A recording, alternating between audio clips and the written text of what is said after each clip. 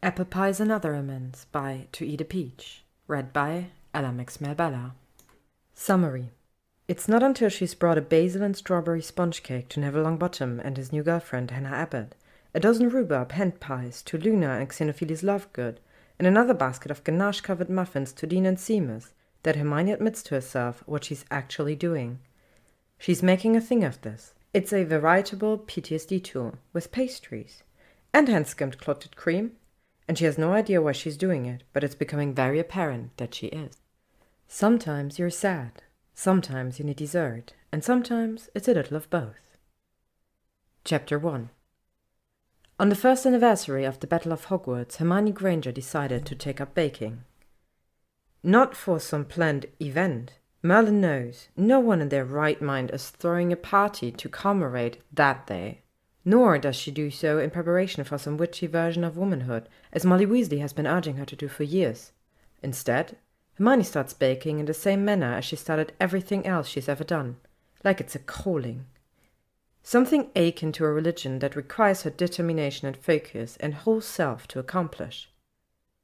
So this is how it begins, at 4 a.m. on the second morning of May, with Ron Weasley stumbling blearily into the kitchen of her tiny flat. Hermione's face is covered in smears of something purple and her curls white with flour, rise to uncontrollable heights from the sweat of her efforts. She's so absorbed in her task that she doesn't even notice Ron's entrance. "Hermione?" he croaks after a few minutes of watching her scurry between two separate mixing bowls, muttering something that sounds an awful lot like an incantation. "What are you?" She cuts him off with an impatient wave of her hand, not even glancing up from the bowls. Unfortunately, the gesture flings a tiny glob of what Ron learns in hindsight is blackberry jam right onto the front of his white t-shirt. Ron peers down at the purplish smudge, frowns, and then peers back up at her. He tries again. "What exactly are you doing, Hermione?" She sniffs once and goes to scrutinize a third bowl full of dough. She seems distracted by her project, but he knows her well enough, almost as well as his own siblings, to recognize when she's avoiding eye contact with him. "What does it look like I'm doing?" she asks. Ron swipes one hand down his face, rubs the back of his neck. "Well, to be quite honest, going a bit mental, that's what it looks like." That gets her attention, and her gaze finally snaps up to his. She narrows her eyes and her fists ball onto her hips, a parody of that childhood stance she's always used against him. "I'm not going mental, Ronald Weasley." Her voice edges back into the familiar swatty octave he hates, and even though she cringes internally at it, Hermione never can seem to escape it, not with him. "I'm making blackberry crumble," she says, aiming for a more measured tone and failing a bit. "Clearly." He blinks once, twice. "A blackberry crumble?" "Yes." "At 4 a.m? A pause, and then, "Yes, clearly." Ron also pauses, but not long enough to take the sting out of his next statement. "Hey, is this about what we decided last night?" he asks her. "Because it doesn't have to be forever, Hermione, if you don't want it to be. I'll break, I mean. I just feel like we need some time, yeah? Some space, before all of it becomes too much and I start to hate you for talking too much and you start to hate me for not talking enough and we're stuck with it and—" "It's not about last night," she snarls, cutting him off. But abruptly her expression softens. "Sorry, Ron.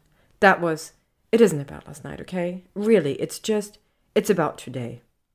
"Today?" he asks blankly. She gives him a pointed look, all raised eyebrows and pursed lips, as if to indicate, "Yes, today. Full stop, day, full stop." But Ron still doesn't seem to get it. Trying hard not to roll her eyes or sigh, Hermione points to the date on the muggle calendar push-pinned to her kitchen wall. Ron blinks at it, still confused, until her fingernail starts tapping on the number 2. "Oh, today!" He drags the words out in realization. Today?" "Exactly," she says. Then, with a prim nod, she turns her back to her mixing bowls. Ron waits for further explanation, but it isn't forthcoming. There's just a resumed whirl of activity as Hermione continues to blunder through her very first crumble. Without much else to do, and with sleep now impossible, Ron heaves a sigh and sits at her tiny kitchen table. He stays there until just after dawn, when she pulls the baking pan out of the oven and serves them each a plate of piping hot blackberry mess. It's ugly and unconstructed, and runny because of the heat, but it's also surprisingly good. He tells us so with far more enthusiasm than today's date and last night's conversation actually calls for. After they've each finished a serving, he helps her clean their plates and stow the leftovers. Then, with a grim set of his lips, he gathers up the few items he stored at her flat, a toothbrush and comb, some spare pajamas and few Quidditch magazines, and makes his way to her fireplace. She follows behind him and grabs a fistful of flue powder for him, since his hands are full. They stand there for an awkward moment, him in the fireplace, her on the hearth, until she leans in to give him a small, lingering kiss on the cheek. "Goodbye, Ron," she murmurs in his ear.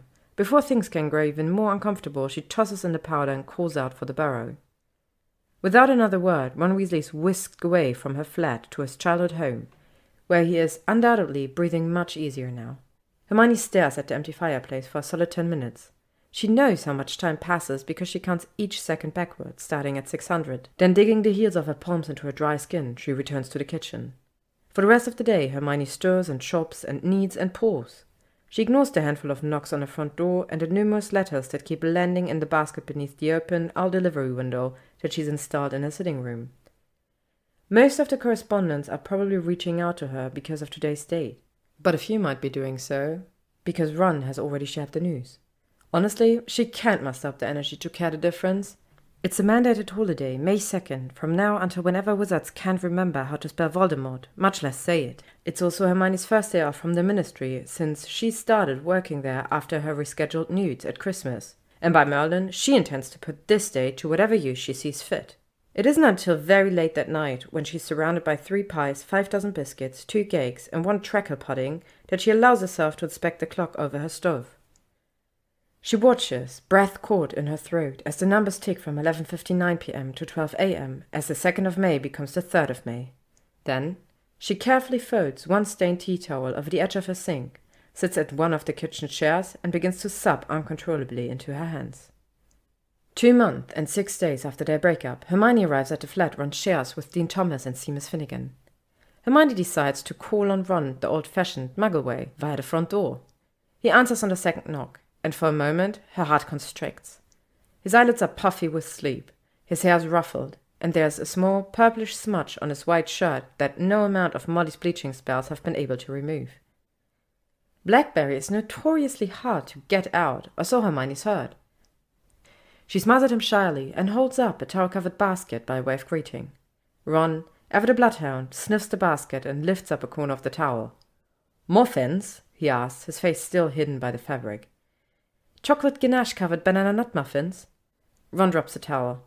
"Sounds bloody disgusting." "I suppose you'll have to try them and find out, won't you?" "I suppose." He lets her inside and they sit together on opposite ends of the sofa. She sets the basket on a makeshift coffee table in front of them, 2 milk crates pushed together, honestly, and plucks out a muffin for him to sample. Never one for formality, Ron takes a huge bite without offering to hang her coat or make her a cup of tea. While he chews and analyzes, Hermione removes her trench and scarf, folding them neatly over one arm of the sofa. Ron finishes the muffin in 4 bites. Licks his fingers clean, and gapes at her with something like incredulity. Hermione laughs outright then. His expression is a familiar one, flashed to her over so many spells and potions, and please let us save our lives moments during their school years. But she hasn't seen that look in a while, and she can't believe how much she missed it. "That ganache, you called it?" he asked, still wide-eyed. "It's stupid good." "I know." "And the way the chocolate complements the banana nut? It shouldn't work, but it does. It really does." "I know." Ron hums a small sound of an accent and reaches for another muffin. "I should have known better than to bat against Hermione Granger." Her answering laugh is warm, without a trace of the bitterness that might have been there if he'd said that to her 3 months ago. "Save some of the muffins for your flatmates, please. I made enough for a whole regiment, so they should tide you Lord and Harry over until—" She makes show of checking her wrist where a watch would be. "At least this afternoon." "Solemn," Ron mumbles around crumbs. "Harry's with Ginny at the Barrow today, getting a head start on wedding planning, and Dean and Seamus will sleep until sunset if you let them." He takes another mammoth bite and continues to talk around his food. "I say we kill off these muffins and hang out until you have the urge to bake again. Which you're welcome to do, by the way, any time." A third joyful laugh escapes her. 3 of those are a record for them, giving the last 6 months of their relationship. Friendship? She likes friendship better, and so she tucks her feet under her skirt to settle in for a good chat. Hermione and Ron spent nearly that entire Sunday on the boys' ratty hand-me-down couch, talking and eating muffins. They don't discuss them, or what went wrong, or what could have been. Instead, they talk about their jobs and ganache and Ginny's almost certain place in the next Quidditch World Cup. They talk about tea and the wedding and how to properly test a cake for doneness. Finally, after a very long time, they talk about the war. And that makes sense to her in a sad way. It's always been like this with Ron. Always a clear line between what they can discuss and what they can't. For him, Ron and Hermione and the war don't have place in the same conversation. Despite the Horcruxes and heartbreak and the first kisses in the midst of hell, Ron has always insisted that the war and them remain mutually exclusive topics. So they talk war, and they cry, and they talk some more. And something that has been holding a tight, sharp, war-shaped place inside her heart releases, just a bit. When she leaves that evening, Hermione and Ron are all smiles and hugs, and she knows without having to confirm it with him that they will be from here on out. Thank you for listening to this chapter of Apple Pies and Other Amends by ToEatAPeach, read by Mabella. Chapter 2. She didn't really mean for Ron to be the beginning, but soon enough she realizes that he is. It's not until she's brought a basil and strawberry sponge cake to Neville Longbottom and his new girlfriend Hannah Abbott, a dozen rhubarb hand pies to Luna and Xenophilius Lovegood, and another basket of ganache-covered muffins to Dean and Seamus, that Hermione admits to herself what she's actually doing. She's making a thing of this. She's intentionally, methodically visiting everyone who fought and suffered in the damned war.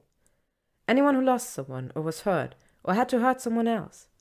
Anyone who served a cause they believed in or didn't and survived. It's a veritable PTSD tour. With pastries and hand-skimmed clotted cream. And she has no idea why she's doing it, but it's becoming very apparent that she is. So she admits that much to herself, the existence of a PTSD pastry tour, and then refuses to think any further about its meaning or how long it will last or why cooking seems so central to the mission. Her work at the ministry keeps her more than busy during the week, so the pastry visits are relegated to Saturdays. Each Saturday brings a new visit or two and just as many new confections. After Dean and Seamus, Hermione visits Andromeda Tonks. For the old witch, it's banana pudding and whipped cream trifle, topped with homemade vanilla wafers that Teddy Lupin picks off one by one to pop into his tiny mouth. Next, Kingsley Shacklebolt and his new wife devour an entire orange blossom honey cake, decorated with candied rose petals in the shape of a heart. Lavender Brown and Parvati Patil share a flat and therefore an offering of mango lassi ice cream, which scoops nicely onto dried lavender biscotti. Lavender particularly likes the ice cream, which, she says, feels cool against the still healing werewolf bite on her throat. Padma, unfortunately, gets a smaller version of the dish the next week, and Hermione assuages her own guilt with the fact that the twins always seem to have the same taste in boys and desserts. Lee Jordan gets a platter of Turkish delight, Ernie Macmillan a tray of fudge, and Cho Chung a rich custard with freshly macerated blueberries. Hermione presents Dennis Creevy, who is still wan and listless when he opens the door of his parents' house, with a warm, gooey banoffee pie that smells so rich, even its container, that the boy actually giggles. Katie Bell, Terry Booth, Michael Corner, Anthony Goldstein. Every member of the DA receives some decadent treat, created during the wee hours of the morning in Hermione's kitchen. Cormac McLaggen, however, gets a relatively bland mincemeat pie, and she pretends to accidentally dodge his thank you hug.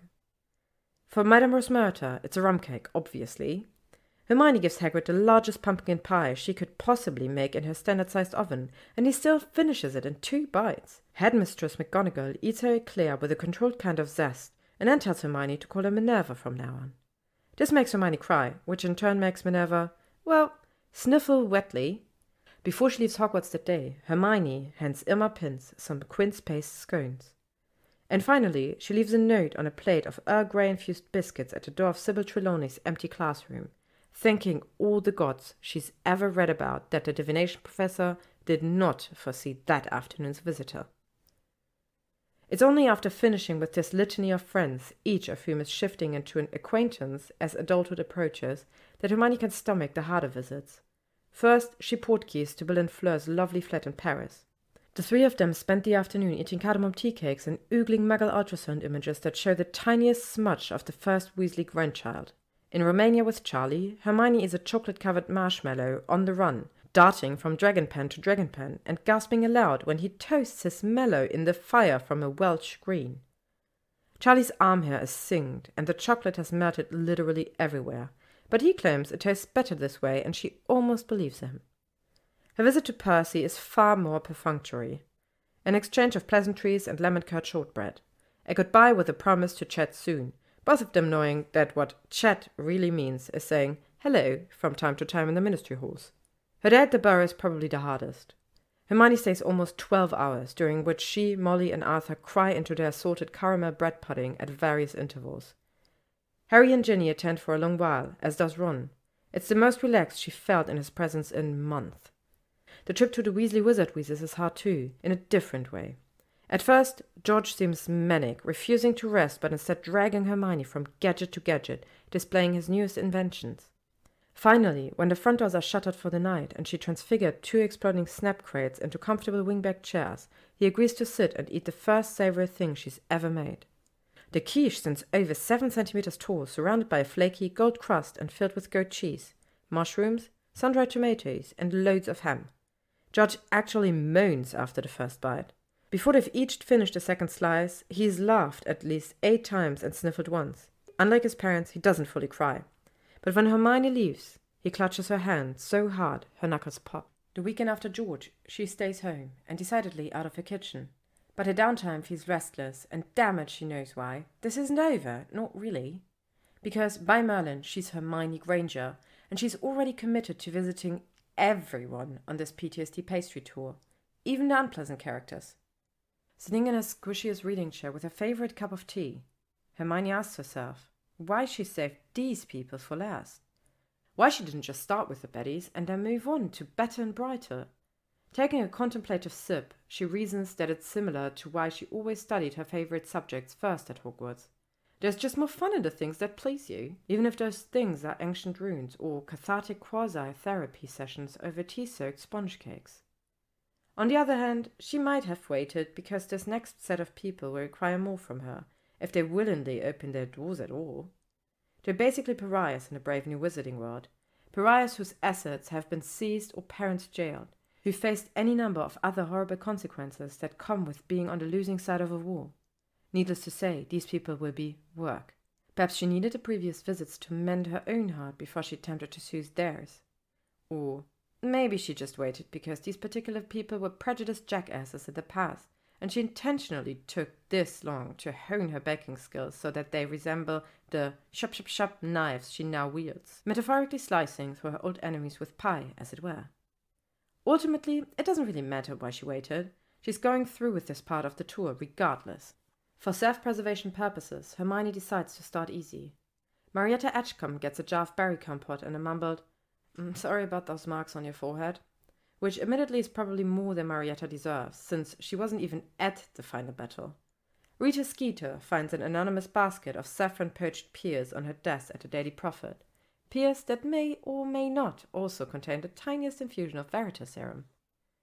Next, one tucked very securely within reach, Hermione takes on Blaise Zabini and Theodore Nott. The first receives an apricot crostata, the other a tin of macarons. Both men are perfectly civil to her, if extremely confused. They each give a polite nod and uncomfortable acknowledgement of the treats. But in the most perplexing response to this tour yet, Theodore Nott actually invites her inside his near-empty manor for tea. He obviously has no idea why she's there, with pistachio macarons no less, but his impeccable pureblood breeding seems to override his better judgment, and so he sits through the first half of their ordeal looking utterly lost, making small talk, until Hermione finally takes pity on him and tells him why she's come. "PTSD?" he asked, obviously unfamiliar with the term. She explains it to him, and as she talks, understanding begins to dawn on his face. Then, to her surprise, Theodore Nott starts to talk as well. He tells her about his mother's accident when he was 5, and his crazy Death-Eater father, and his own refusal to take the mark. He tells her about his favorite food at Hogwarts, pistachio pudding, incidentally, and pick-up Quidditch matches over the Garden of Malfoy Manor when he was a child, and how he wishes everything could just go back to the way it was before. Hermione tells him that she agrees, so very much, but he can't go back. And maybe that will turn out to be a good thing someday. "Maybe," he says. Maybe, she insists. You could knock Hermione down with a feather when Theodonot actually hugs her goodbye. But when he tells her that he'd like to grab a pin together, she believes him. They set a time for the upcoming Wednesday after work, and by Merlin he's there with Blaise and Pansy Parkinson in tow. As Hermione suspected, Pansy is all black silk and grey fur and toothy snarls. More often than not, any inroad Hermione makes with her is shortly followed by a feral "Piss off, Granger!" Despite all that, Hermione pulls out the rather large and only slightly ironically entitled box of peanut brittle that she'd been saving for Pansy. By the time the pins transition into tumblers of fire whiskey, Pansy has finished half the box of brittle herself. And when Hermione encounters her at Madame Markin's the following Sunday, Pansy manages a slight nod.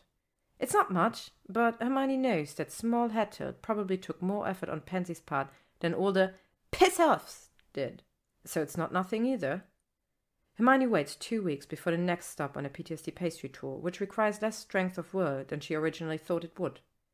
Gregory Gould's flat is in a seedier part of Wizarding London, above a dingy apothecary and a place that sells a magically never-ending bucket of chips.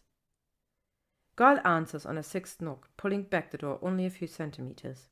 Even through that small crack, Hermione can see that he's wearing track pants and a stained white tank, a far cry from his pressed Slytherin robes. She tries her very, very best not to grin. "What do you want?" he asks after an appropriately uncomfortable silence. She holds up a large parcel wrapped in black ribbon. "I've brought you a black forest cake. Black for your heart," she adds in her head. Goyle scowls, an expression that seems more uncertain than it does hateful. "Why?" "Well, I'm trying this whole thing, you see, reconciliation, through baked goods and sweets. It's kind of a thing." "Reckon what?" Hermione's about to explain as her father when another voice from inside the flat cuts her short. "Greg, who's there?" From around Gould's sizable bulk, Millicent Bulstrode peeks out with watery, suspicion-filled eyes. "What does she want?" Millicent addresses Goyle without taking those narrowed eyes off Hermione. Likewise, Goyle keeps his own gaze on Hermione as he lifts one massive shoulder in a non-committal shrug. "She said she wants reconcile." "Reconciliation," Hermione offers, lifting the box again, "and maybe healing, in the form of chocolate cake." Millicent emits an unflattering, piggish snort, but she still reaches around Goyle, her flatmate, boyfriend, to take the cake out of Hermione's hands. "Consider us reconciled, then," she growls, before shoving Goyle out of the way and shutting the door in Hermione's face. After a beat, Hermione tells the splintered wood, "That actually went far better than I planned." Then, with a small giggle, she disapparates back to her own flat for a much-needed break. And take a break she does, for over 2 months. She doesn't sit idle during that time, however, and not just because it's already the Christmas holidays. In addition to working and shopping and spending time with her finally unobliviated parents, Hermione is busy practicing. Because Merlin knows, for her next and final visit, she's going to need to be prepared. It's during this time that she meets Harry and Ginny 4 times for dinner, Ron 3 times for tea at the office, and Theodonot twice for after-work drinks. In her head he's become Theo now, and she introduces him to a handsome clerk named Eric from the ministry. After his and Eric's first date, Theo sends her a bottle of food-grade rosewater and a note that says, "Maybe you were right." Hermione also receives another, wholly unexpected note from Millicent Goyle, née Bulstrode, thanking her for the cake. Below Millicent's pert handwriting is a single sloppy scrawled line. "Best bloody thing I've ever eaten." These are all good things, very good things, but Hermione can't let them distract her from the task at hand. So, for 10 straight weeks, Hermione plows through every trick recipe she can find, from panna cotta to soufflé to baklava. She tries French delicacies and Indonesian desserts, and things that she can't even pronounce with a phonetic guide. By the time she feels fully prepared, she's confident she could apply for an internship as a pastry chef anywhere in the city. But on that morning of her final visit of the PTSD pastry tour, she doesn't fill her cake box with millefeuilles, or Baumkuchen, or chestnut cream chopped Mont Blancs. Instead, she packs something far simpler. Something she suspects will be flung back into her face, possibly quite literally. Just in case, she decides to wear a waterproof trench over her mauve jumper, wool skirt, and thick tights. It's late February, she chides herself as she dresses. This coat isn't nearly warm enough. And yet, she can't seem to rid herself of the precaution. She wraps a bright purple scarf around her neck, takes 3 long, calming breaths over the cake box, and apparates somewhere she once hoped never to see again. Chapter 3. Melville Manor isn't exactly how she remembers it. Admittedly, the last time she saw this place, it was the Easter holidays of her absentee 7th year, and she was terrified out of her damned mind. But she's certain that something about the manor's different today. Some things are the same. The enormous grey home still has its endless turrets and windows, and those imposing hedges still line the long drive. Hermione just can't place the difference. And then she sees them. The writhing black entry gates that guarded the manor, the ones made of malevolent enchantments, have gone. In their place are what appear to be perfectly ordinary wrought iron gates. The kind you'd see in front of any stately old home in the English countryside, if that home were Muggle. For a minute, Hermione is baffled about what to do with them. She shifts her cake box to one hand and her wand to the other, ready to perform any number of spells to get Malfoy's attention without touching those gates. A quick sonorous, perhaps? "Oi, Malfoy, fancy some sweets? But of course you do, you colossal ferret."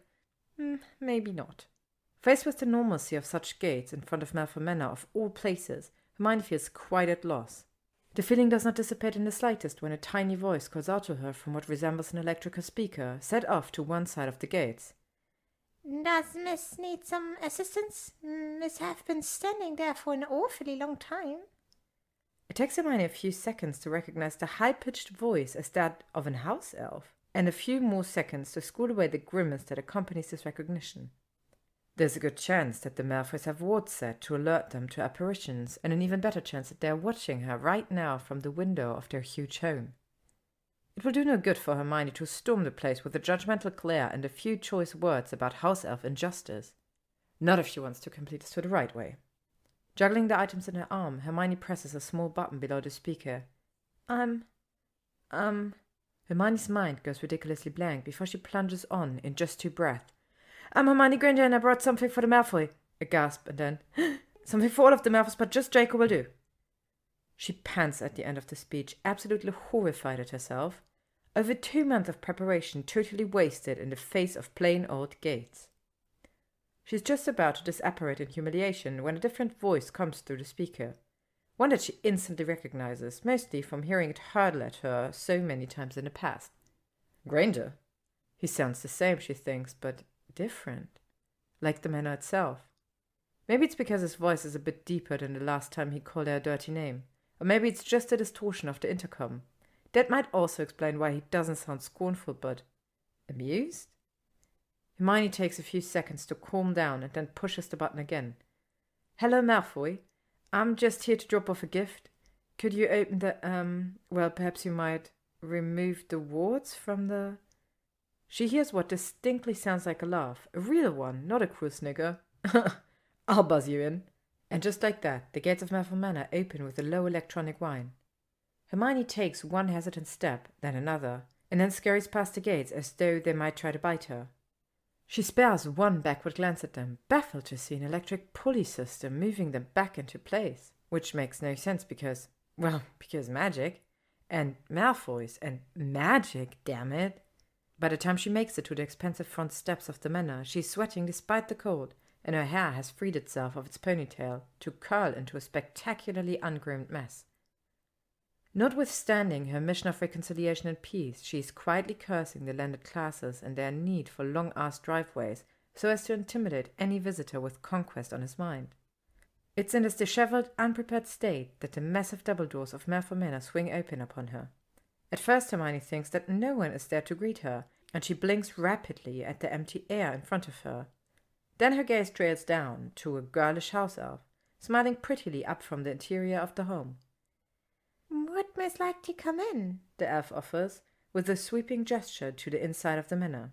Hermione nods dumbly and furthers the invitation, wondering in some still functioning part of her brain why the house elf appears to be so well dressed. The little creature is wearing a black suitcoat and pencil skirt tailored perfectly to her proportions, and the tiniest black heels Hermione has ever seen.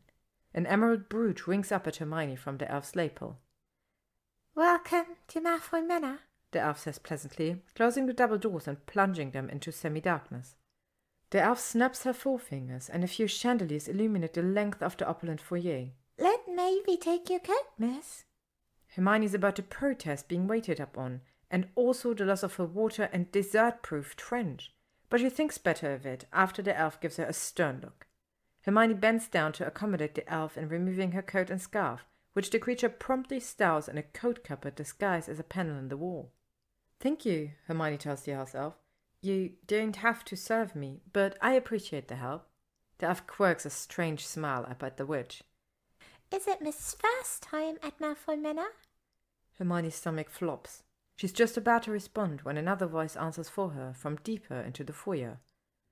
"No, maybe. This is not Miss Granger's first time at the manor." Hermione spins towards the sound and sees Draco Malfoy sauntering into the foyer from around a corner. Even in the dark, he moves with that aristocratic ease she always envied at school. Like the world knows better than to demand hurry from him. Hermione tries to keep cool, to keep her heart rate under control. But her first sighting of a Malfoy in almost 2 years has her fight-or-flight response jumping into overdrive. It takes her entire reserve of courage to stay immobile and breathe normally. She has to remind herself that all her work is for naught if she turns heel and flees, or if she hexes him on the spot. Maybe just a quick Dansurio for old time's sake. See how he likes having tusks? Maybe not. Hermione makes herself study him analytically while he approaches, as though he's a spell diagram or particularly complicated potion. In her analysis, Draco Malfoy looks much the same as she remembers, pale, unnaturally blonde, with a face so symmetrical and patrician it's unfair, and yet he doesn't. When did he get so tall? She thinks as he comes closer. And what's different about his face? Something's changed. Something's not the same, and I've no idea what. Draco stops just a few meters from her and gives her a humorless, tight-lipped smile. "Unfortunately," he says after a beat. It's a habit she picked up from Ron when faced with something she doesn't quite understand. "Unfortunately," she parrots. Draco's carefully controlled smile fades. "Unfortunately, this is not your first time at the manor." Hermione can actually feel the blood flooding her cheeks, which is terribly ironic given why he hates her, and what happened to her in this house almost 2 years ago. Without her conscious bidding, her eyes drift to her right towards the front parlour of Malfoy Manor. It's a lovely room, she can tell even from here. Wide windows let in light from the garden, and pieces of priceless antique furniture dot the walls. The new cream-coloured upholstery and wallpaper suit the room so much better than the heavy greys and blacks of her memory. But to be fair, Hermione really only got a good view of the ceiling the last time she was in there. As if he's read her thoughts, Draco moves quickly to block her view of the parlour. It's an oddly kind gesture. Or perhaps he does it to avoid that conversation, the one involving curses and swords and batshit crazy aunts who met justifiable bad ends. Almost forcibly, Hermione drags her gaze from the parlour back to Draco. His stance is casual, shoulders rolled back, hands in the pockets of his black trousers, not a care in the world. But there's a hard line to his jaw, as if he's clenching it shut. When her eyes meet his, she suddenly places what's so different about him. Animosity. She can't find any trace of it on his face for the first time in their almost decade of acquaintance. There are new frown lines around his mouth and a shadow of exhaustion along his eye sockets and temples, but not one mote of hatred or even derision in his pale grey eyes. Just restraint, caution, and maybe the tiniest hint of curiosity? She can't actually tell, and that in and of itself is intriguing. Hermione has always prided herself on reading people, but Draco Malfoy is a bit of a puzzle. Especially after their 6th year at Hogwarts, she certainly hadn't seen the end of that year coming. Nor had Draco, if Harry's testimony at the Malfoys' respective war trials was to be believed. Hermione refused to read the ghastly trial transcripts, but she had helped Harry write and practice his testimony until they both couldn't see straight. In it, Draco came across as a far more ambivalent villain than she'd originally thought. It isn't until Draco coughs politely just now that she realizes she's been staring this entire time at him. Her blush returns with a vengeance, and she peers down at her bedded flats. The cake box, the floor, anywhere but his face. "Yes, well," she says lamely, gaze locking desperately with little Mavis. The elf gives her an encouraging thumbs up, and Hermione's almost certain she will finally die in Malfoy Manor, this time of embarrassment. But when Hermione hazards another tiny glance at Draco, he's staring just as intently at her. The curiosity in his eyes has grown stronger, as has the caution. "Why are you here, Hermione?" he asks quietly. She would bet every galleon she owns that this is the first time he's used her given name. Ever. It knocks her right off guard, and her mind begins to buzz unhelpfully. Here? Why am I here? Why are any of us here, really? What is here, exactly? She actually has to physically shake her head to silence it. If she could see Draco's expression when she does so, which she can't given the movement of all the dark, unruly hair around her cheeks, she might catch a brief flash of real amusement on his face. But it's gone when she peers back at him. In answer, she raises the cake box higher between them. Reconciliation, she finally says. Peace, in the form of baked goods. The ghost of his old smirk appears. Ah, yes. I've already heard about your mission. She frowns. You have? From whom? At this he snorts lightly. Coming from Millicent Goyle, the sound had been positively barnyard. From Draco Malfoy, however, this snort is about as refined as a starred review of a good vintage Bordeaux. You've visited half a wizard in England with your cakes, he drawls, including most of the surviving members of Slytherin House, and you expect me not to have heard about this little crusade of yours? Apparently that derisive phrase, little crusade, is all Hermione needs to regain her mental footing. One of her hands threads through the ribbon on the cake box, while the other fists into her hip. It's all she can do to not drop the box and poke him in the double-breasted chest of his stupidly nice suit like she did when they were children. If you already knew about my crusade, as you so flattering put it, she hisses, then why ask me what I'm doing here? I know you're second behind me in Marks Malfoy, but I didn't realize you were in such dire need of repetition. Draco's nostrils flare in anger, and to her astonishment, his cheekbones redden. When he answers, however, his voice is tempered and neutral.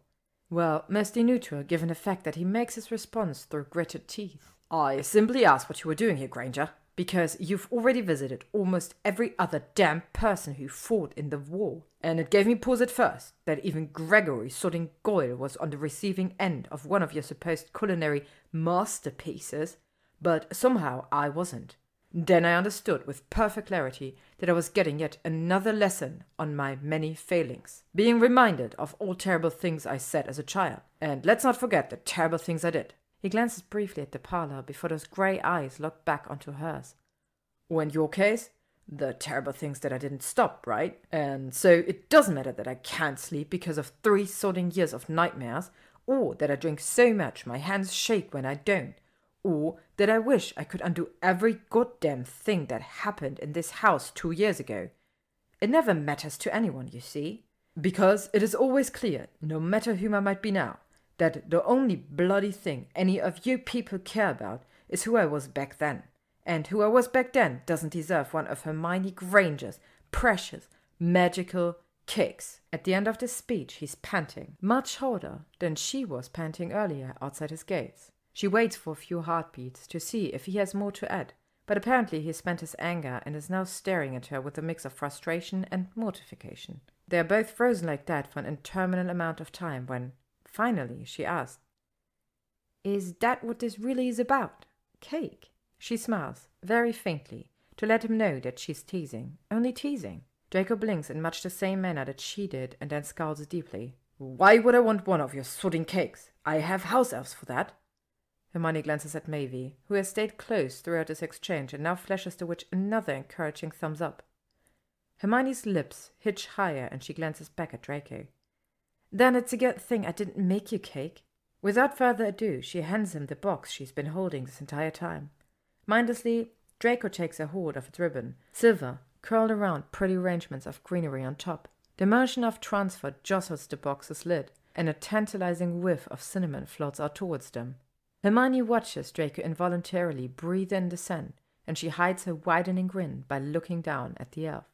"Mavie, would you be so kind as to fetch my coat and scarf?" "Of course, miss." Within less than a minute, Hermione's dressed for the court.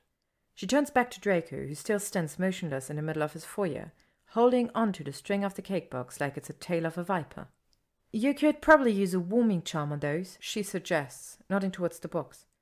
"And they really are divine with vanilla ice cream, if you have any." Instructions thus delivered, Hermione spins on her heels, exits the doors that Mavie has so helpfully opened for her, and strides down the long drive without a backward glance.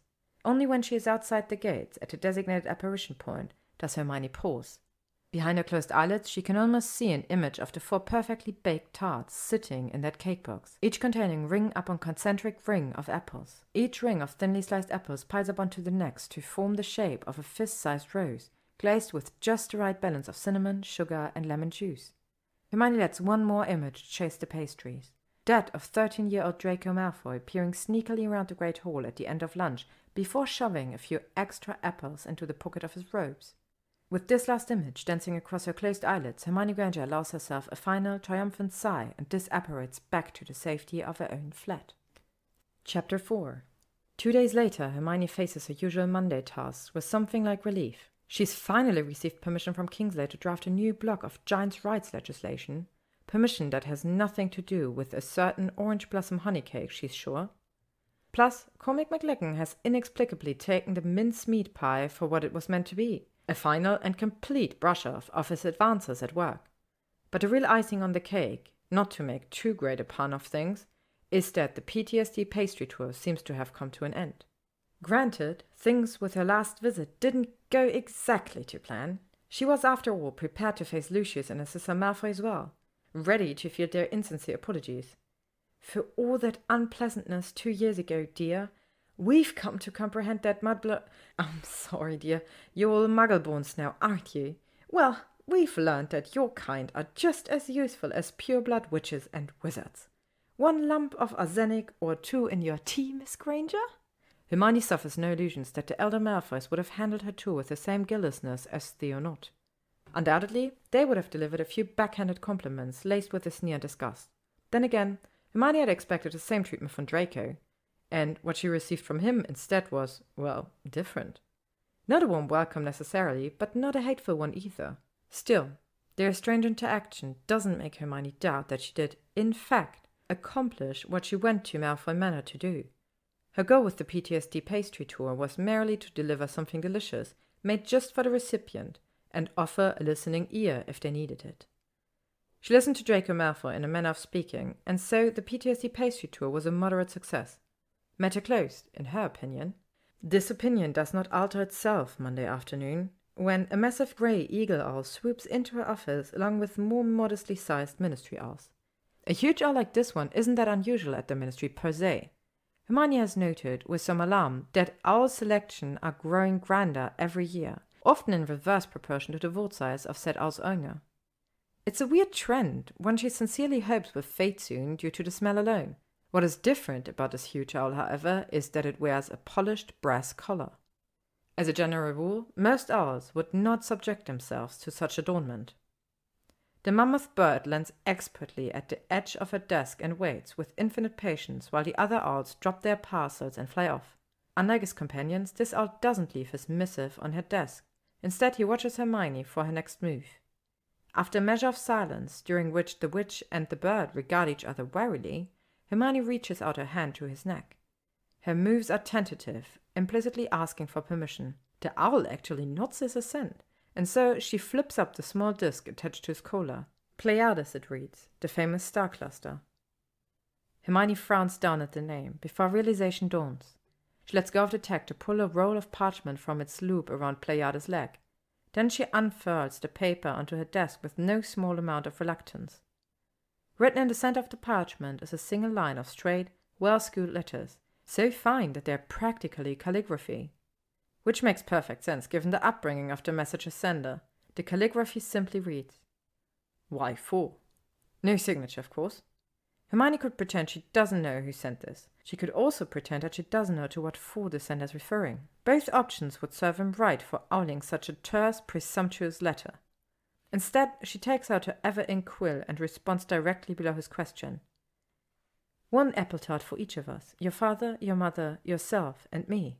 But given your speech, I decided to let you have my share, in the spirit of reconciliation. She smirks at that last bit before using her wand to dry the ink. Then she rolls the parchment back up and provides the scroll along with a few treats to Pleiades. No reply necessary, she croons at him when he offers her a ducked head of feathers to stroke. And no need to return. Her touch apparently pleases him, because Pleiades lets out one happy hoot before swooping back up and out of her office. Hermione watches his flight with the oddest blend of emotions. Admiration for the ground owl, annoyance at its owner, and resignation to the possibility that the PTSD pastry tour might not be over. Pleiades, it seems, does not take orders from Hermione Granger. That much is clear when he arrives at her flat later that night, ignores her command to stay seated at her delivery window, and instead flutters to land on her bare, outstretched foot. Her leg is dangling over the edge of her squishy chair, and she thinks to shake him off. The owl is just as heavy as he looks. But somehow, she suspects, that wouldn't be the best move to make with a bird of prey, an aristocrat's bird of prey no less. "It's after decent owling hours, you know," she scolds him. "No self-respecting bird would be caught delivering messages past 10 p.m. Pleiades tilts his large head to one side and gives her a fixed stare. "You're right," she sighs. "I'm the fool who left that window open in February. I'm practically begging for correspondence." Pleiades hoots in agreement and hops up the length of her calf until he's reached the edge of her nightdress. Hermione strokes him a few times atop his head before he drops a small parcel into her lap.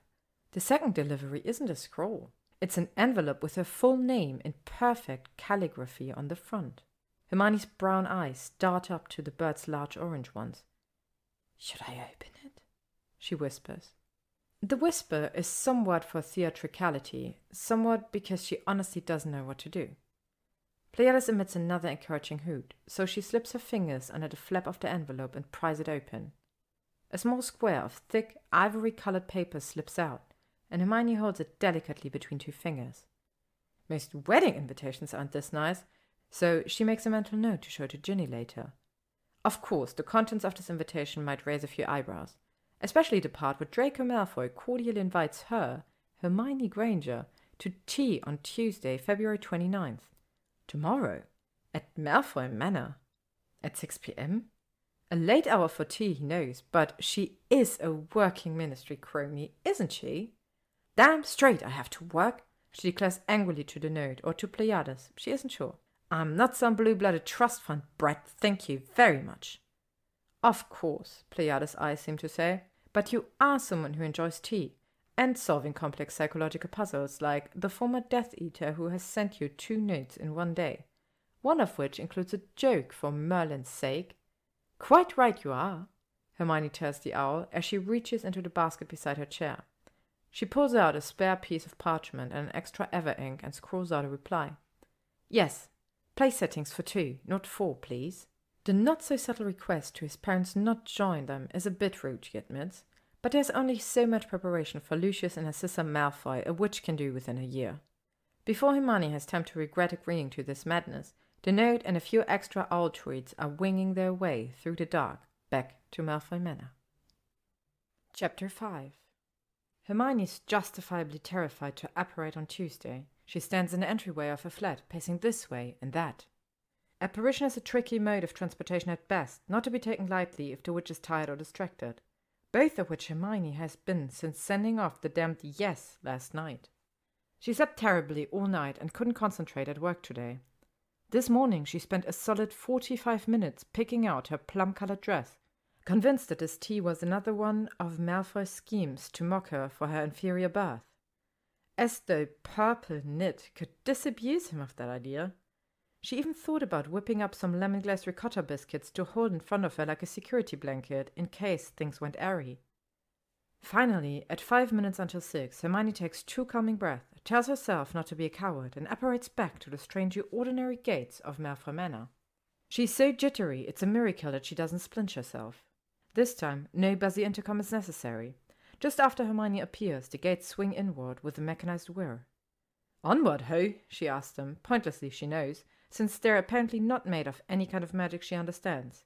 Not that anything magic at Malfoy Manor is obligated to respond to her, and not that she's rambling inside her brain in an attempt to delay the inevitable.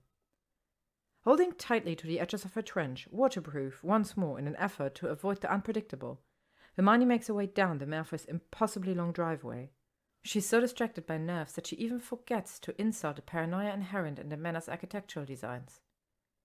When Mavie finally opens the great set of front doors, Hermione is damn near ready to jump out of her skin. Her case of nerves only slightly improves and Mavie greets her brightly. "Miss Granger, Mavie's glad to see Miss at the Manor again so soon. Very glad." "As am I, Mavie," Hermione lies as she steps into the foyer of Malfoy Manor. Tonight the chandeliers are already lit and battling the falling dark of the last evening in February. In the glow of the chandeliers, Hermione startles at Mavy's clothes. The little elf is wearing a new suit of rich purple silk, with a black fur ruff and smartly matching heels. Undoubtedly, the outfit costs more than Hermione makes in a month. Mavy, you look quite lovely this evening. The elf glances down at her clothing almost absently, as if it's the most normal thing in the world for an indentured servant to wear couture. Mavy's glad you think so, miss. Mavy noticed that Miss wore purple the last time she visited, so Mavy thought she'd wear Miss's favourite's colour tonight.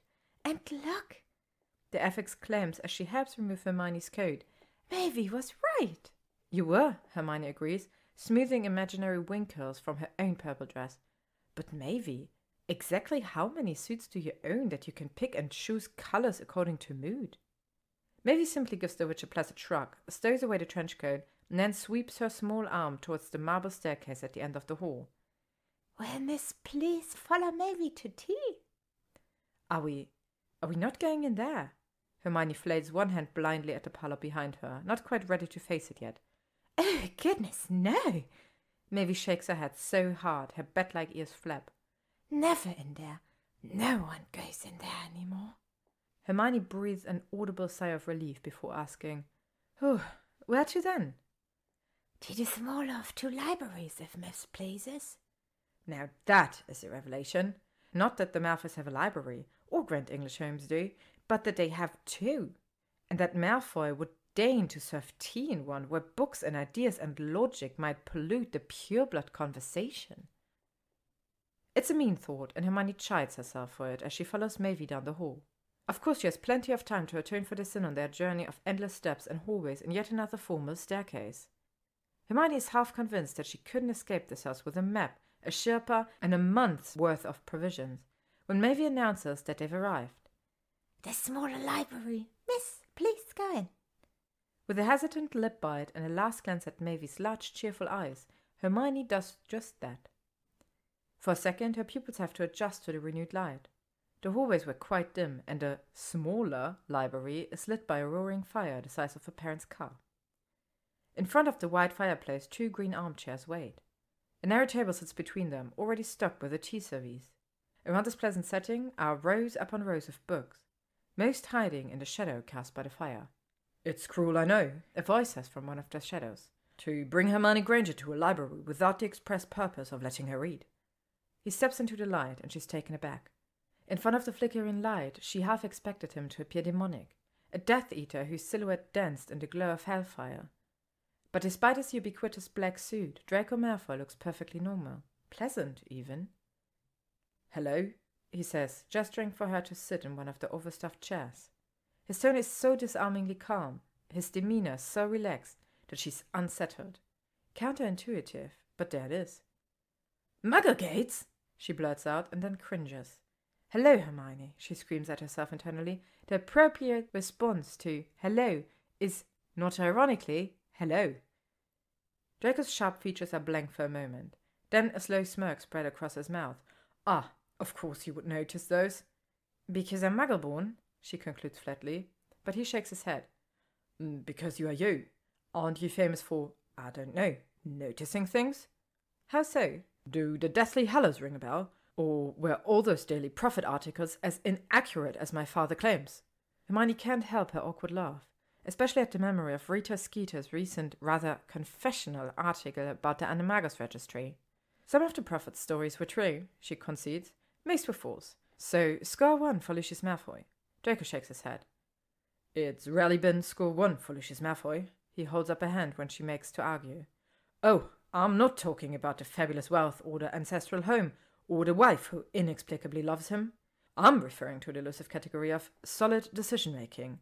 He's been a little lacking in that department for the past few years."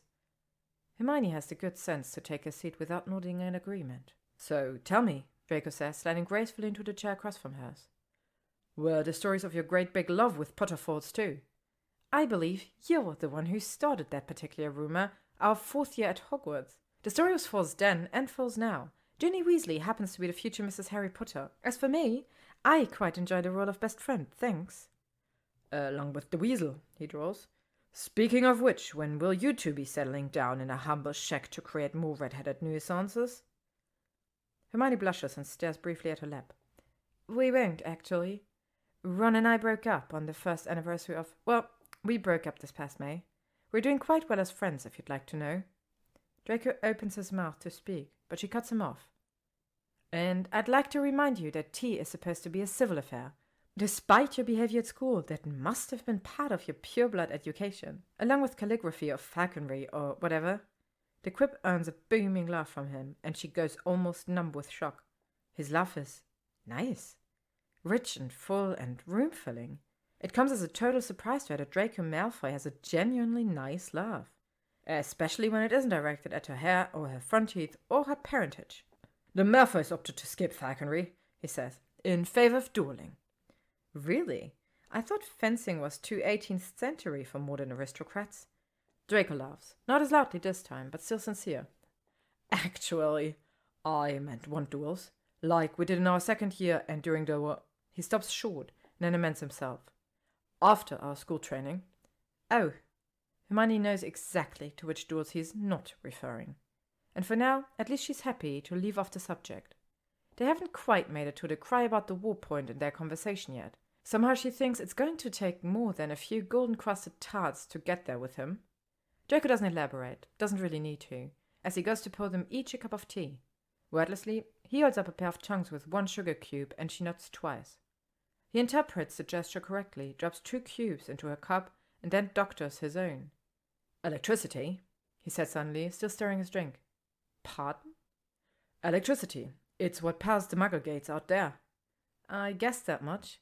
He nods without looking up from his cup. The original gates, I'm sure you remember them, were composed almost entirely of ancestral Malfoy woods. No small amount of dark magic in them, of course. As part of our sentencing, we were required to allow a team of Aurors on site to destroy the old gates. Then the Ministry had Muggle electricians, whom the Aurors later obliviated, install the new ones. Mostly as a dig to my father, I think. The new gates are a pain in the ass, to be frank. They're always, what is it called? Shooting out in the rain. Of which we have loads in Wiltshire, so mission accomplished by the Ministry, I suppose. It's a little funny, she has to admit, but it also seems like a sore subject. Hermione picks up her cup and saucer, determined to compliment him on the tea's taste or temperature or something. Luckily, the tea is fantastic. A floral blend she thinks she recognizes from one of her family's holidays in France, and she takes another eager sip. That's when she spies the marker's mark on the bottom of her cup and nearly drops the whole thing. Draco must see her fumble because he asks, "What is it? Too hot?" No, she stutters, setting both the cup and the saucer back on the table.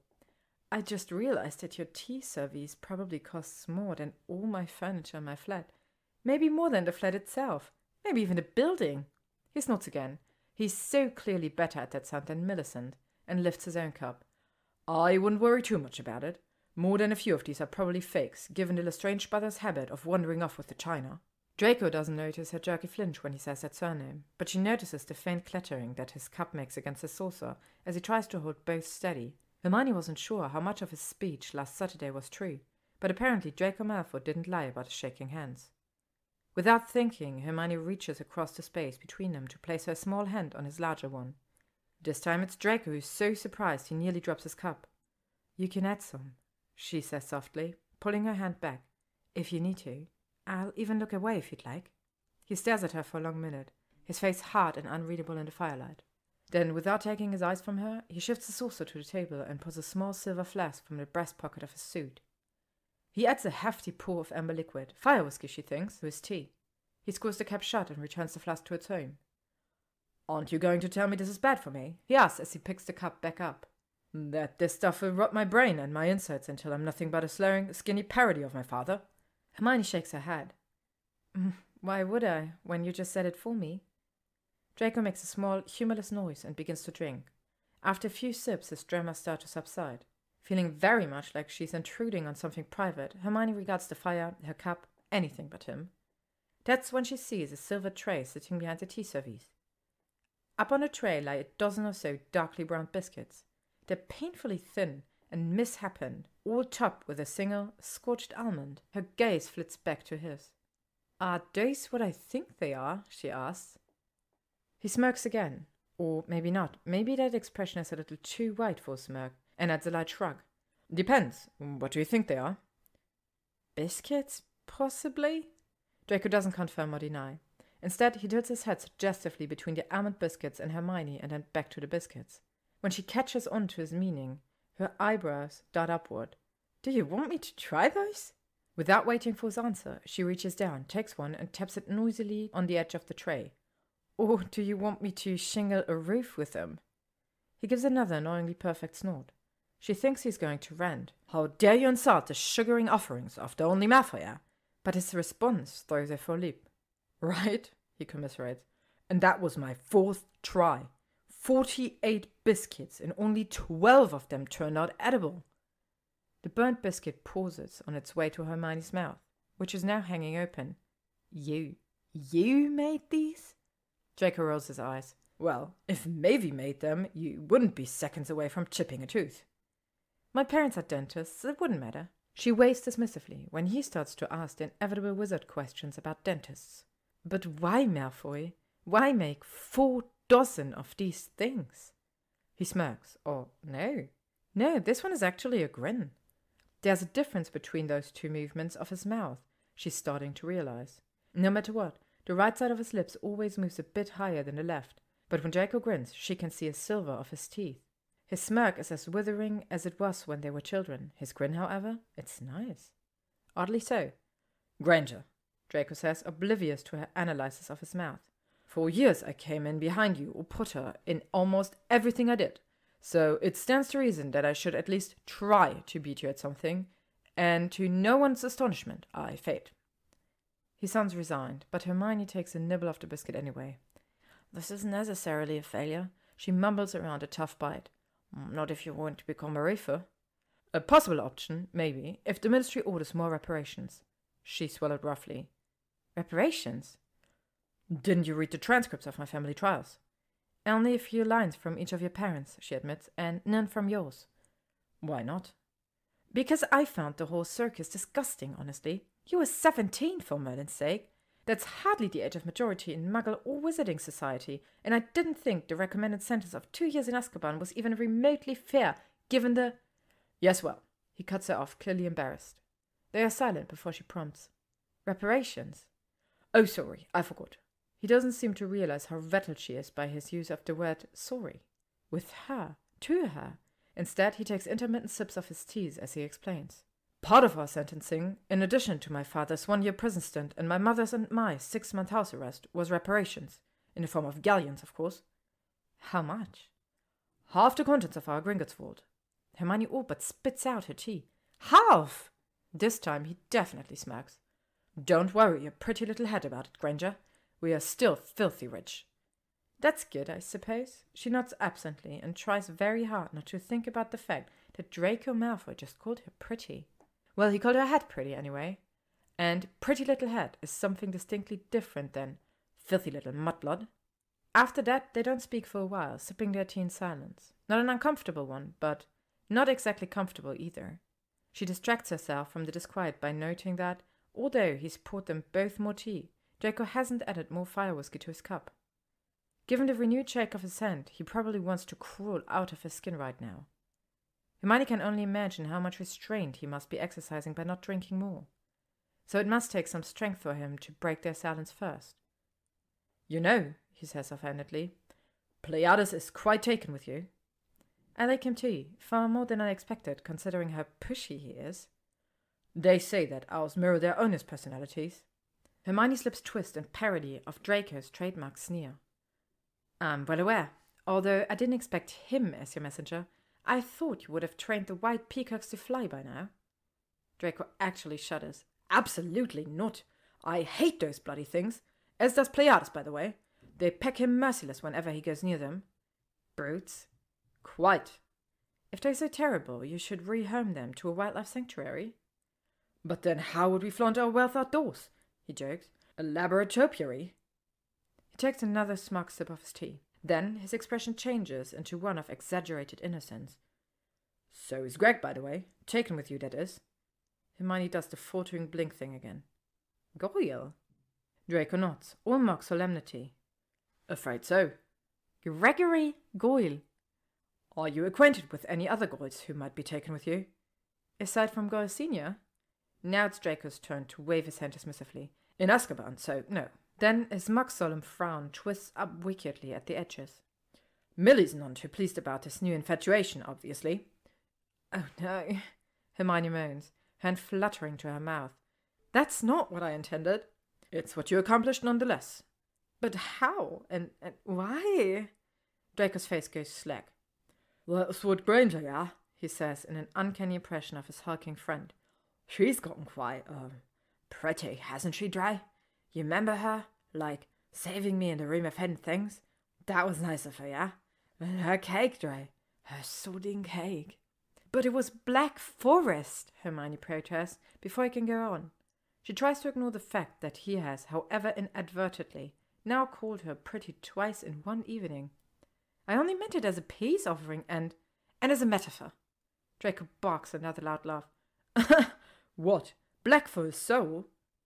For the second time that night, Hermione's mouth hangs open. From the information he's just shared, as well as the fact that Draco Malfoy gets it. He actually gets it, and he finds it funny. Even more so, they're talking to each other, and it's easy and nice, like nice. And therefore, weird, like weird. To cover her sudden confusion, Hermione picks her cup back up and begins to sip. But things have been going so well she can't resist just one more shot. Smiling lightly against the rim of the teacup, she asked, "So, you do just want me for my cakes, then?" "I thought that much was obvious."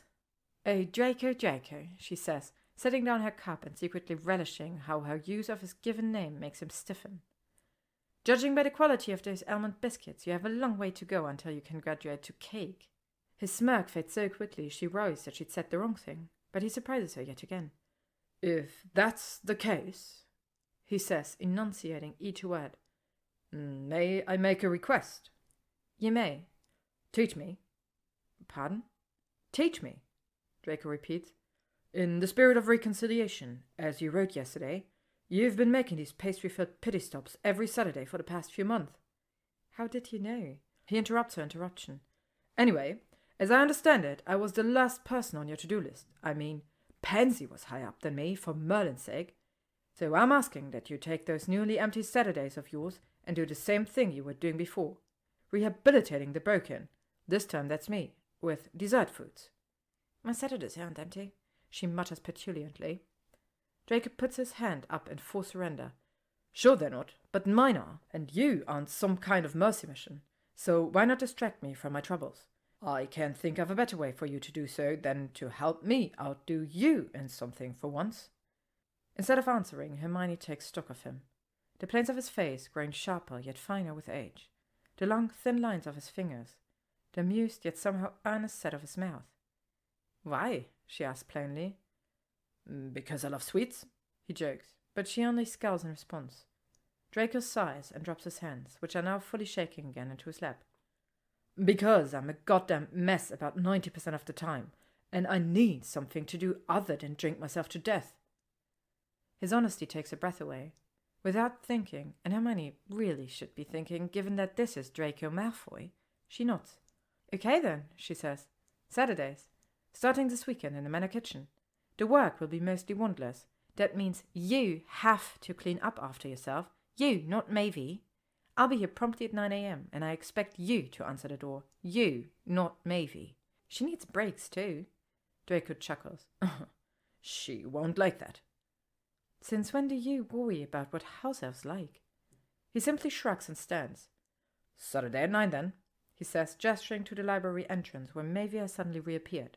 And just like that, their tea has apparently concluded. 9, Hermione confirms. She follows Mavie, glancing back at Draco just once before exiting the library. He's watching them, with a gaze that she can only describe as intense. Draco's right hand moves almost subconsciously to the breast pocket of his suit, where the flask of fire whiskey waits. It strikes Hermione, not for the first time, that this strange man is very different from the rotten little boy she once knew. Chapter 6. Hermione refuses to be something so cliched as a bundle of nerves twitching her way through the week before her first baking lesson at Malfoy Manor. After all, why should she be nervous? This is exactly what a PTSD pastry tour is about, albeit in a heightened way. Healing, eating, and magically cooperating. Order members and Death Eaters moving on from their sins and scars of the past to find better lives. She reasons that few former Death Eaters have as many emotional scars as Draco Malfoy. The man practically screams therapy, and since Hermione imagines that he would probably rather eat slugs than go to a psychiatrist, baking seems as therapeutic as any other activity. It's practically her duty to help him, isn't it? So goes the logic loop in Hermione's brain for the entire week until she wants to cancel the lesson, throw away all her cookware, and move to an isolated island where no one can find her. Instead, she does the next best thing and sets up a few distractions. First is Wednesday afternoon tea with Ron and Ginny at the Ministry. But all Ron wants to talk about is his idea for a ganache-based smoothie. Hear me out, Hermione. Dad has one of those muggle blending things. And so that's not much help. Friday evening is drinks at the Leaky Cauldron with Theo and Eric, who seem to adore each other and trying to make her laugh until she snorts. The night ends up being great fun, much more than she expected. But even though Draco's name doesn't come up, Hermione can't help but think of him each time she stares too long at Theo's expensive jacket or well-bred jawline. Finally, when she needs it the most, there's a Saturday morning breakfast at her flat with Harry, only 2 hours before the first lesson.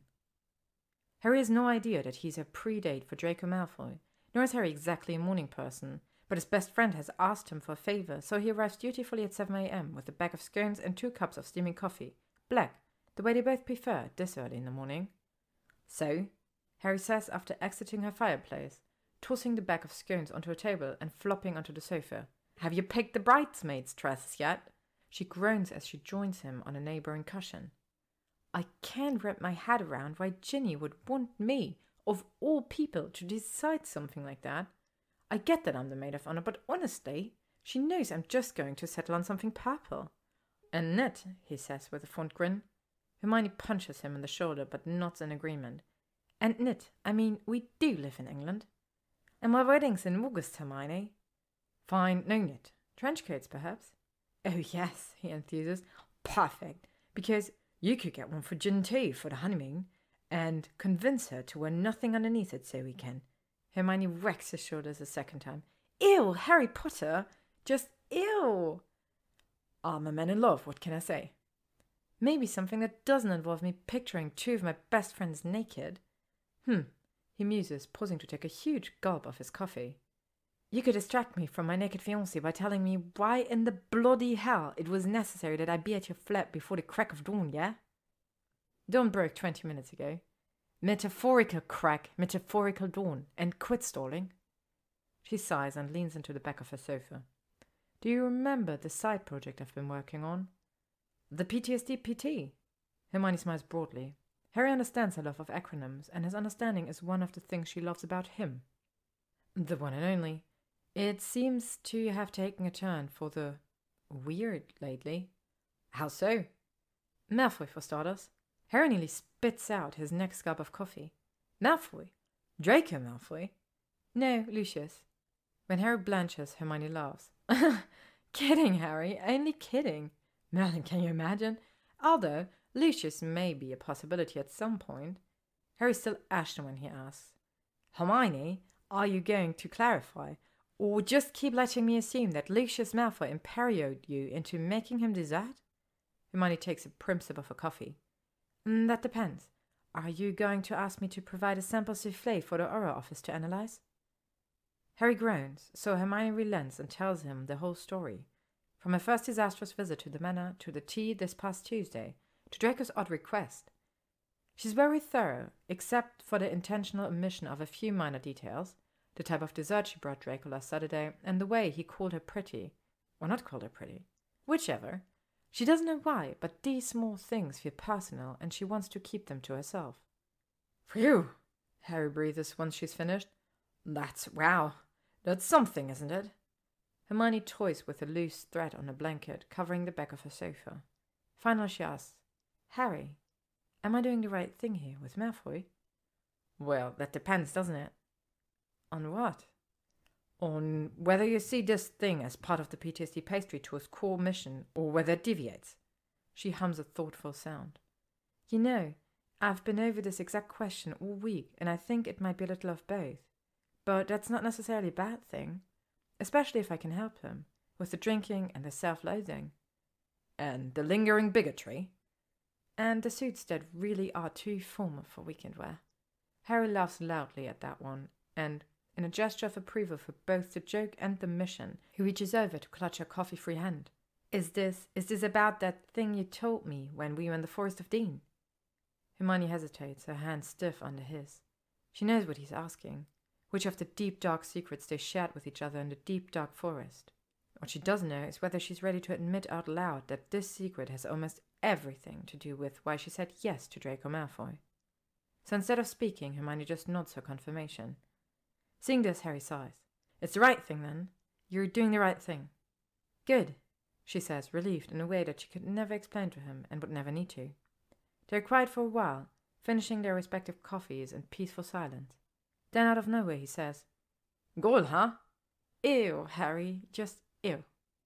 Harry flews out of her flat just a few minutes before she's meant to leave. She takes a moment to check her undetectably extended handbag, which she packed last night with supplies for today's lesson.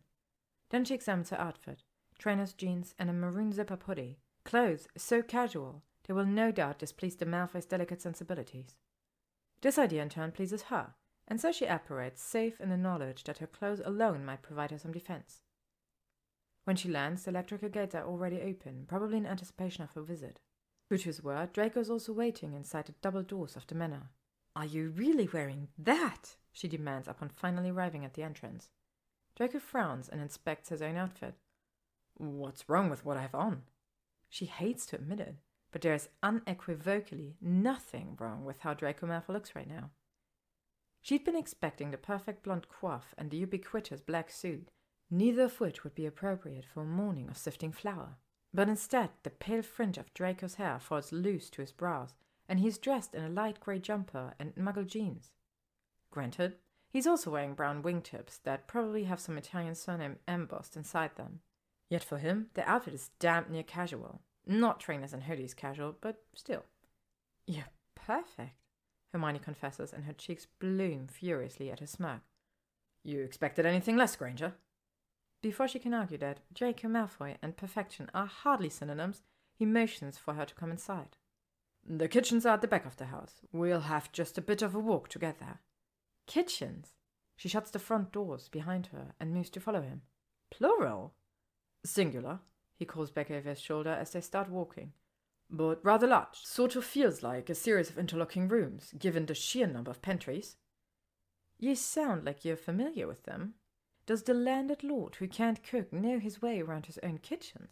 She's expecting a snarl or inside, as a reward for her teasing. Instead, Hermione can practically hear the smile in his voice when he says, The landed lord was a horrible little boy who ate nothing but stolen sweets for the first 12 years of his life, so, yes, he does know the kitchens. They fall into a companionable silence as they wander the ground floor of the manor. A floor that reminds Hermione she'd still need an engineer and a trail of breadcrumbs to figure this place out. Is everything in this house labyrinthine? She finally asked. Absolutely, and intentionally, designed that way to confound potential invading forces, she supplies, just like your ridiculously long driveway. Draco laughs softly. Why am I not surprised to hear that Hermione Granger is now an expert on the interior and exterior design defenses of Britain's great wizarding homes? She's quite glad he can't see the second blush spreading across her cheeks. Oh, you know what they say. I'm a jack of all trades and a master of all of those trades as well, he finishes. She sniffs at the implication that she is, in fact, a swot. But his voice sounds venom-free, so she keeps quiet until they've reached a wide, pockmarked wooden door. Here we are, he says, resting his palm on the scared wood. That's quite old, isn't it?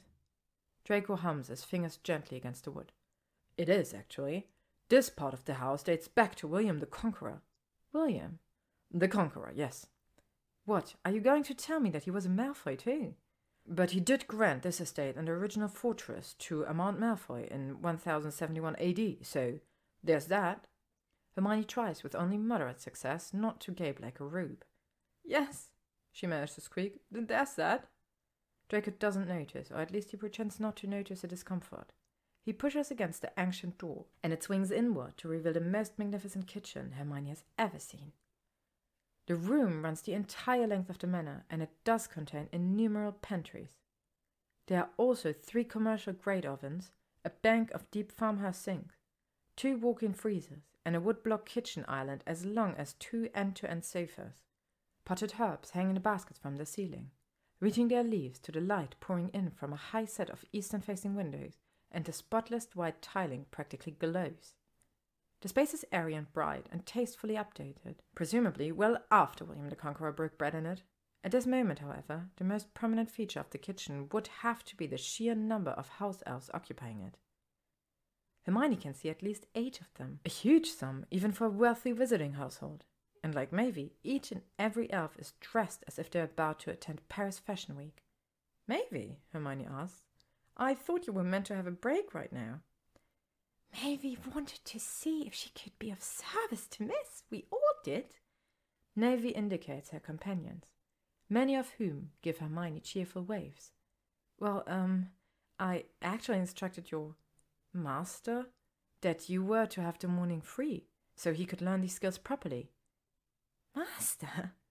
Mavie titters, glancing between Hermione and Draco. From the corner of her eyes, Hermione spies Draco making some sort of cease and desist motion at Mavie, but he freezes when Hermione glares fully at him. Ignoring the chance interplay between Draco and Hermione, Mavie merrily repeats, "Master?" as if it's the most absurd thing in the world. "Miss is funny, isn't she?" She laughs. The other elves make a chorus of cheery agreement, and they disappear into thin air with a collective pop. Hermione wants to gape more at the kitchen. She really does. But the house elf issue is a burning and figurative hole in her brain. She waits until she's sure that all the elves have gone, and then spins completely around to face Draco. "Okay, what is the deal with your house elves? I thought you people tortured them and dressed them in tea towels. Not that I'm complaining about the change procedure at all, but why does Mavie act like I've grown another hat when I say anything of the sorts? And why are her clothes nicer than yours?" Hermione expects defensiveness. She always expects some kind of defense from him. But once again, the grown-up Draco seems to have a smaller chip on his shoulder than the younger version. He merely gives a rueful shrug. "Another part of our sentencing. Our house elves were freed by the magical edict just after the trials. Some of them chose to stay, of course, especially after we renovated their dormitories into luxury suites. Those that stayed all but run the roost now. No more master this or mistress that. They are basically insufferable, and we are mandated to give them what the ministry deems a fair yearly salary." "May I ask what the ministry deems a fair yearly salary for Malfoy house elf? If that's not too forward of me." He tells her without hesitation, and she begins to cough so violently he has to fetch a glass of water. Once she is improved, Hermione croaks, "Mavie makes more in a month than I do in a year." Draco takes the empty glass from her and places it in one of the kitchen's deep sinks. "Shouldn't that make you happy, Granger, given your school-age crusade for, what was it, vomit? Purge? Spew? The Society for the Promotion of Elfish Welfare. That's the one." Hermione grimaces. "I'm thrilled for Mavie, truly. Less so for my own ward. Nasty shocks are what you get from not reading trial transcripts. Apparently." He waits another second or two for her to process. Then he shoves his hand into his pockets and rocks back onto his heels. "What's on our agenda for today?" Mostly recovered, Hermione gives herself a little shake for clarity and places her beaded evening bag on the edge of the kitchen island. Draco eyes the handbag suspiciously. "What is that thing?" he asks. "What thing? This bag?" He nods. "It's like something my great-aunt Warburga would carry." Hermione's laugh breaks free on its own accord. "I cast an undetectable extension charm on this purse a few years ago. It's not technically licensed, so let's not mention it to anyone else, okay?" Draco gives her a low whistle. "Hermione Granger breaking the rules. What would the ministry say?" She points a finger at him in mock ferocity. "Nothing if you keep your mouth shut." When he laughs, her shoulders relax a bit. "Speaking of rule breakers, would you believe that I've actually met your great-aunt? In a sense, anyway." "Where?" "At the house Harry inherited from your cousin Sirius. Walburga Black's portrait is hanging in the front corridor." Draco groans. "I'm sure she's enamored with you well and good, then." "She certainly is, which is why I accidentally on purpose used the permanent sticking charm on those nice curtains that hang over her portrait. Shriek the M word at me a few too many times and see what happens. He coughs awkwardly. Point, taken? She can tell that Draco is unsure of whether he should feel offense that his racist old aunt has been shuttered, or shame that he shared? Please let it be shared, the old hag's horrible beliefs. Perhaps both, Hermione decides as she reaches into her purse to pull out large bags of sugar and almond flour, and a handful of spice jars, a carton of eggs, several sticks of butter, a few tiny bottles of gel, and 2 rolls of silicon parchment. Draco clears his throat and moves closer to the ingredients. So, what will all of those ingredients make, theoretically? Hermione peeks up at him, her smile radiant. Theoretical macarons, of course. Chapter 7. They're already an hour into macaron prep. Hermione is going very slowly with him, since the recipe is so demanding, when Draco blows a loose hank of white blonde hair out of his eyes in a puff of frustration. Hermione gnaws at her bottom lip, a habit she never managed to break even after her front teeth shrank. Perhaps she's thrown him too quickly into the proverbial deep end. Macarons are, after all, notoriously difficult to create, exacting the most precise measurements and movements from their baker. Especially when that baker works wonders. But there's a method to Hermione's madness. First of all, this prep work is no more difficult than what Severus Snape required of them, and Hermione distinctly remembers Draco excelling in their potion course, from favoritism and from merit. Furthermore, Draco has an unknown audience for these treats once he masters them, in the form of his mate, Theonot. And finally, macarons can't really be shaped by shaking hands, thus his need to sober up, eventually, if he really wants to. Fortunately, he hasn't taken a single drink this morning, and his hands seem relatively steady, but the fine features of Draco's face have started to shift into a scowl. "I thought you said these were supposed to be pistachio macarons?" he asked, with an edge of irritation in his voice. "Yep." "Then why did I sift 1,000,000 grams of almond flour and not pistachio? I don't see a single pistachio anywhere in this kitchen." Hermione grabs a tiny bottle of green gel-based flavoring, the only kind of additive that doesn't ruin the consistency of the macaron batter. "I cheat," she says plainly, handing him the bottle. He studies it, frowning down at its label. Then his features soften as he hands it back to her. "Huh, Hermione Granger cheating. There are wonders left in this world after all." His statement pleases her immensely for reasons she cannot fathom. "Why pistachio then?" he presses. "Why not almond? Given your precious history with almond biscuits, do you really have to ask?" That earns a small, if begrudging laugh from him. Feeling strangely victorious, she admits, "Theo, actually." "Theo? Theo the Nut?" "One and the same. Pistachio is his favorite flavor, and I remember how you liked to show off to your Hogwarts housemates, so—" Draco finally grins and turns back to his mixing bowl, where he's stirring the dry ingredients together. After a beat, he says, "So you and Theo really are friends now, huh?" She hums, cutting several chunks of butter for the filling. "I had drinks with him and Eric last night, actually." Without stopping his work, Draco asks, "Eric? Theo's new boyfriend." This information makes Draco pause. "You know about Theo's new boyfriend?" "I should hope so. I introduced them." He makes an indeterminate noise, and she shoots him a glare. "What?" she asks testily, wondering if she's overstepped some invisible boundary. Preparing to be angry with him if that boundary involves anything short of wholehearted acceptance of Theo's love life. Draco, however, doesn't take the bait. He continues to work on his mixing bowl, with his lips quirked up at the edges. "What?" she repeats. "Wonders, Granger," he said softly. "Wonders." In less than 2 hours, they've successfully prepped both the batter and the filling, which they'll pipe between the 2 halves of each cooled macaron. Thankfully, Draco's mood has improved with every step of the recipe, and Hermione finds that she's, oddly enough, enjoying herself.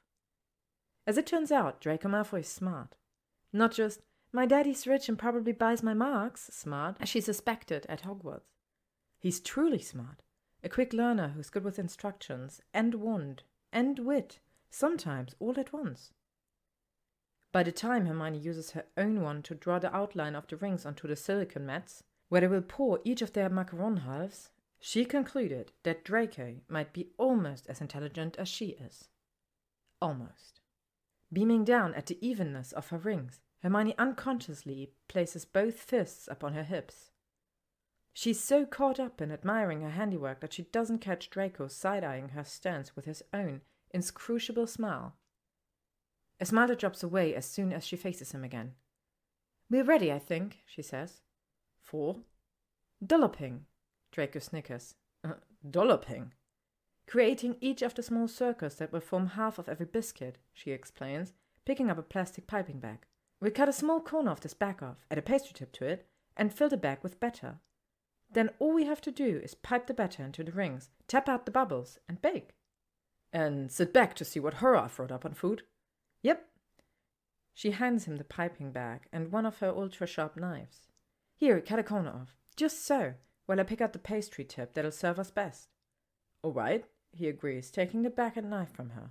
She picks up a small kit filled with tiny metal baking tools and begins scrunching through it for the right pastry tip. She's so intent on her hunt that she almost misses the hiss of pain beside her. "Fuck," Draco yelps. "Fuck, fuck, fuck."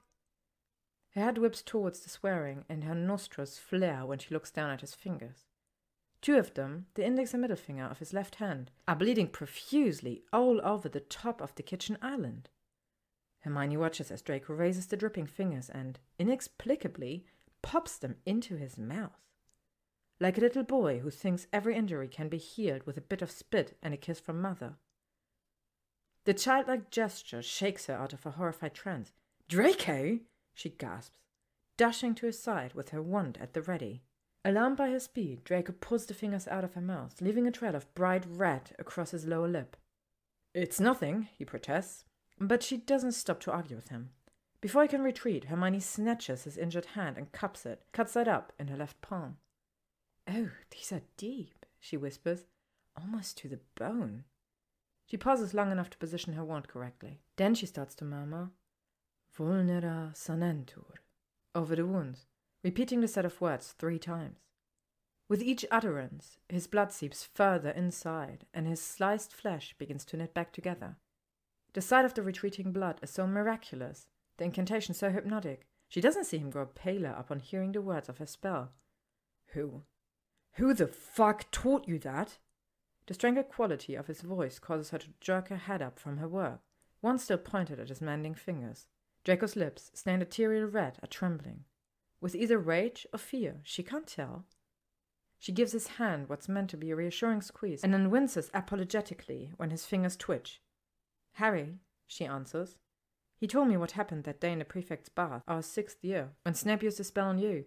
I memorized it for the war, just in case." Draco's face is void of emotion for a beat, maybe 2, before he yanks his healed hand away from her and sneers. "So, the boy who lived happened to share a healing spell with you? Did he also tell you what he did to me that warranted healing?" "Yes."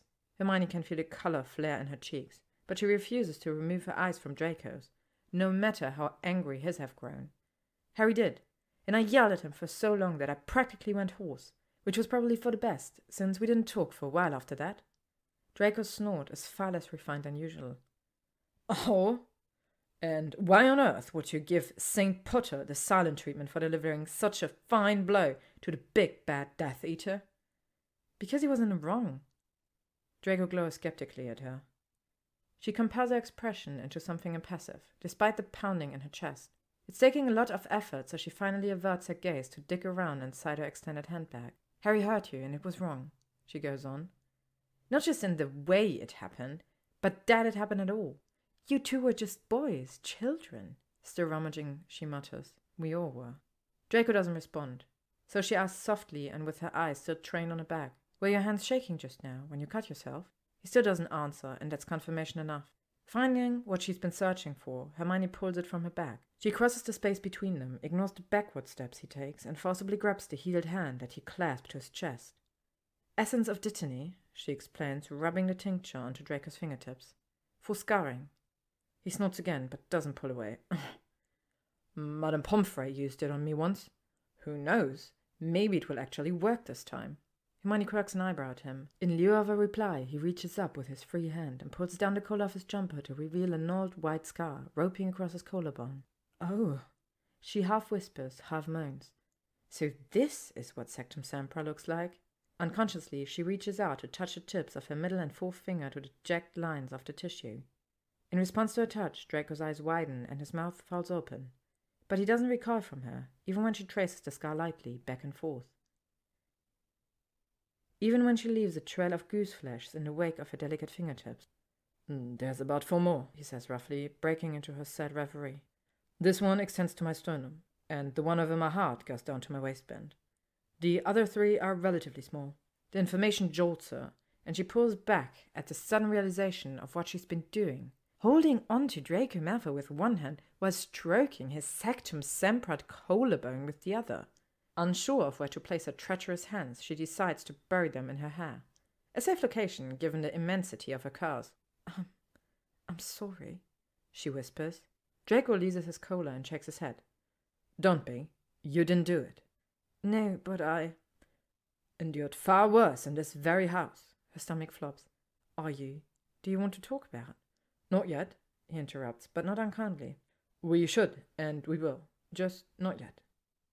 Hermione nods, feeling a little nauseated, and a little lost. In sort of a trance, she reaches up with her thumb to wipe away a smear of blood from his lip. She regards the red and then holds it up for him to see. And here I thought your blood would be blue, she jokes weakly. Draco wins her eternal gratitude when he releases an unaffected laugh and says, So, Granger, macarons. The night the 2 glasses of red wine Hermione usually indulges in every Saturday become full. Given the sheer amount of laughing and snapping and bleeding that occurred today, no one would blame her. High drama indeed for their first ever baking lesson. Today's events should rattle her nerves, and they do. And yet she can't even pretend not to out-and-out beam as she pops a misshapen but delicious macaron into her mouth. Chapter 8. Draco lets out an audible groan when, a week later, Hermione pulls a fresh set of macaron supplies from her bag. More little French biscuits? He asks. Really? Practice makes perfect. Practice makes perfect. He mimics in that prissy falsetto she remembers so well from his childhood taunts. But there isn't an ounce of spite in it today. She almost chokes when he playfully tugs one of her curls as he crosses behind her. He leans a hip against the counter and folds his arm across the chest of his light blue jumper. More pistachio? Nope. He breathes an exaggerated sigh of relief. Oh, good. Theo was insufferable when I brought him a tin on Sunday. He and Eric ate a whole dozen. Right before they told me that if the biscuits hadn't looked so terrible, they would have thought I broke into your flat and nicked them. Something about the fact that Draco shared his creation and publicly admitted that the macarons were their creation warms her inside in an inexplicably pleasant way. You met Eric? Good choice with that one, Draco confirms, and that warm glow spreads from her core to her chest. Theo seems happy for the first time since he was 13 at Wedger. I get the sense that Theo had a bad home life. He raises a single eyebrow. You might say that. Thedeus not loved his son, and underaged Magagos, and the Cruciatus curse. Hermione convulses at those last words. Actually convulses so hard that Draco can't possibly miss it. It's hideously embarrassing, her quaking like that, but he doesn't treat it as such.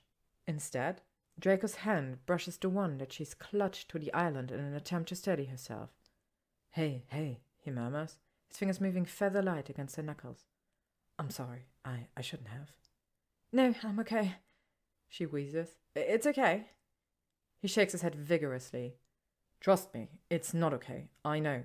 I've been at the receiving end of both Thaddeus and Aunt Bella's crucio, and let me tell you. That crazy bitch crucioed her own nephew? Many times, he says, finally pulling his fingers from hers. The first time was the day after I failed to kill Dumbledore, on the floor of the Manor's foyer. And the last? Administered right after yours, for letting you all escape the Manor that day, and for failing to identify Potter beforehand. She's still shaking, but she manages to pull her spine into something a bit more fitting of a Gryffindor. Forgive me for saying so, but I count all of those failures as successes. Not just for my side, but for you, personally. Yes, well, perhaps. Hermione draws a few more unsteady breaths, and then surprises them both by saying, Hurts like a goddamn riot, doesn't it? The Cruciatus. But Draco nods anyways, tracing his fingers near hers on top of the island. That it does. He continues to trace the words in the woodblock for a while, until he says in a low rasp, I'm sorry, Hermione, for that day. I know it's not worth much now, so long after the fact, but I am sorry. She doesn't acknowledge his apology, at least not out loud. Instead, she says, I'm sorry I called your aunt a crazy bitch.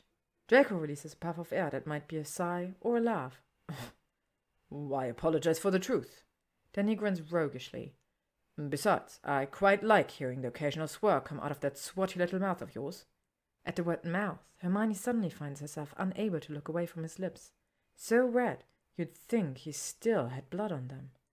She has to shake her head, big hair and all, to scare away that damned brain buzz. Bollocks, she offers to distract him from her weird behavior. Shite, wanker, bint, sodding sot. Draco does the wince laugh thing that she finds utterly delightful, for some reason. How English of you, Granger. Indeed. They smile at each other until he breaks the oddly electrified silence. So then, he says, if we're not doing pistachio macarons, what other torture do you have planned for me? She really should stop smiling so much in his presence. But Hermione goes on doing it like a bloody sodding idiot. Apple, actually. A simple huh is all he offers. Draco turns his back in a show of setting the oven temperature with his wand, but he doesn't fool her. She knows, even without seeing his face, that he's smiling too. They work amicably beside each other throughout the morning, him on the batter and her on the filling. When Hermione explains her plan to peel, core, and cut a dozen apples for a spell she's devised to reduce them into sticky jam, all in less than 1 hour, Draco calls her a mad bint. Then he winks at her and returns to his flower measurements and the ongoing story of his first time on a broom. As he talks, she can almost picture him, racing like a crow through the manor gardens with the tubby little Vincent crab trailing behind him. Despite the stars of his tale, 2 7-year-old boys who would soon make her puberty a hellish one, it's a charming story that he fills with clever analogies, animated hand gestures, and whooshing sounds to simulate flight. She doesn't comment on the way his voice softens each time he says Crab's name, or the fact that he keeps moving closer to her with each spin of his arms. By the time he finishes the batter, which is much smoother this round and fragrant from the perfect amount of vanilla, there's less than half a meter between them. It's a space she's weirdly loath to enlarge. But enlarge it she must, if her spell's going to work properly. So she sweeps the last of her apples into the stockpot, along with butter, sugar, and plenty of cinnamon. Draco leaves his own mixture to peek into the pot. I have to admit, Granger, I don't see how this mess is going to transform into jam in half an hour. Half a week in our larder, maybe, but half an hour. Hermione scoffs and lifts her wand theatrically. Do you doubt the great and powerful Granger? The Wizard of Oz reference goes right over his head, but he still smirks. Doubt you, the brightest witch of her age. She rolls her eyes. Ugh, damn the Daily Prophet and its glib headlines. Please, at least yours isn't former Death Eater, rehabilitated? Always with that bloody question mark. Right, she squibs. I mean, if they know the answer is no, then why even ask the question in the first place? So you do read the articles? When Hermione chuckles, he moves closer to her workstation. Are you going to let me watch this newly invented and likely dangerous spell, Granger, or is it confidential? She doesn't answer him directly. Instead, she says a quick internal prayer for luck and mutters, Reductio ad fructus, aloud with a circular flick of her wand. The apple potion bubbles up violently, just once, and then settles into a nicely rolling simmer. Draco scrutinizes the contents of the pot. Damn it, Granger, you do realize that it's terribly annoying when a know-it-all actually does know-it-all? Harry and Ron have been telling me that for ages. She lays her wand down on the counter next to her handbag. Now, let's get those biscuits dolloped and placed in the oven, shall we? Already on it, he says, reaching for the fresh piping bag and a knife. Eyeing the knife in his hands, Hermione digs into her handbag, brings out a small item she added last night, and places it next to Draco's station. He sees it instantly, and his breath hitches. Slowly, gingerly, he sets down the knife. Then he stretches out one hand to stroke the glass bottle, to trace the raised white letters printed against the amber-colored liquid contained within. It's the smallest size of Octon salt fire whiskey they make, Hermione cautions. I'm not trying to encourage that kind of behavior, but You need steady hands to cut, and by the looks of it, you already have a lifetime of scars to manage. This is for me, he asks. His hands still caress the bottle, but he gawks up at her with something akin to awe. Hermione grants him one quart nod. It is for him, even if she already regrets it. Last night she had second, third, and fourth thoughts about packing the fire whiskey with her supplies. But despite what she just said about steady hands and scars, she's also hoping. Foolishly hoping. It takes all of her willpower not to dance with joy when Draco palms the bottle, sets it, unopened, against a splashback beside the stove, and returns to his workstation. His hands don't shake this time as he cuts one corner of the piping bag. Only when the macarons are baking, the jam is simmering, and Draco has yet to pour a drop of booze into the tea they now share, can Hermione work up the courage to ask the question that's plagued her for weeks. Malfoy, where exactly have your parents been during my visits? Chained up in the dungeon? He deadpans, and he laughs when she blenches. You should see your face, Granger. They're upstairs in their wings of the manor, of course. Father's cringing through some muggle literature for his ministry-led rehabilitation courses. Mother's probably milling from room to room, mentally redecorating them. Do they know, Here? Yes. Do they know about this? She uses her tea-free hand to gesture wildly around them. This? He asks, in what she knows is feigned ignorance. You mean their kitchen? Yes, I'm fairly certain they're aware of the existence of their kitchen. Not the kitchen, you prat. This! He waits for her to explain herself, clearly relishing her discomfort, and she flounders. What does she call this thing they're doing? Between the tea and the macarons and the whiskey, she knows that they've moved beyond the purview of the PTSD pastry tour. But her and Draco's acquaintance? Friendship? Is still too elusive to define. She's rather afraid it will pop like a soap bottle if she tries. Granger, he draws, interrupting her thoughts. Are you asking whether Lucius and Narcissa Malfoy know that their 19-year-old son and only heir is learning to bake, practically wandless, with a muggle-born witch in their painstakingly renovated kitchen? If so, then the answer is yes. Hermione lifts one eyebrow. How long did you have to practice using the word muggle-born, Malfoy? A while. His tone is flat, but she thinks she sees a trace of amusement in his eyes. Good, she huffs. But do your parents know why you're doing this? Draco sighs and lowers his cup. I assume they do. Otherwise my father would have already stormed in here, demanding that I put down the pastries and pick up the fire whiskey like a man. And since he hasn't, I also assume that he knows all about the real fire whiskey problem. Hermione nods, albeit unconvincingly. You can relax, Granger. They are not going to fly down the staircase together on their broomsticks to hex you into oblivion. That's reassuring. He studies her for a moment and then heaves another sigh. If you must know, my mother approves of all of this. Approves? Here he grimaces.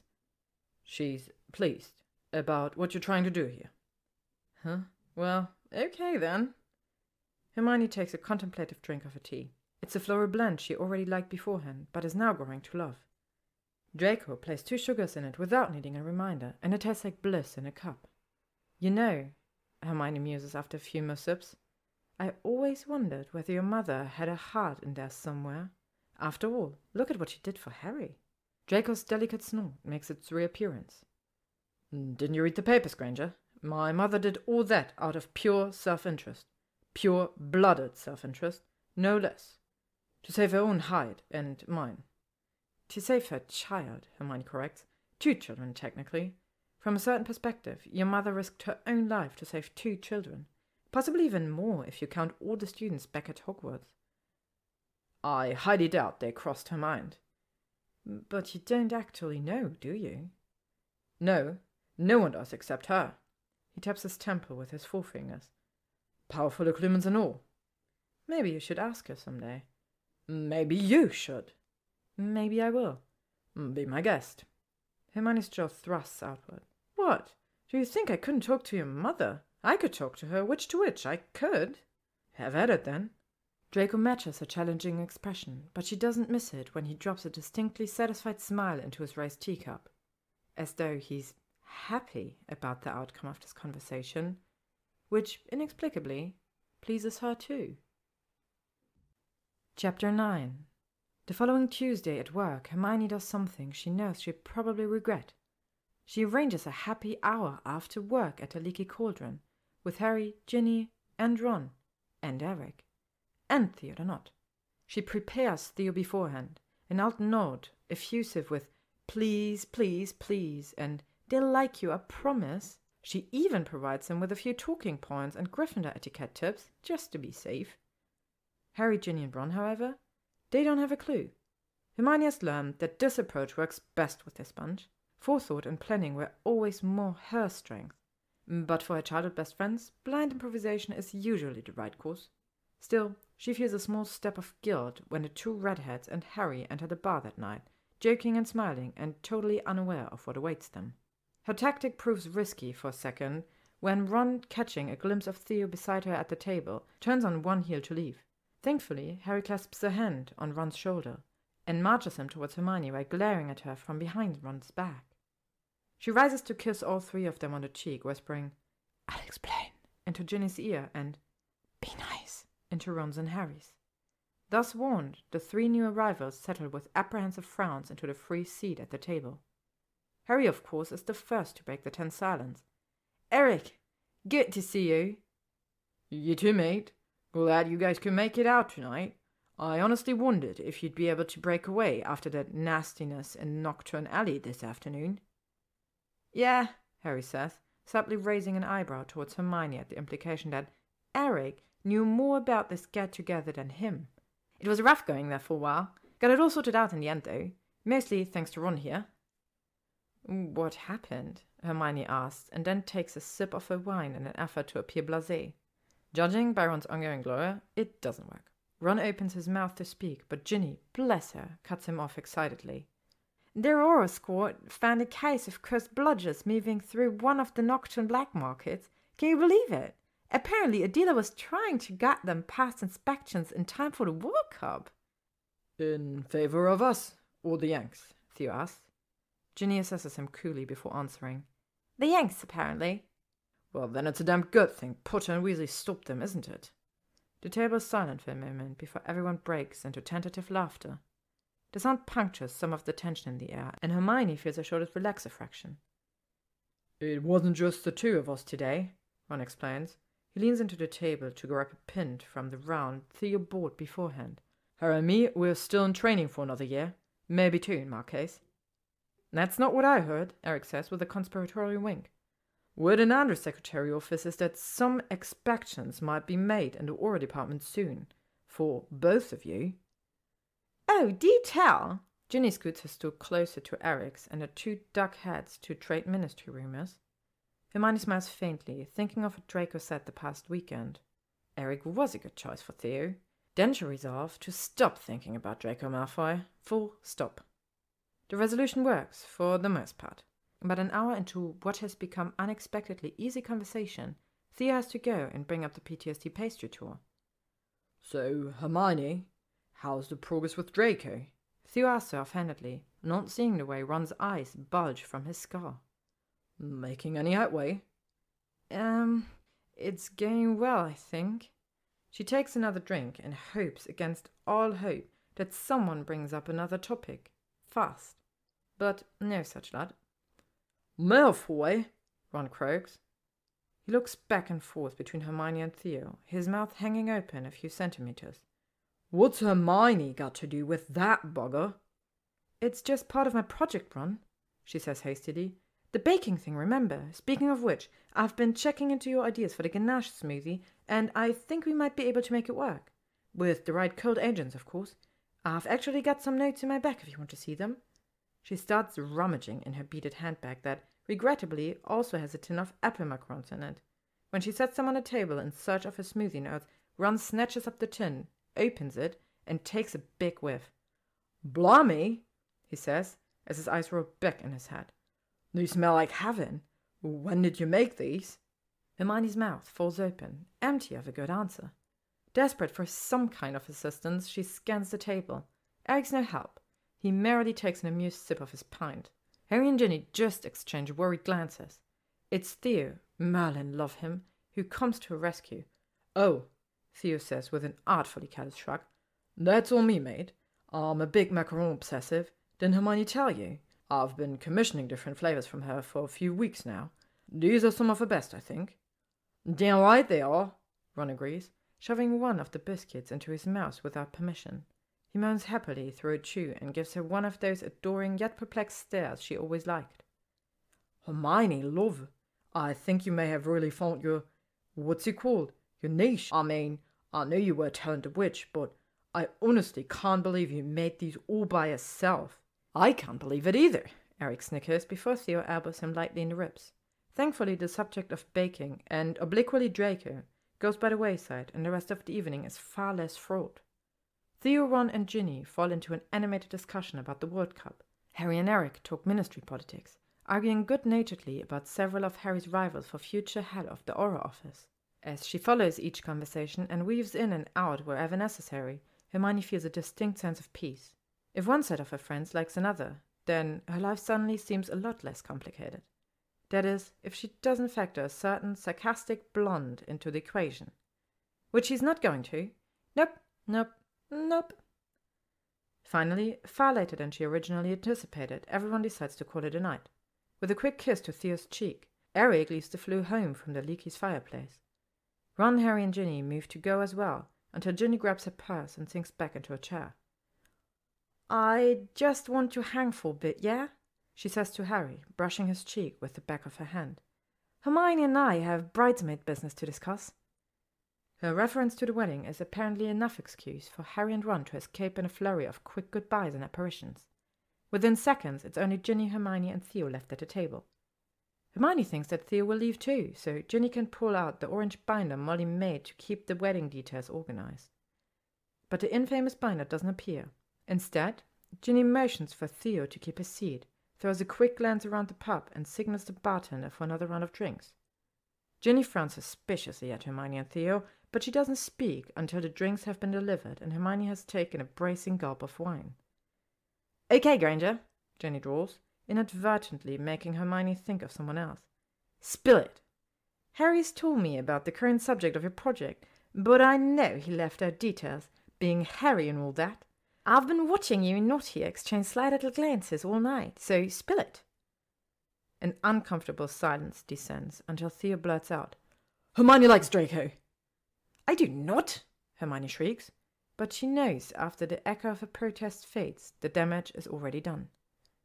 The thought is out there now for everyone at the table, including herself, to ponder. Ginny flips her long red braid, props her chin onto one palm, and assesses the table sagely. "Interesting," she says, "and not at all that shocking given what I saw tonight. But the real question remains. What kind of like are we talking about here?" "Exactly," Theo exclaims. He leans towards Ginny and ignores the outraged "oh" into which Hermione's mouth has just fallen. "That question has been bugging Eric and me for the last 3 weeks. Hermione has a sudden memory of her 14-year-old self sitting on her bed in the Gryffindor's girls' dormitory with a pillow pressed to her face, shaking her head vigorously at Parvati Patil. "Out with it, Hermione. Do you like Ron or do you like him?" This current conversation feels a bit like that. 3 weeks, Ginny marvels, folding her arms onto the tabletop and giving Hermione an appraising once-over. 3 whole weeks, huh? "I'm not hiding anything," Hermione squeaks, and then she cringes at exactly how unconvincing that sounds. She sucks down another long drink, one that Ginny and Theo apparently have no problem allowing, and takes another step at it. I'm really not hiding anything from you two, I swear. I'm doing just what I set out to do, which is contact survivors of the war and help them work through what's haunting them. I know desert is a strange way to go about it, but it helped me, and it seems to help other people too, including Malfoy." Ginny's kind enough not to note Hermione's slip of tongue. Instead, the younger witch reaches out to clasp one of Hermione's listless, outstretched hands. After a moment's hesitation, Theo does the same with her other hand. He nods at Ginny in solidarity and then says something to Hermione that she doesn't expect. Not at all. "Hermione, no one is more grateful about what you've decided to do than I am, trust me." He throws a pointed look at the back of the Leaky, towards the fireplace where Eric flew home, But I think Red here and I are both thinking the same thing. Which is that you need to be careful, especially when it comes to Draco Malfoy. Hermione feels her shoulders tighten. What exactly do you mean by careful, Theo? He exchanges another fretful glance with Ginny and then sighs. What I mean is that Draco and I are friends, but he's not my closest mate, and I'm not his. Really? Somehow this startles Hermione, given how often she and Draco talk warmly about Theo the Nut. Theo, however, just nods. Really? I care about the bloke very much, but he's kind of a closed book these days. When we were kids, it was different. Everyone in Slytherin used to joke that he was the human equivalent of one of his family's ridiculous white peacocks. All strut but no substance. You could learn everything about that boy if you sat through one of his boasts long enough. But then the war came, and we all know how spectacularly wrong things went for Draco after that. Dumbledore, that horrible estranged woman, Crabbe. Hell, even Draco's own mom, what, with her saving Potter's life and all. Draco had everything he ever believed in thrown back in his face like rubbish, and it's made him a touch, well, fragile isn't quite the right word, but it's close. Hermione shakes her head. Theo, if this speech is your attempt to convince me that you don't know Draco very well, then you might be failing. You seem to know him awfully well indeed. Theo sighs. But that's my point. That's exactly my point. One can only get to know this new Draco so well. He drinks, and he says snarky things, and very, very occasionally he shows up to our reunions. But mostly he stares at the wall and thinks about himself, or oblivion, or angst, or whatever it is fallen anti-heroes think about. Then how do you know he's still the selfish, arrogant prick he was in school? Ginny gives Hermione's hand an inadvertent squeeze. How do you know he hasn't changed just like the rest of us did after the war? Theo makes a small noise of appreciation. Another interesting point, Red. I don't. Not really. All I really know is that Draco doesn't let anyone in anymore. Not long enough for any of us to figure out who he is now. Sure, we all have the occasional drink. Him, me, Blaze, Pansy, sometimes those Greengrass girls. And I know Draco takes Greg and Millie out once a month to some swanky restaurant in Diagon Alley. But I mostly think Draco does that because he knows all of Gold's family assets were seized after the war. Greg and Millie are poor church mice now. Aside from that stuff, it's just Draco, the manor, and those nutter parents of his. Circling the drain alone forever. Or at least until his parents find him some suitable, dry, pureblood maid. Hermione considers what Theo just said. How well it does or doesn't dovetail with what she's recently learned about Draco. Many of the things Theo's revealed do fit what she knows. The drinking, the closed-off demeanor, the mix of angry isolation and desperate need for company. And yet, there's something missing between the Draco she's getting to know and the one that Theo has just described. There's the man who bemoans Harry's childhood victories over him, but can also admit his own failings in the form of a dozen burnt biscuits. There's the aristocratic boy who preens and snores when cornered, but pulls down the collar of his jumper to reveal what must have been one of the most physically painful days of his life. There's the man who has, on more than one occasion, referred to the worst day of her life with regret, shame, an unmistakable note of longing that it hadn't happened at all. Then there's the man who didn't put a drop of Octans into his tea last weekend. Draco's complex. I do rather like that about him. Hermione concludes this aloud before she fully organized her thoughts, and long before she weighed their consequences. A furious pink floods her cheeks, and, for some reason, she feels the need to cover up the error by staring boldly at her companions, as though she's challenging them to contradict her. Theo, of course, offers her a sympathetic swipe of his thumb over her knuckle. I know you do, Hermione. Otherwise, you wouldn't be helping him. It's Ginny, however, who does the unexpected. The younger witch releases Hermione's hand, stands to move in closer, and wraps her friend in a tight hug. Then she whispers into Hermione's ear, but loud enough for Theo to hear. And that is one of the many reasons I love you, my lion-hearted friend. That Friday evening, the night before her next trip to Malfoy Manor, Hermione decides to take a different approach to her little project. Originally, she'd planned to gather supplies for another treat that Draco might like, chocolate treacle pudding, which she remembers him shoveling into his childish mouth with a plomb every Halloween at Hogwarts. But Theo's words keep flitting around her brain, So Hermione skips her usual trips to the bakery specialty shop in favor of the exotic foods greengrocer a few blocks from her flat. It's there in the brightly lit produce aisle that she finds what she's seeking. She plucks a mesh bag from a pile, lifts it to her nose, and takes a deep whiff.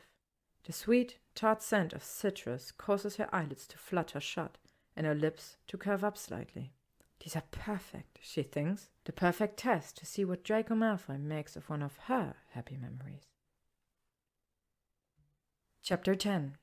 It's absurd how nervous Hermione feels when she presents her find to Draco the next day. He makes a show of holding the bag up to the light of the kitchen windows, inspecting its contents closely. He frowns, sniffs, lets the mesh twist in his palm. Then he hands her back the bag with a good-natured sigh. "All right, Granger, you win. I have no idea what these are." Her shy smile swells with triumph. "They're key limes." Draco's eyebrows rise, and he makes a small, intrigued move with his mouth, which she does not find adorable. She does not. "Key limes," he says. "What, are they charmed to open locks?" Hermione giggles. Really giggles. So she tries to cover the embarrassing noise with a gush of information like she used to do in high school. Actually, the limes possess no magical properties whatsoever. They are just named that way because they're often grown in the Florida Keys. It's a small cluster of islands off the southernmost tip of the United States. Well, the Keys are classified as an archipelago, actually. Some of the Keys are included in a national forest with a tropical climate and a... She trails off when she realizes how pedantic she sounds. But for the first time in their acquaintance, Draco doesn't call on her. He just ducks his head, gives her a shrewd grin, and goes back to the pie crust dough she set him on earlier that morning. Today he stands next to her at the kitchen island. He keeps his back turned firmly against the bottle of Ogden's fire whiskey, still unopened, still where he set it last week. And his body's so close to hers, their elbows bump as they work. "Why do I get the feeling, Granger, that you didn't choose these wholly unmedical, wholly un-British fruits at random?" She's not going to giggle this time. She's not. Instead, she cuts a string off the mesh bag and dumps a few limes on the counter. The tiny green fruits roll about until she gathers them together into a small pile by her knife. "Because it wasn't random at all," she says. "So here's another test. Can you guess why I chose them?" Draco's hands pause mid-need. "I don't know the specifics, but I bet I can figure out the general reason." "Give it your best, then." "All right," he returns to his dough. "Every pasty you've delivered has some connection to the recipient, or at least to how you think of them. Greg with the black sole and the black frost cake, Pansy with the peanut butter." "Does Pansy especially like peanuts?" Hermione asks teasingly. Draco snorts. "Yes, but that's beside the point. I suspect, like with Greg, you picked that one for the name. Pansy being brittle and all that." Hermione has to concentrate on rolling the limes beneath her palms to keep from flashing him a pleased grin. "With me," Draco goes on, his tone imperceptibly softer than before, "it's the apples. Like, maybe you remembered how much I liked them in school. So you showed up at my door with a happy memory all soaked in magic and cinnamon." She doesn't confirm or deny this, just keeps rolling the fruits against the countertop to soften their flesh. "And the limes? What's your guess on the limes?" He fixes her with a direct, steady gaze, rooting her to spot with all that pale grey she used to find so cold. "You," Draco says. "The limes are your happy memory." Up until this point, she's made a habit of refusing to break eye contact with him. But suddenly she can't look away fast enough. She inspects the counter, the limes, her own hands. Anything but the piercing grey in front of her. 20 points to Slytherin," she stammers with a shaky laugh. Draco laughs too, and then returns to his pie crust without making a note of her strange behavior. They work silently beside each other for a while, and she takes advantage of the quiet to collect her thoughts. And, okay, maybe, to wonder exactly what he's thinking. Because after such astute observation about the PTSD pastry tour, especially as it concerns her, surely he's thinking something. Unaware of the tumult inside her head, Draco abruptly growls, "Okay, Granger, I give up. Congratulations." "Huh?" "The suspense is unbearable, so just tell me already." "Tell you what?" He rolls his eyes. "The memory, Granger. Your memory. The reason we're making pie with yank limes that can't open locks." "Oh, that." "Yes, that." She regards him, the long line of his fingers in the dough, the smudge of flour on his knuckles, the way he watches her now with a sort of open-faced anticipation. Then carefully, so carefully, she says, "My parents. The memories about my parents and the trip I took with them the summer before the war." She waits guardedly for his reaction. When none is forthcoming, she begins to gnaw at her bottom lip, unsure of... Draco must realize what she's expecting from him at the same time she does, because immediately his eyes hoot over and he casts one of his classic smirks at her. But beneath his familiar facade, other emotions seem to war. Shame, she thinks, and maybe even a prickly kind of hurt. "Granger," he drawls, "you do know I'm not going to hex you if you talk about your muggle parents, don't you?" Hermione feels her cheeks redden. She's somewhat embarrassed to admit it, even to herself. But this is one of the things she's been so nervous about this morning. How Draco Malfoy would handle a reference to muggles, the very people he once vowed to torture and subjugate. "I suppose he won't," she answers cagely. He nods, as if that's good enough to close the subject, and moves back to his pie crust. Yet she's still waiting, watching him stretch out the dough for rolling. He must sense her remaining hesitation. Without looking up from his task, he says, "Go on then, Granger. Tell me about the memory before my curiosity kills me." "Okay," Hermione thinks. "Okay. It was the summer right after our 6th year," she begins. "After Dumbledore. Well, after." Things were starting to look grim. Every day the war just seemed to get closer and closer. I knew I'd be leaving soon to help Harry hunt for the Horcruxes, and I was terrified. All I wanted to do was escape, even for just a little bit. So I begged my parents for a trip somewhere sunny and new and far away from England. My parents had a dental convention that July in Miami in the States. I suggested we all go together and extend a trip to the Keys, and that's what we did. We drove down this long motorway across an impossibly blue ocean, stopping at every island along the way. We fished and played board games, and didn't wear enough sunscreen, and ate more pieces of key lime pie than I can count. Draco has stopped working now and stares at her intently. When she doesn't continue, he gives her the smallest nod of encouragement. "It sounds great, Granger." "It was the best summer of my life." Her eyes start to burn without warning. Horrified, she reaches up to wipe at them. Draco takes a step closer, just before she blurts out, "I obliviated them. A few days after we got home from our holiday, I sunbathed and I swam and ate key lime pie with them. And when we got home, I wiped myself from their minds and sent them to Australia." Draco gives 2 stunned blinks, a habit he seems to have picked up from her. "For Merlin's sake, why, Granger?" "To hide them from the Death Eaters. I was Harry Potter's muggle-born best friend. It was reasonable to think that my parents might become targets the longer the war went on." "That's... damn. How long did they stay obliviated?" "Almost 14 months. It took an entire team of curse breakers to undo what I did to them." He makes a pained hiss. "Shit." "Shit, indeed. Which is exactly the kind of daughter I felt like. They were mad as hell about it, too, once they got their memories back. But here's the worst part.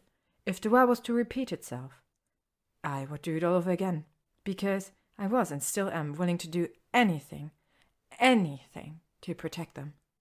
The air rushes out of Draco and he shakes his head at the kitchen counter.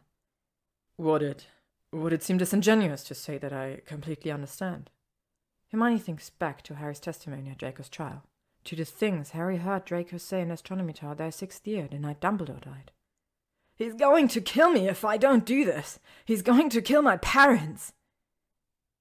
"No," she whispers. "That doesn't seem disingenuous at all."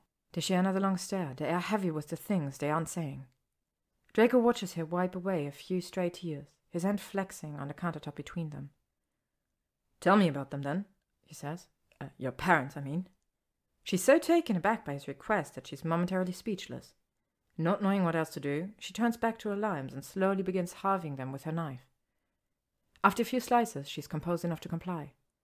"Well, they're both dentists, as I said before. Muggle doctors who fix people's teeth.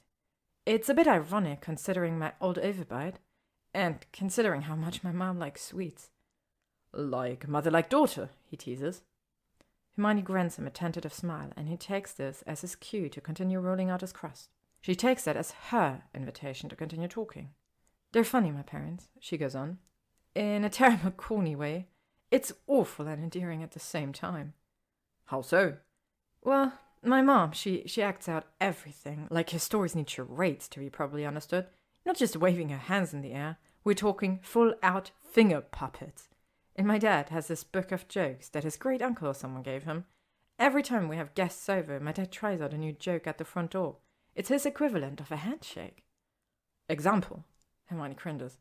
Really? All right, but you asked for it. How does a squid go into battle?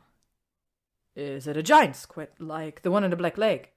I'm not sure, actually. Let's just say it's a regular-sized one. Draco considers this. Well, then, in that case, I have no idea. How does a squid go into battle? Well armed. Get it? Well armed? Draco groans, and then he does that wince-laugh thing she does not find charming. She does not. That's awful, Granger. Truly. I warned you, didn't I? They go back to their work, both of them smiling faintly. But there's something else that she wants to share with him. She slices one lime, too, until she's brave enough to say what she's been thinking since he admitted to his drinking problem.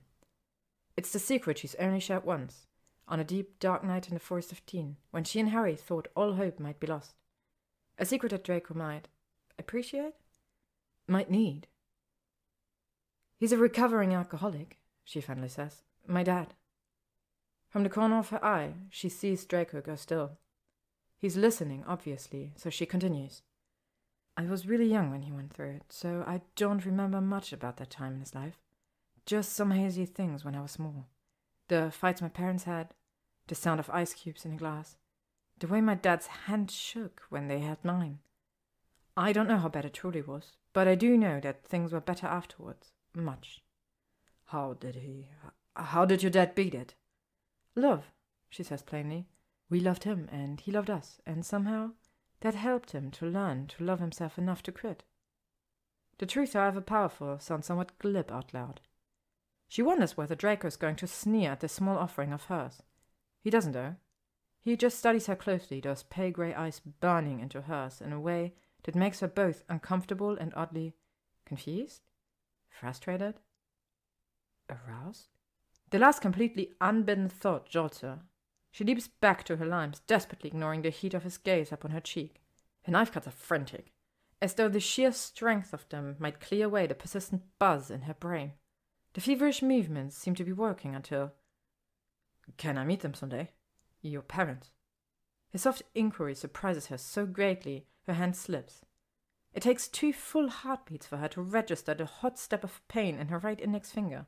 She looks up at Draco, looks down at the kitchen island, and then feels herself sway on her heels. Oh, look, she whispers, pointing to the island. More blood. And then her knees buckle.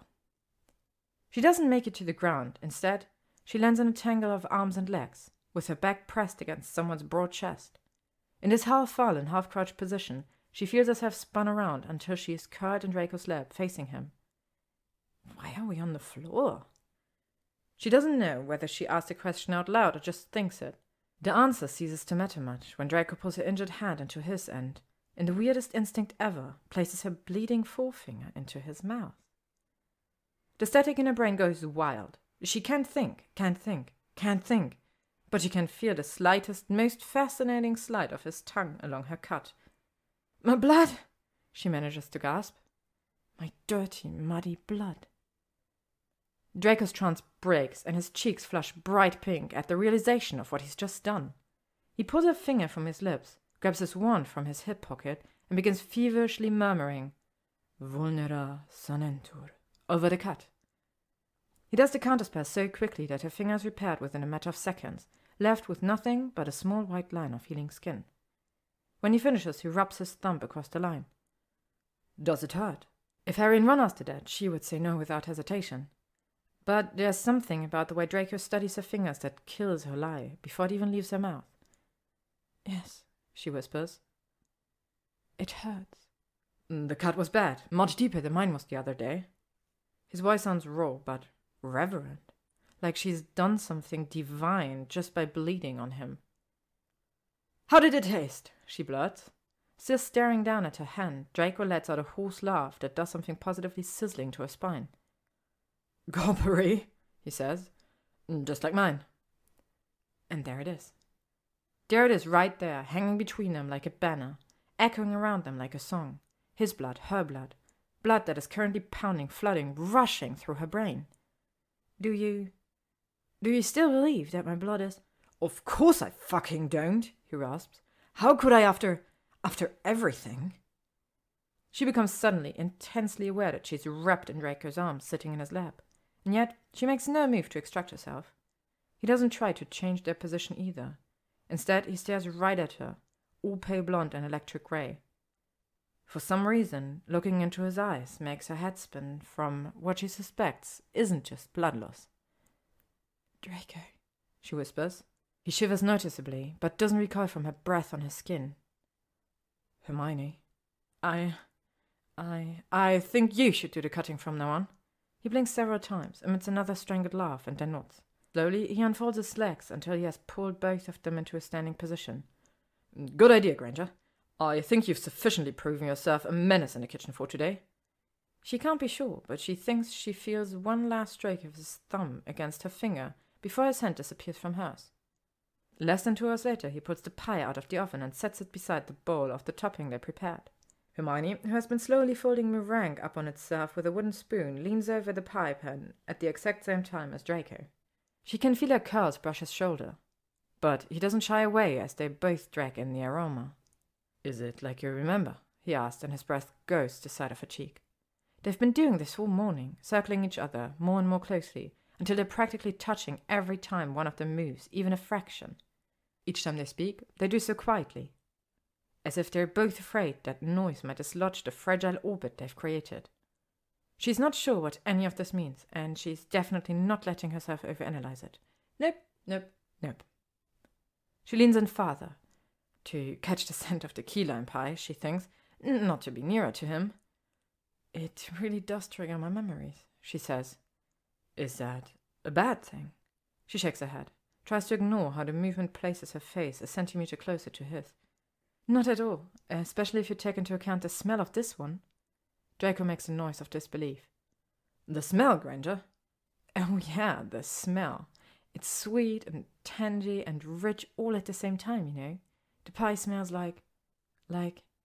"Magic?" he offers smugly. She smacks him in the arm. "No."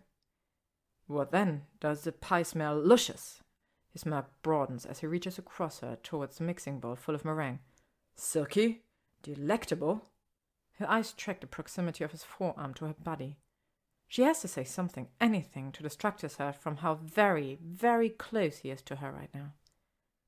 "Are we quite done exercising our powers of gastronomical description, Malfoy?" "Not yet, Granger. Not before we try scrumptious or transcendent." Hermione can't help her laugh. In an impulse she can't really understand, she places her hands on Draco's hips. He goes absolutely still, and she takes advantage of his sudden rigidity to switch places with him. Less describing, Malfoy, and more dolloping. He nods dumbly as she removes her hands. With what she thinks might be another shiver, he begins scooping out the meringue. Soon, the pie has grown by several centimeters of white foam atop the creamy yellow filling. Draco places the spoon back into the empty bowl. "Now what?" Hermione demonstrates a wand flick that she's invented, a sort of hybrid between Loomis and Incendio. "The incantation is Dimino con frigo," she explains.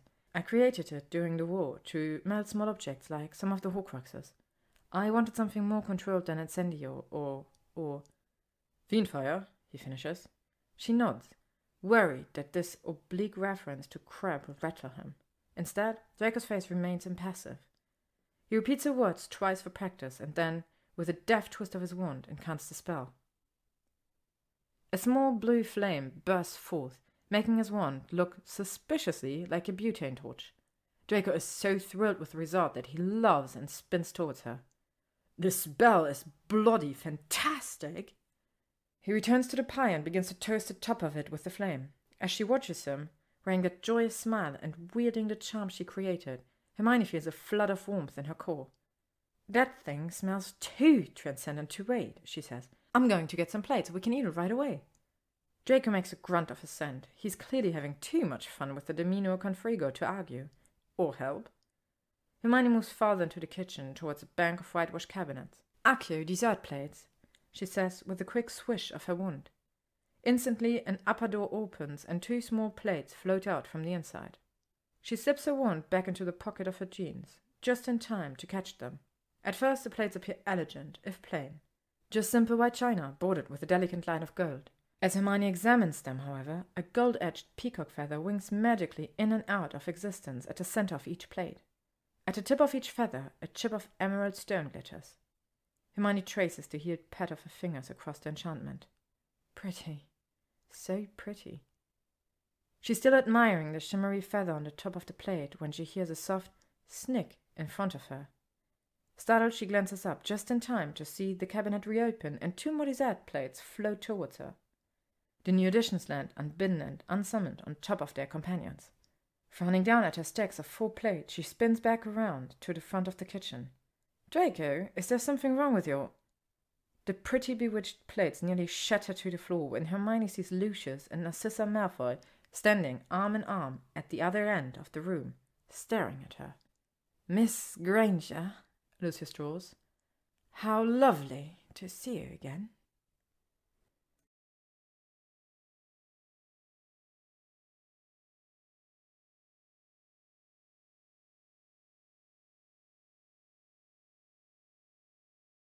Chapter 11.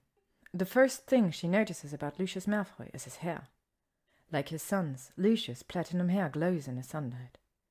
But in place of the long, pampered mane Hermione remembers from their unpleasant past, Lucius now wears his hair short, longer than Draco certainly, but well above the line of his shoulders. It's unsettling to find that Lucius Malfoy actually has a neck under what was once groomed tresses and lace cravats.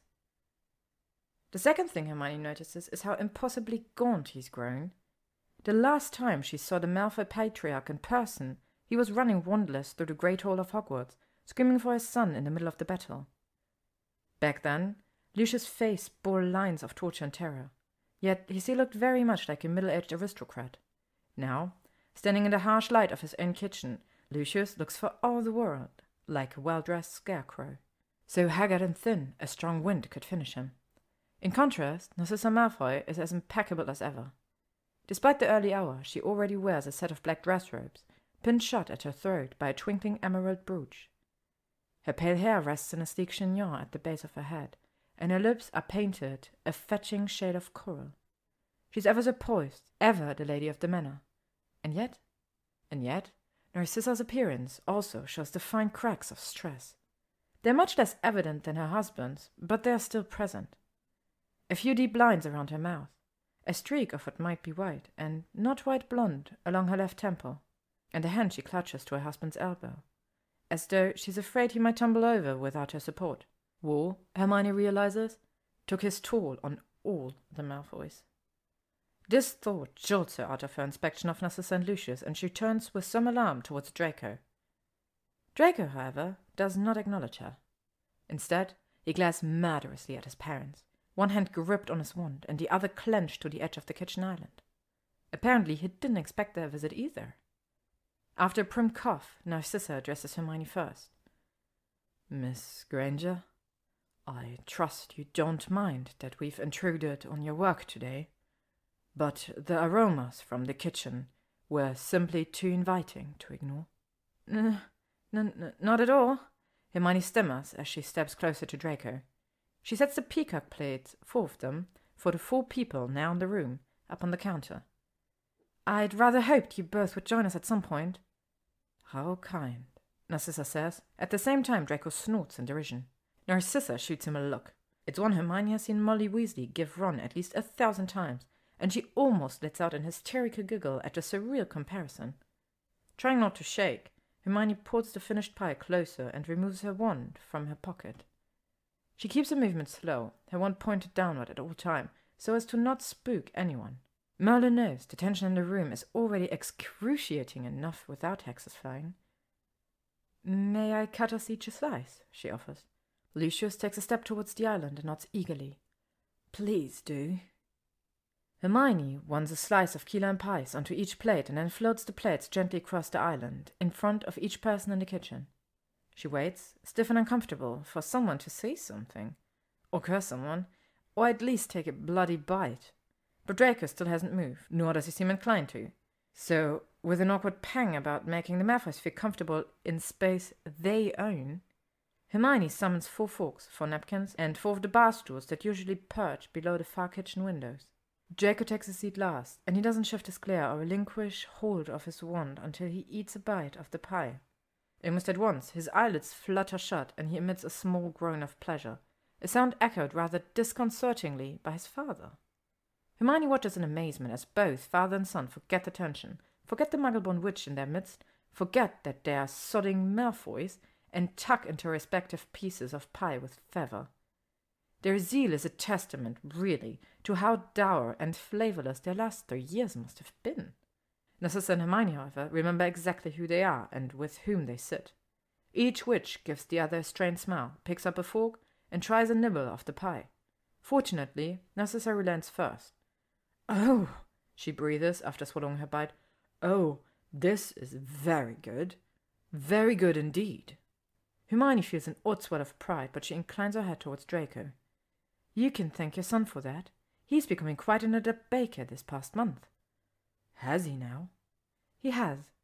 Although I'm not surprised, given how well he did at school." One of Narcissa's finely sculpted eyebrows lifts. "Oh?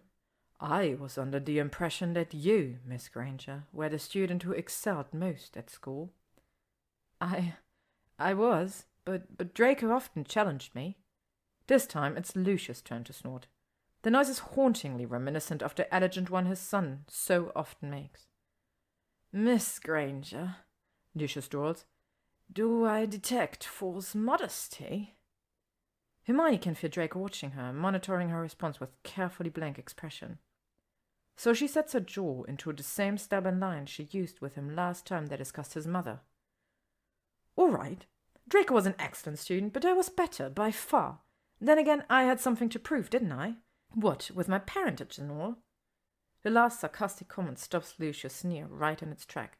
He sets down his fork onto his nearly licked clean plate and shares an unreadable look with his wife.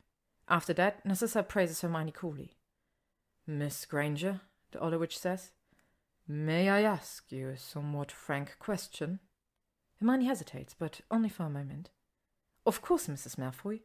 You've opened your home to me for a month now. I'll try to answer any question you might have." "Very well, then. But first, let me provide some context. Has Draco told you that I received an occasional visitor to the manor?" "No, he hasn't." "Well, I do. My husband's guests are limited and monitored by ministry-set wards, but Draco and I are permitted to receive a reasonable number of visitors each month, at our leisure. I grow so tired these days. I can't do much more than host a yearly tea for my old society friends. These women with whom I share the past, women who understand how different our futures are now. I hosted my recent tea in January, just after the holidays." Hermione squirms on a bar stool. She isn't sure, but she can guess where this is leading. "January's tea was pleasant enough," Narcissa goes on. "Truth be told, and just among those of us at the table, I don't think I'll host it next January. As much as I enjoy having company, I find more and more that I don't have much in common with my old associates. But one fantastic topic of conversation did come up this year." And all at once Hermione already knows what the older witch will say, even before she says it. "The topic was you, Miss Granger. More specifically, your desserts. Christine Sabini insisted that I request one of your apricot crostatas. Priscilla Parkinson just wouldn't stop raving about your peanut brittle. And I won't even discuss the way Eleanor Goyle practically salivated over your Black Forest cake." At the mention of Eleanor Goyle, Greg's mother, she presumes, Hermione feels Draco's shoe graze hers under the kitchen island. She hazards a sidelong glance at him to see if it was intentional. There on his lips, she finds the barest hint of a smile. Inexplicably, the warmth in her stomach is back, and she discovers that she has the courage to interrupt Narcissa's story. "Mrs. Malfoy, if I may be so rude, I think I know what you'd like to ask me." Again, Narcissa arches that perfect patrician eyebrow. "Oh, do you?" Brightest witch of age, mother, Draco mutters, and Hermione kicks his nearby foot. Without waiting for his retaliation, Hermione says, You want to know why Malfoy Manor was the last of all my visits? You want to know why I would willingly spend time with people I dislike but barely knew in school, like Blaise or Pansy or Goyle, before I would spend time with someone I admittedly hated, but interacted with more, namely Draco? Narcissa doesn't confirm this out loud, but Hermione can tell from both of the older Malfoy's expectant faces that she guessed right. Even Draco, who has folded his arms across his chest, can't hide his interest. After all, isn't this exactly what he asked her the first time she arrived at the manor with a cake box full of apple tarts? She didn't answer him then, and it makes sense that he still wants to know now. What makes less sense is why he hasn't pushed her on the issue yet, why he's waited until today with his infamous parents present to find out. Maybe on some level he's afraid of the answer. Maybe he wanted company more than he wanted to hear how much she used to hate him, how much he still might. Or maybe he's waited the entire time for her to be ready to talk about this, for her to examine herself while trying to analyze him. If that's the case, then he deserves the truth. They all do. The answer is simple, Hermione says quietly. I was afraid. Afraid of you two, Mr. and Mrs. Malfoy, and of Draco. I was afraid of what you all could do to me, but mostly I was afraid of how I'd handle being back here in this house. I was terrified that if I saw this place and all of you again, I'd crumble to the floor and never get back up again. The truth hangs heavy, and she waits for one of them to do something unpleasant. Pretend that she's terribly vulgar for admitting such weakness. Laugh scornfully at her, perhaps, and confirm that her fears were well-founded. But the Malfoys don't do any of these things. Instead, Narcissa sighs wearily. Oh, my dear girl. This family understands what it means to be afraid.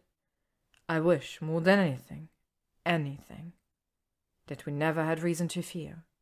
And I know it may seem like cold comfort now, but I wish you never had either. Hermione tries hard and fails not to gawk after this confession. Her mouth is still hanging open when Narcissa shakes her head, as if to clear away sad thoughts, and scans the room. Well, that's enough of that, I suppose. I do believe we should have some tea, yes? Narcissa doesn't wait for a response to summon a kettle and more priceless Malfoy china. Within a minute, a cup of that gorgeous floral tea sits in front of each of them, along with another round of freshly cut pie slices. For lack of anything better to do with her mouth, because Merlin knows she has no idea what to say right now, Hermione picks up her cup to sip silently. She's thinking that she has never felt so awkward in her entire life when she feels another press of Draco's shoe against hers below the table. This time, he maintains the contact even as he leans over to grasp his own tea. The subtle touch is so comforting, it's insane. So, feeling particularly crazy, Hermione edges her foot back just a bit closer. To her shock, Draco does the same until their calves rest lightly against each other. The sensation is simultaneously soothing and dizzying, and Hermione has to take a deep breath just to keep her head steady. Mercifully, neither Narcissa nor Lucius sees the silent interplay going on across the table. Lucius is too busy taking enthusiastic bites of his second slice, while Narcissa watches him diligently, like every calorie he consumes means something to her. Given how painfully thin he is, that's probably true. Once Lucius finishes, Narcissa beams at Hermione. My husband rather likes sweets, she confides. Dear, please don't. Lucius begins, but Narcissa silences him with an amiable sniff. It's true, Lucius, you do. Or are you going to keep telling me it was Cornish pixies banging around at midnight last week on the hunt for the rest of those apple macarons? A laugh echoes through the kitchen, and it takes Hermione 5 full seconds to register that it's hers. She clamps her hands down upon her mouth, aghast that she's just laughed at Lucius Malfoy, inside Malfoy Manor. She's just about to remove her hand and either apologize or defend herself profusely, when a distinct snorting sound makes her head swivel towards Draco. Draco has folded his arms back across his chest, and he's biting the inside of his cheek to keep from laughing aloud. At Lucius Malfoy, inside Malfoy Manor. Lucius' expression goes dark, and, for a heartbeat, Hermione thinks he might hex them both. The sinister effect is rather lost, however, when Narcissa snickers too. Pixies! She gasps, and the 3 of them, Narcissa, Draco, and Hermione, start laughing outright. The fire in Lucius' eyes extinguishes, and his mouth draws into a sour frown. Amused, are we? He drawls. Narcissa and Draco begin howling when Hermione, in lieu of an answer, slides her uneaten slice of pie in front of Lucius. Later, Hermione bids Narcissa and Lucius goodbye at the base of their grand staircase. She waits, long enough to see them whispering together before the shadows of the manor swallow them. Then she faces Draco with her eyebrows raised all the way to her hairline. Before she can barrage him with questions about what the hell just happened in his kitchen, he offers, "Walk you to the apparition point?" She blinks once, twice, in her most Ron-esque way. Draco never made an offer like this before. As far as she knows, he hasn't even stepped foot outside the manor in the past month except to visit Theo. And now he wants to walk her out like a gentleman? She's shaking her head at how bizarre this day has gotten when she sees Draco's jaw tighten. "No, I can't walk you out," he says gruffly. "Oh!" she gasps, realizing her error. "Of course you can. Sorry, I was just shaking my head because, well, this has been such a weird morning." For some reason, his responding sigh sounds relieved. He rakes a hand through his pale hair, lets his palm rest on the back of his neck, and then grins down at her. "Granger, I know exactly what you mean." They stroll out together, Draco hanging back so she won't have to run to keep up with his long stride. For most of the walk, they share companionable silence, both probably thinking about that morning's revelations. His parents, her parents, their latest round of bloodletting. Draco confirms this when, halfway down the endless driveway, he addresses her with his old smirk. "So, Granger, how does it feel to have officially faced your demons?" She attempts one of his refined snorts. "I would hardly call your parents demons." "Not anymore, you wouldn't?" This earns a real laugh from her. "Well, no, not anymore." "Hermione Granger, the most forgiving witch of her age?" It doesn't have quite the same ring to it as my usual title, does it? He considers that for a beat, then offers, "How about Hermione Granger, she who speaks witch to witch with Narcissa Malfoy and lives? A bit too wordy, perhaps?" She's thankful for the March chill that cools her blush. Draco's new tagline is so close to what they discussed last week, when she bragged about talking to his mother, that Hermione knows it's no coincidence. The tagline confirms what she suspected that day. Draco wanted Hermione to talk to his mother. He wanted the two witches to meet face to face. But to what end? Hermione still has no idea. She's so distracted by this new puzzle, she altogether misses the fact that they've passed the entry gates and reached the apparition point outside the manor's wards. Head down, lost in thought, she actually keeps walking until she feels a tug of something upon her hand, yanking her to a stop. When she looks down, she's stunned to see Draco's hand wrapped around hers. Her wide eyes trail from their clasped hands, up the length of his arm to his playful smile. "Plan on wandering the valleys of Wiltshire this afternoon, Granger?" I don't." He chuckles and pulls her closer to the apparition point, closer to him too. "You should go home and rest, Granger. Clearly the sheer joy of making pie with me has addled that big brain of yours." She wants to sneer at him, wants to deliver some witty retort about how Draco Malfoy and joy are mutually exclusive concepts. But all she can seem to concentrate on is the feel of his palm against hers when he lifts a hand towards his face. "Sorry, Granger," he murmurs, suddenly sincere as he inspects the tip of her mannered finger.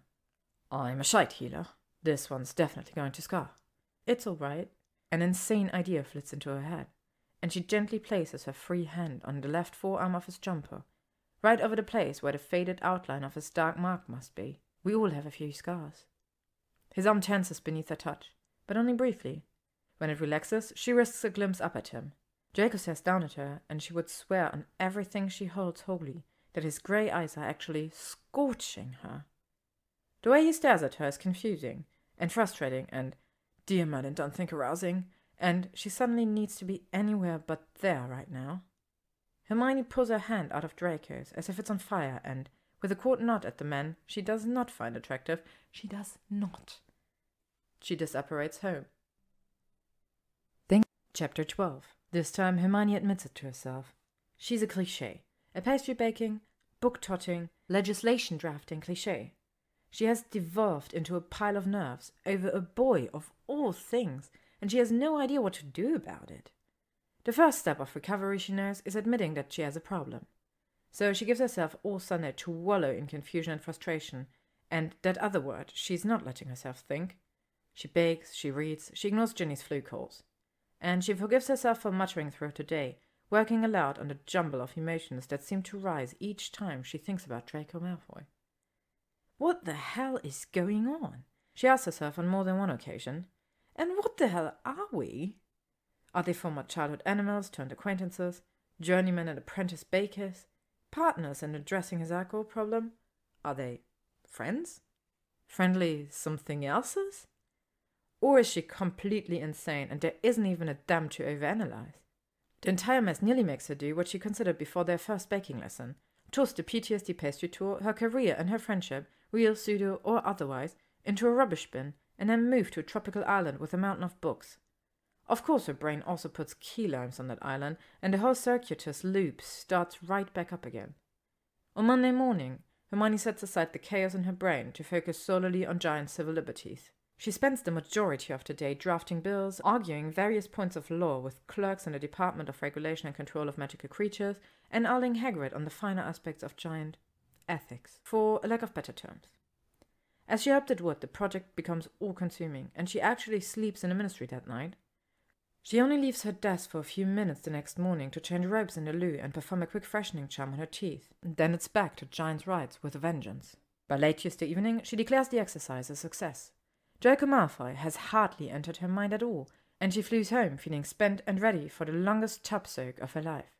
She is therefore totally unprepared for the sight of Pleiades perched raggedly on the back of her sofa.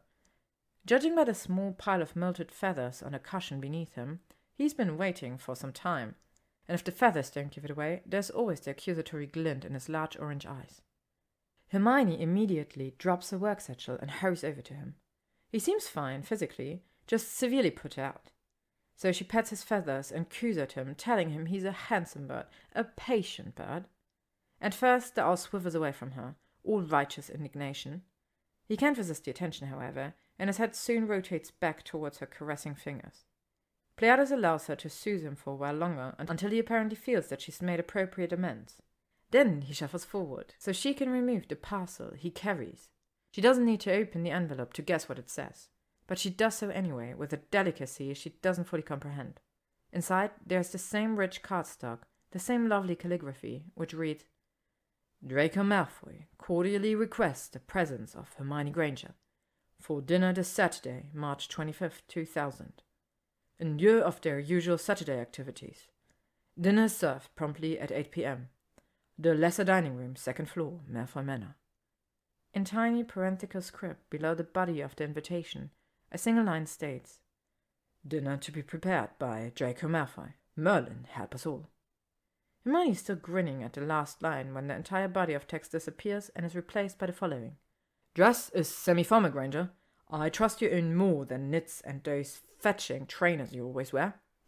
I don't, she tells the invitation. Her grin widens as his words melt into a new set of lines, written in smaller and less ornate script than his were. Maybe figured as much, miss. Maybe will arrive at Mrs. Flat at 6 p.m. on Saturday to help. Please, miss, try to do something with that hair beforehand. Maybe has only so much talent. The elf's note vanishes, replaced once more by Draco's calligraphy. I would say sorry about that, Granger, but you only have yourself to blame. House elves' rites, initiations, and all. See you Saturday? After this last bit, the highly communicative invitation goes blank for a few seconds. Then it transitions into what appears to be a reply card. Hermione rushes for her quill, scribbles out an enthusiastic yes and her address so that Maeve can apparate nearby, and slips the card back into the envelope. Pleiades doesn't need any further instructions. He grasps the envelope in his talons, takes a few treats from Hermione's palm, and flaps out of the owl delivery window. As Hermione watches him go, she realizes that she has the answer to one of her questions. Friends, then? At the very least, friends. It's not that Hermione doesn't trust Maeve, but... Hermione doesn't trust Maeve. The house elf undoubtedly has the best intentions, and Merlin knows Hermione could use the help, especially since Hermione Granger and formal dress have only entered the same sentence on 3 occasions, one of which resulted in Victor Crumb's tongue down her throat, and another, Cormac McLagan's hands on her bum. But truth be told, Maeve seems to know a great deal more about fashion than Hermione, and the witch finds that fact just a wee bit intimidating. That's why, after being admitted through the front door of Hermione's flat on Saturday evening, Maeve finds Ginny and a huge pile of borrowed dresses on Hermione's couch. To Hermione's relief, Maeve claps her hands delightedly at the sight. "How thoughtful, miss! Miss brought the Ginny Weasley for Maeve to meet." Ginny laughs. "The Ginny Weasley? Really?" "Oh, yes," Maeve enthuses. "Miss Weasley is quite famous, you know. Quite famous indeed." "How have you heard about Ginny, Maeve?" Hermione asks, taking a seat in one of the chairs that flanks her sofa.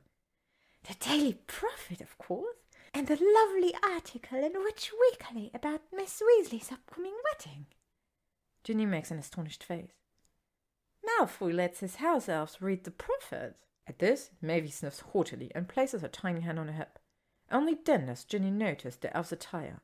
Another high-end purple suit, this one with a heavily embroidered red and black vest to match Maeve's red, open-toed pumps. Ringing up the possible cost of such an outfit in her head, Ginny lets out a low whistle. "Sorry, Maeve. I meant no offence, I swear." "No offence taken, Miss Weasley." Maeve rubs her hands together eagerly. "Now, let's see what goodies you've brought Miss Granger tonight." Hermione slumps back into her chair as the little elf and Ginny dig happily through the clothing on the couch. Items are held up, considered, and flung away with such speed that Hermione starts to wonder if she should just wear a knit dress like a sensible human being. Finally, Ginny pulls something from the pile that meets Maeve's high standards. It's a simple enough dress. Deep, wine-dark cashmere, with long sleeves and a curve-hugging skirt. There's even a hidden pocket for her wand. The neckline plunges a tad too low for Hermione's taste, but she supposes that beggars can't be choosers when it comes to another witch's robes. "This is lovely, Gin," Hermione says, running the fingers over the soft fabric. "Where did you get this?" "It's Fleur's, actually. She's been giving me a ton of stuff lately, since she won't have this figure after the baby." "Won't Fleur always have a perfect figure? She's part Velia. They hardly even age." Ginny shrugs. "Probably, but who am I to argue with a pregnant woman?" "Who are any of us to argue about this dress?" Maeve counters, patting the cashmere along with Hermione. "Now, shoes?" Hermione fetches the only dress shoes she owns, a pair of black kitten heels, and hands them over to the elf. Maeve just shakes her head at them in frustration. "Mr. Draco sends a whole head above ye," the elf complains. "These aren't tall enough, not nearly tall enough." "For whom? Him or me?" "For you, miss, obviously. How else are you supposed to kiss him?" Maeve is the picture of innocence, but Hermione almost swallows her tongue. Between her freckles, Ginny has gone one, and her gaze whips between Maeve and Hermione, as though they are playing a tennis match. Finally, Hermione manages a strangled reply. Who said anything about kissing?" Maeve waves her hand in dismissal. "No one did. But Maeve isn't blind." "Blind to what?" Ginny asks the question oh so casually, but she pushes herself to the very edge of her seat, as if even a single centimeter would affect her ability to hear the elf's "weep," as even a single centimeter will affect her ability to hear the elf's answer. Hermione leans forward too, her hands clawed into the arms of her chair. Maeve doesn't detect any of the tension that has descended over the room. She's too busy examining the shoes, holding them against the dress with a grimace of distaste. "Miss Granger's one of the only witches to visit Mr. Draco in the last 3 years," Maeve says distractedly. "Aside from that horrid Pansy Parkinson and those insipid Greengrass girls." "Maeve?" Hermione gasps, but the elf merely shrugs. "Sorry, miss. But ever since the ministry released Maeve from, what did that piece of paper call it? Servitude. Maeve speaks her mind." "Well, that's a good thing. A great thing, really." Perhaps not. Either way, Maeve was very pleased to meet Miss Granger last month, and Maeve is more pleased with the way Mr. Draco looks at Miss Granger." Ginny lifts an eyebrow at the little elf. "And how is that?" "Mr. Draco looks at Miss Granger," Maeve says, "like a drowning man looks at air." Ginny and Hermione share a fraught look. While Maeve continues to manipulate the shoes, the witches engage in a heated exchange of whispers. Like air, Hermione." "It's just because I'm helping him, that's all." "With what? Mouth to mouth?" "Ginny!" Hermione! Hermione blushes, waves her hands about frantically, and flat out refuses to acknowledge Mavy's suggestion. He's struggling, Ginny, like we all are, like I am, whether anyone can see it or not. Draco needs someone, and right now, I want to be that person. I need to be that person. For me, not just for him. Do you think that's horrible, Gin? Be honest. Is he still drinking too much? I don't think so, but I don't know for sure. Ginny regards her friend with care and then nods. It's not horrible at all. That's what I think. Mavy's triumphant cackle interrupts them, and the two witches turn around just in time to see Hermione's heels transfigure into a pair of tall, black velvet pumps. When she glances up from her handiwork, Mavy's eyes twinkle with mirth. Now, miss, about that hair. At 7:45, Mavy declares Hermione about as finished a product as she's going to get.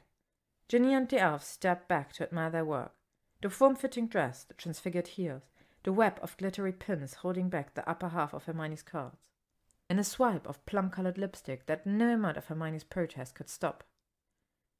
Well done, Miss Weasley, Mavy raves.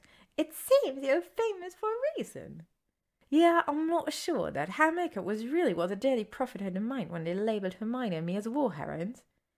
You're a witch of many talents, then. Both women laugh, and Ginny moves towards the fireplace to go. Before grabbing a handful of flue powder, she wraps Hermione in a tight hug and whispers, I love you, and I trust you, you know. In a flash of emerald green dust, Ginny vanishes. Hermione stares at the empty hearth and then spins on one high heel toward Mavy. The elf holds out a small hand. Malfoy Manor, miss. With a nervous nod and a silent prayer, Hermione takes Mavy's hand and together they apparate. Chapter 13. Apparently Mavy has permission to apparate wherever she wishes, regardless of the ministry's set wards. That's the only way Hermione can explain why she and the elf arrive inside the manor, at the base of the grand staircase. Side-along apparitions haven't been Hermione's forte since the war, and so she stumbles slightly up on their landing. It's not Mavy's hand, however, that grasps her elbow. You're right, Granger. Hermione allows Draco to steady her, keeping her gaze trained on the marble floor in an attempt to collect herself. When she finally peeks up at him, he's wearing a small smile that she finds rather bewildering. Were his lips always so full? And his eyes? When did his eyes start doing that weird fluttery thing to her heart? Are you all right? He repeats. She nods numbly. Yeah, sorry. Side-alongs just aren't my thing anymore. Hermione Granger not the best at something, Draco smirks, but there's no malice in it. Alert the ministry at once. Inquiries will need to be made. Ha ha, Malfoy. She straightens her spine and gives him an appraising once-over. The infamous black suit is back, this time with a white Oxford shirt and a black tie. There's a sharp edge to his jaw tonight, which he now recognizes as nerves instead of cruelty. He smells delightfully clean scrubbed, like citrus and spice, and he's combed his hair neatly again. Although it's not loose like he wears it on Saturday mornings, she finds that she rather likes his hair this way too. Even in his buttoned-up state, so similar to their school days, she thinks Draco looks, Oh, Merlin, I'm in trouble. Hermione takes his elbow when he offers it and joins him in climbing the never-ending staircase. They are silent for 8-9 steps until he inclines his head towards her. So, Granger, how ready are you for food poisoning? I've been dry heaving all day in preparation. Damn it, it's just like you and Owls all over again, isn't it? There was much less vomiting with the exams, I think. His laugh causes them to pause briefly at the first-floor landing. To their left, she sees an enormous dining room, dominated by black teak paneling and a long obsidian table. Hermione moves towards it, but Draco pulls her back. Not that dining room, she asks, and feels his responding shudder against her arm. No, not that dining room. Never that dining room. Why not? Because that's where he held his meetings. Hermione shudders too. You know, sometimes I forget that he lived here during the war.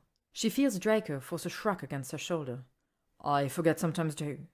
And then I pass by a certain room, or smell something burning, or hear a loud voice, and then I... Hermione clutches him tighter to her side as they climb. And then you remember, she finishes, but kindly, softly, with just the tiniest clutch of her fingers into the fabrics of his coat. Sometimes, he says, I wish I could open up my skull and just scrape out every image I have of him. I'd offer you a memory charm, but we both know I'm a little too good at those. Draco snorts. You'd have to remove the memories of my own home too. There's nothing like having a mad bastard as a house guest to really change the way you view real estate. Too true, she nods sadly, and then attempts a joke.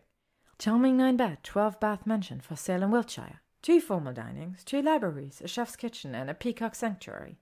Torture chamber optional. Only 3 bloodstains in the main parlour. A real steal at this price. Dungeons recently remodeled into a home gym, he adds, and head whips around towards him. Is that true? Why, are you up for a quick job right now? No, but the idea of Narcissa Malfoy doing calisthenics is almost too much to handle. Well, my mother is technically a kept woman, isn't she? Hermione's still laughing when Draco pulls them to a stop on the 2nd floor, just at the entrance to a long and very lovely room. Like the dark space 1 floor below, this room is filled by a seemingly endless table. But this dining room is far more welcoming, decorated in warm, cherry wood, and lit by a roaring fireplace. Colourful paintings line the walls, the figures in each one moving magically beneath the glittering chandeliers. At the far end of the room, 2 place settings wait for them. Hermione emits a small, contented sigh and turns towards Draco to express gratitude for such a scene. The thank you seizes in her throat, however, when she sees his face. Almost unconsciously, he's studying her in the firelight. His gaze pauses at the curl of her hair, the plunge of her dress, the colour of her lips. He catches her catching him, and the pale skin along his cheekbones reddens fiercely. She sees his throat bob once, twice as he swallows. All of a sudden she's blushing too, and she wants to say something to cover for him, but to her horror, to her delight, he speaks first. You look nice tonight. She runs one hand over the place where the dress catches her hip bone and blushes harder at the way his eyes follow the movement. Thanks, she stutters. If I had a choice, I would have worn trainers and a hoodie. This was all Ginny Weasley and Mavie. Moving them closer to their seats, Draco coughs lightly around his embarrassment. Remind me to give Mavie a pay raise then. Will do, as long as you help me draft a letter to Kingsley begging for a raise for myself. He laughs as he pulls out one of the chairs for her. What gives you the impression that Shacklebot would listen to anything I had to say? Hermione sits and places a white linen napkin in her lap. She waits for Draco to take the neighbouring seat before replying with a mock sweetness. Oh, we wouldn't sign your name to the letter. That's political suicide. Ha ha, Granger. She inclines her head towards him as he removes his own napkin. That is, unless the Malfoy family intends to donate a sizable sum to the Giants' Rights Law Library I plan to establish soon. I didn't think the Ministry could house a library that large. Get it? Large. Large as in giant? Hermione groans and intentionally lets her leg bump his under the table. As a kick. Not just to touch him, obviously. But when she moves her leg back, Draco chases it, and the edge of his shoe settles ever so slightly against her elfishly enhanced palms. He pulls his wand from the pocket inside his coat and casts a quick aguamenti. Immediately, one set of their glasses fills with water. After a second nonverbal wave over the table, his wine glass remains empty, but an opened wine bottle appears next to hers. She glances fleetingly at its label, glances again, and then directs a sputtering noise at Draco. "What is that?" she asked, stabbing one finger at the bottle beside her. "What do you think it is?" Draco asks the question like he might inquiry about the weather. All nonchalance and casual wand work, as the bottle magically pours Hermione her first ruby-red glass of wine. "That," she looks an awful lot like a bottle of 1947 Chateau Cheval Blanc. One of the best wines in the world, maybe in the universe. So I assume that it's not actually what it looks like sitting next to my glass. Filling your glass, technically. Draco shrugs and takes a long, slow drink of his water. And what if it is what it looks like? That is too extravagant, Malfoy, she grits out. Far too extravagant. I can't possibly accept. He smiles lightly into his glass. I bet I can give you 5 reasons to accept. You can give me 1 valid reason, she says, crossing her arms indignantly over her chest. All right, he draws. He holds up his right hand with all 5 fingers sprawled away from each other. For each reason, he lowers one finger until he finishes with a loosely closed fist. 5. We have a case of this in our wine cellar. So the Malfoys have 11 more opportunities to flaunt our wealth and extravagance after this one bottle has been drained. 4. If this bottle sits in the cellar for even one more night, it will be a damned shame. I'm not sure if you've noticed, Granger, but the Malfoys family isn't particularly well liked or well visited these days. We won't be hosting any meetings anytime soon, which is for the best, I'm sure you agree, nor do I think we're even allowed to throw our annual pureblood Christmas party. So, if you don't drink this wine, it will eventually turn to vinegar. Splendid vinegar, I'm sure, but vinegar nonetheless. 3. This wine was undoubtedly purchased to impress the Dark Lord, and I can't think of a better way to chap his scaly ass in the afterworld than watch his most favourite Muggleborn down an entire bottle tonight. 2. I'm an alcoholic, or pretty close to one. Any booze you remove from my home, and thus from my path of temptation, is probably a good thing. Finally, reason number 1. Theo tells me you like red wine, particularly a good Bordeaux. And so all I really want, the real reason I decanted this bottle, is to watch your lips when you taste the best red wine there is, and possibly ever was. Hermione's indignation starts to flee by reason number 3, and vanishes by reason number 2. Reason number 1, however, sends her heart rate into overdrive, and she takes a concessionary drink of wine to cover her discomfort. Then she takes a second, and a third, and a fourth, until Draco's laughter stops the glass on its return path to her mouth. It never gets old, he says.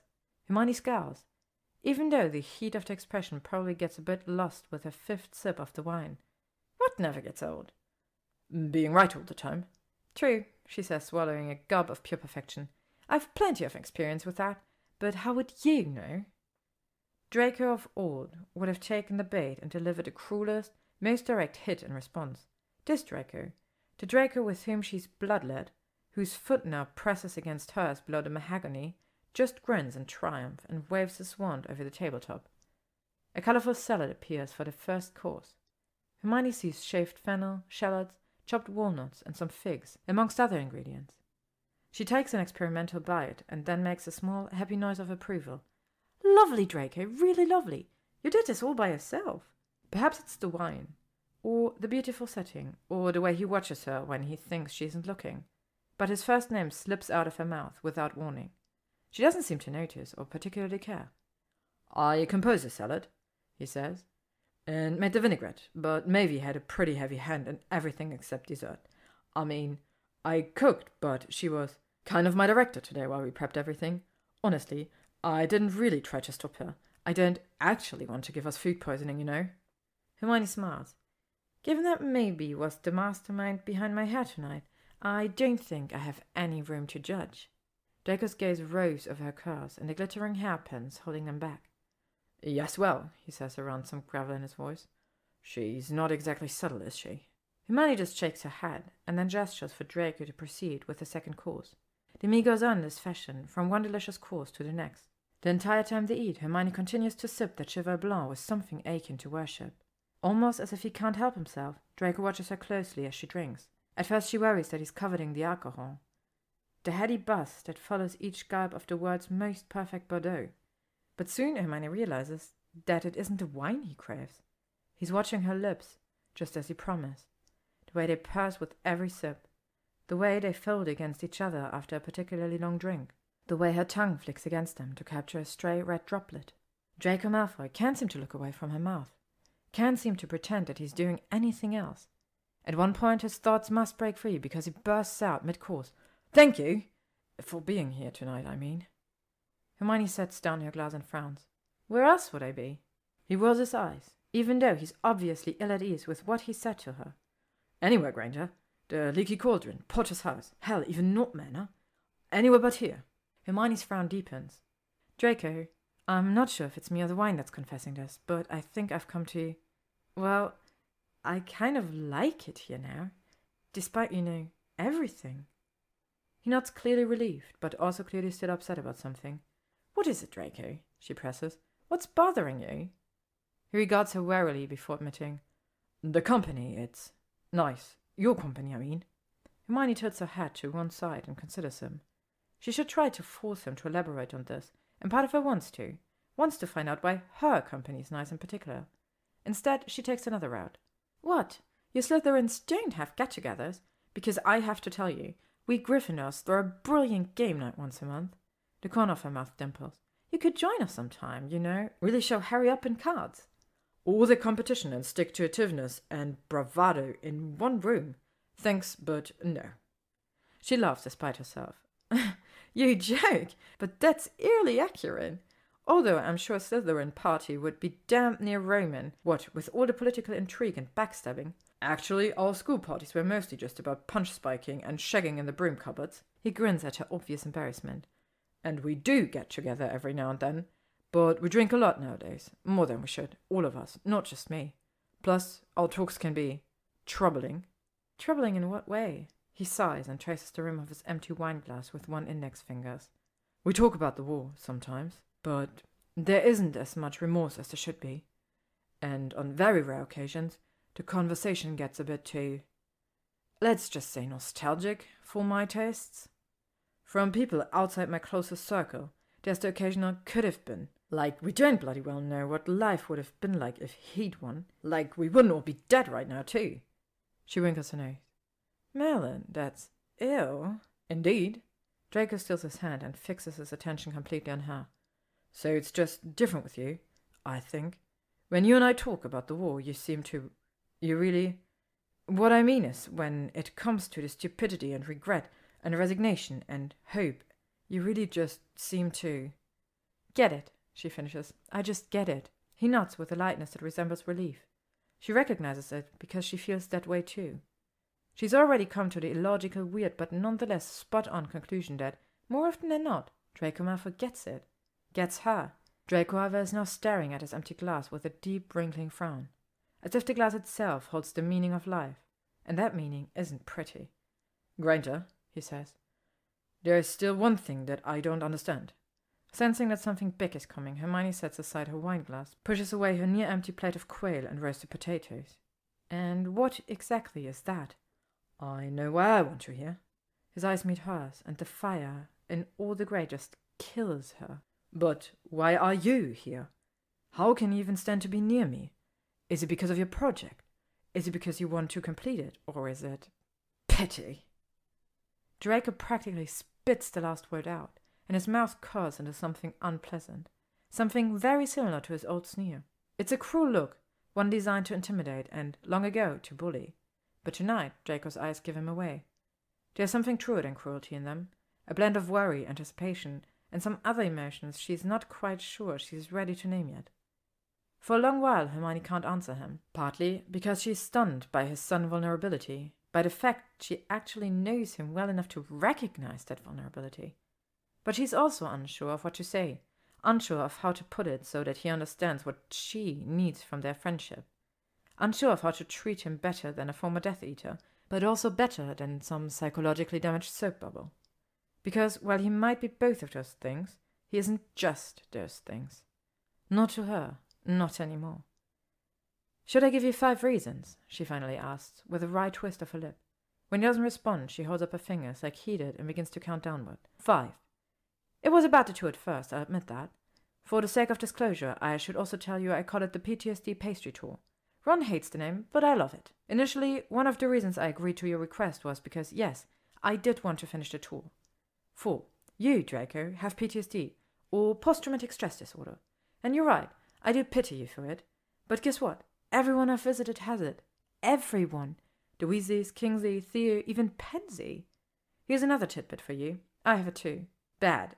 I hear your aunt cackling in my dreams. If my eye starts twitching when I'm tired, I'm worried that it's an after effect of the crucio. And I still can't go into your front parlour. So I pity myself more than I do you, trust me. 3. And this is a big one. Lots of people are willing to talk about the war, but you're actually the only one who seems to be willing to talk about the bad stuff too. The really bad stuff like Voldemort or the Cruciatus curse, or the way people act like we should be over it by now. Harry will touch on it with me, but only a little. Ron and I actually broke up because he didn't want to talk about it. But I do, and apparently you do too. Which is a massive relief. 2. I don't want you to drink yourself to death because I can't imagine a world without you in it. And 1. I like talking to you, and baking with you, and drinking tea with you, and doing magic with you, and arguing with you. So I guess it's safe to say that I like you, Draco Malfoy. I like your company too. It's no coincidence that the last finger she lowers is the one he healed. the one that still bears the faint scar of his spell. It's no coincidence that the last finger she lowers is the one he healed. The one that still bears the faint scar of his spell. His gaze lingers on it as she tucks it back into her fist and, perhaps unknowingly, his eyes flit to her lips again. Slowly, ever so slowly, Draco smiles. Fancy some dessert, Granger? Thank you for listening to today's chapter of Apple Pies and Other Amends by ToEatAPeach, read by Bella. If you would like to stay up to date on upcoming chapters and stories, you can follow me on YouTube, Tumblr, AO3, or Instagram. Thank you to ToEatAPeach for letting me use their story, and thank you to all of you for listening.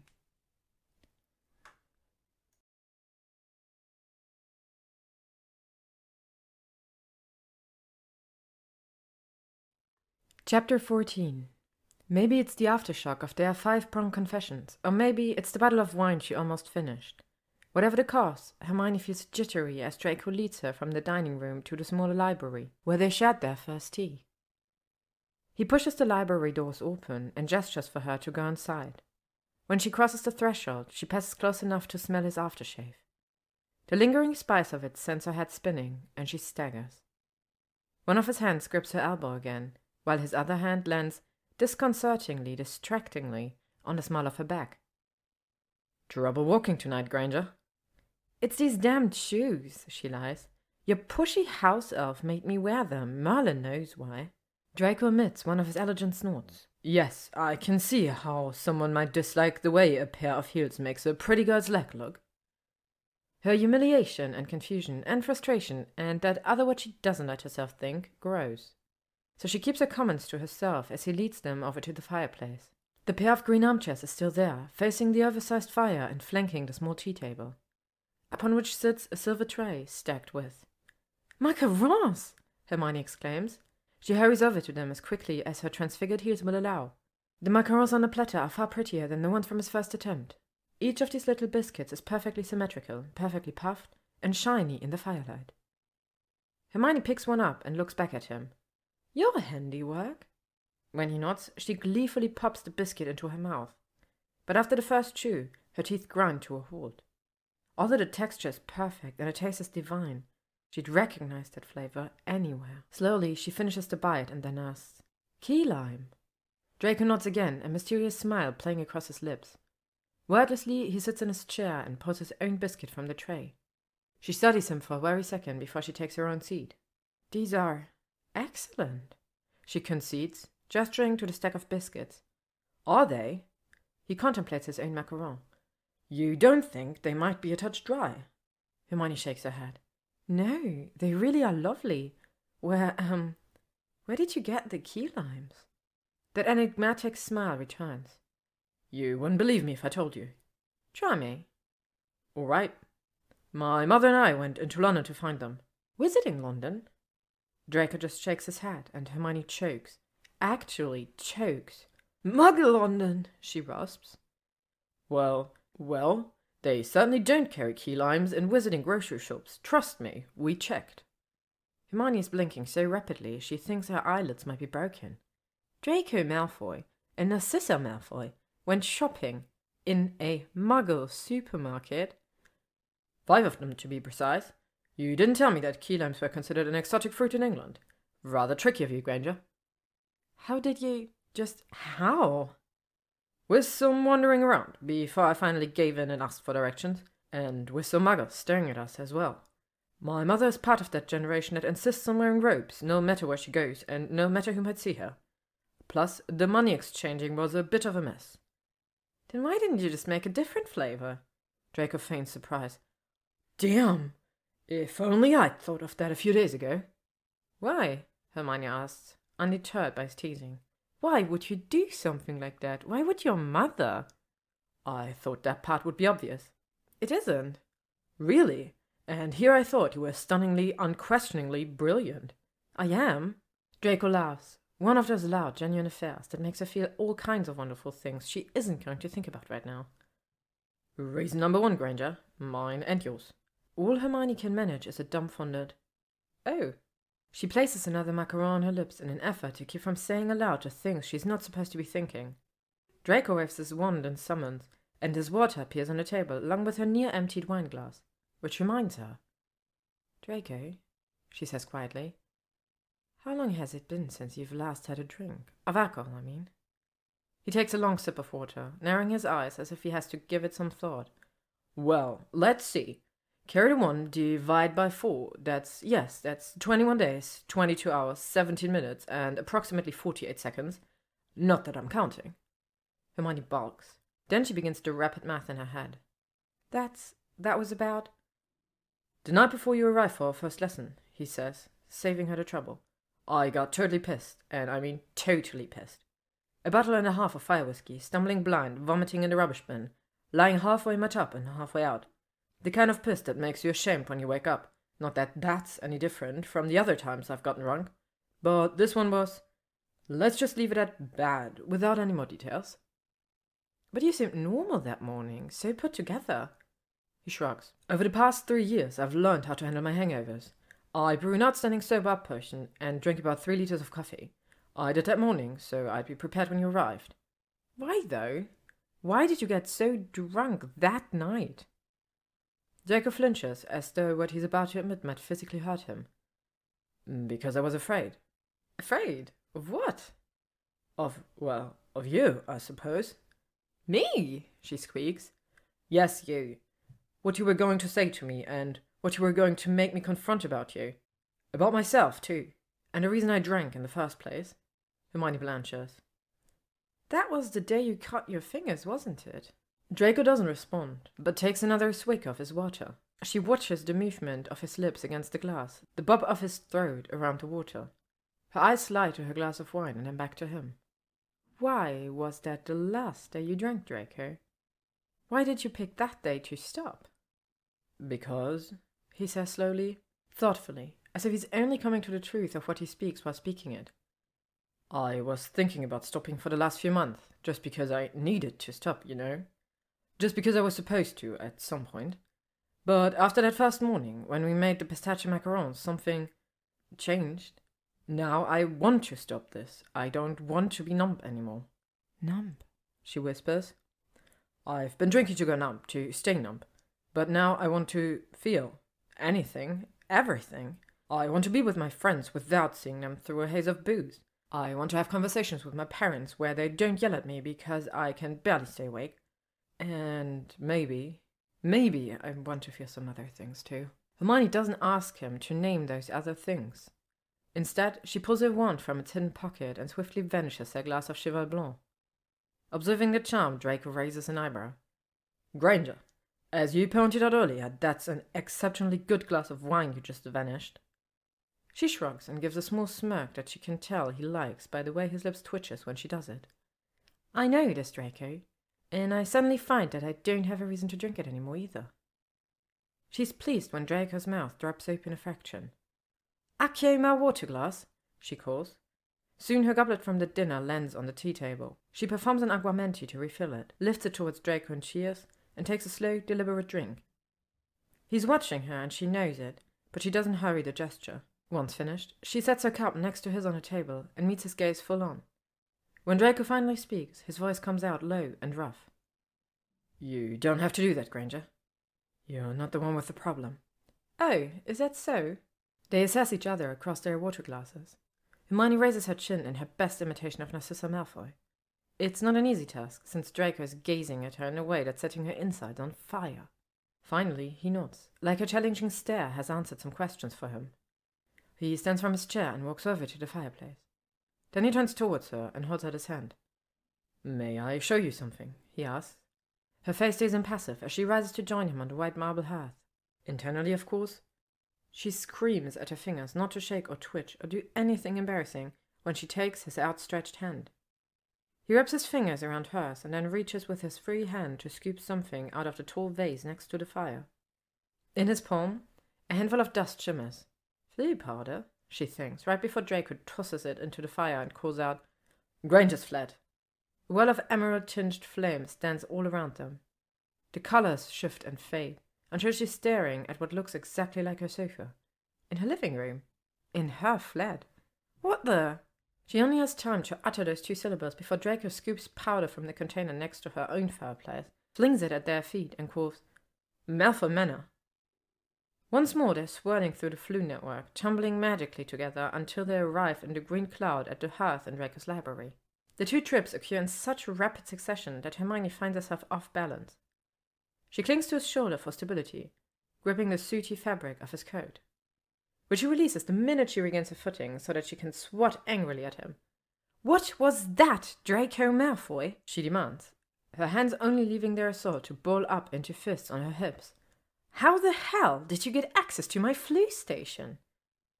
"Maybe," he says sheepishly. "You sneaky little snake!" she shrieks, and goes to swat at him again.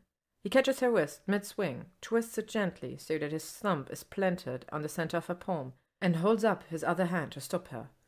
"Hear me out, Granger, please." There's a rumble of warning from Hermione's throat, but she does not argue. Draco must understand that this is the only opportunity he'll get to explain himself, because he plunges forward quickly. "Every time you apparate here, you're always green around the gills. Like, it makes you nauseated. I mean, you're good at it, but clearly you don't enjoy it. I noticed that the first time that you came to the manor with the tarts, and it hasn't changed since. So I thought you might prefer the Floo instead. I discussed the idea with my parents, and my mother visited the ministry this week for special permission to join our fireplaces." "Your mother?" she interrupts. "Narcissa asked for an exception to your family's restrictions for me?" "And received it, just in the nick of time. As Shacklebolt so delicately put it in his letter this morning, the approval had far more to do with your name than ours. I asked Mavie to perform the connecting charms on your end while you were getting dressed tonight, so I could surprise you, which I now realize was a terrible idea."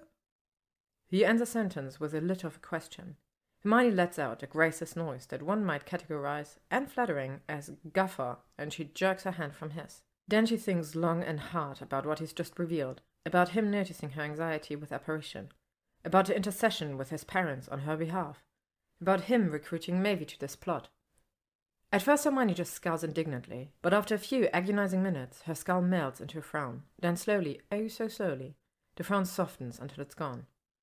Seeing this transformation, Draco ventures, "Not so terrible an idea, maybe?" There are clear lines of discomfort and hope in the set of his mouth. She rather likes that. Wordlessly, Hermione steps around him towards the vase of Floo powder. She grabs a handful of the dust, saunters directly in front of the fire, and turns to face him. "Maybe," she finally answers. Then she leans forward just the tiniest bit and places her powder-free hand on the lapel of his coat. With a dash of metal even she finds surprising, she places a soft kiss on his cheek. When she pulls back, she finds that his face has gone slack and he's pale as bone.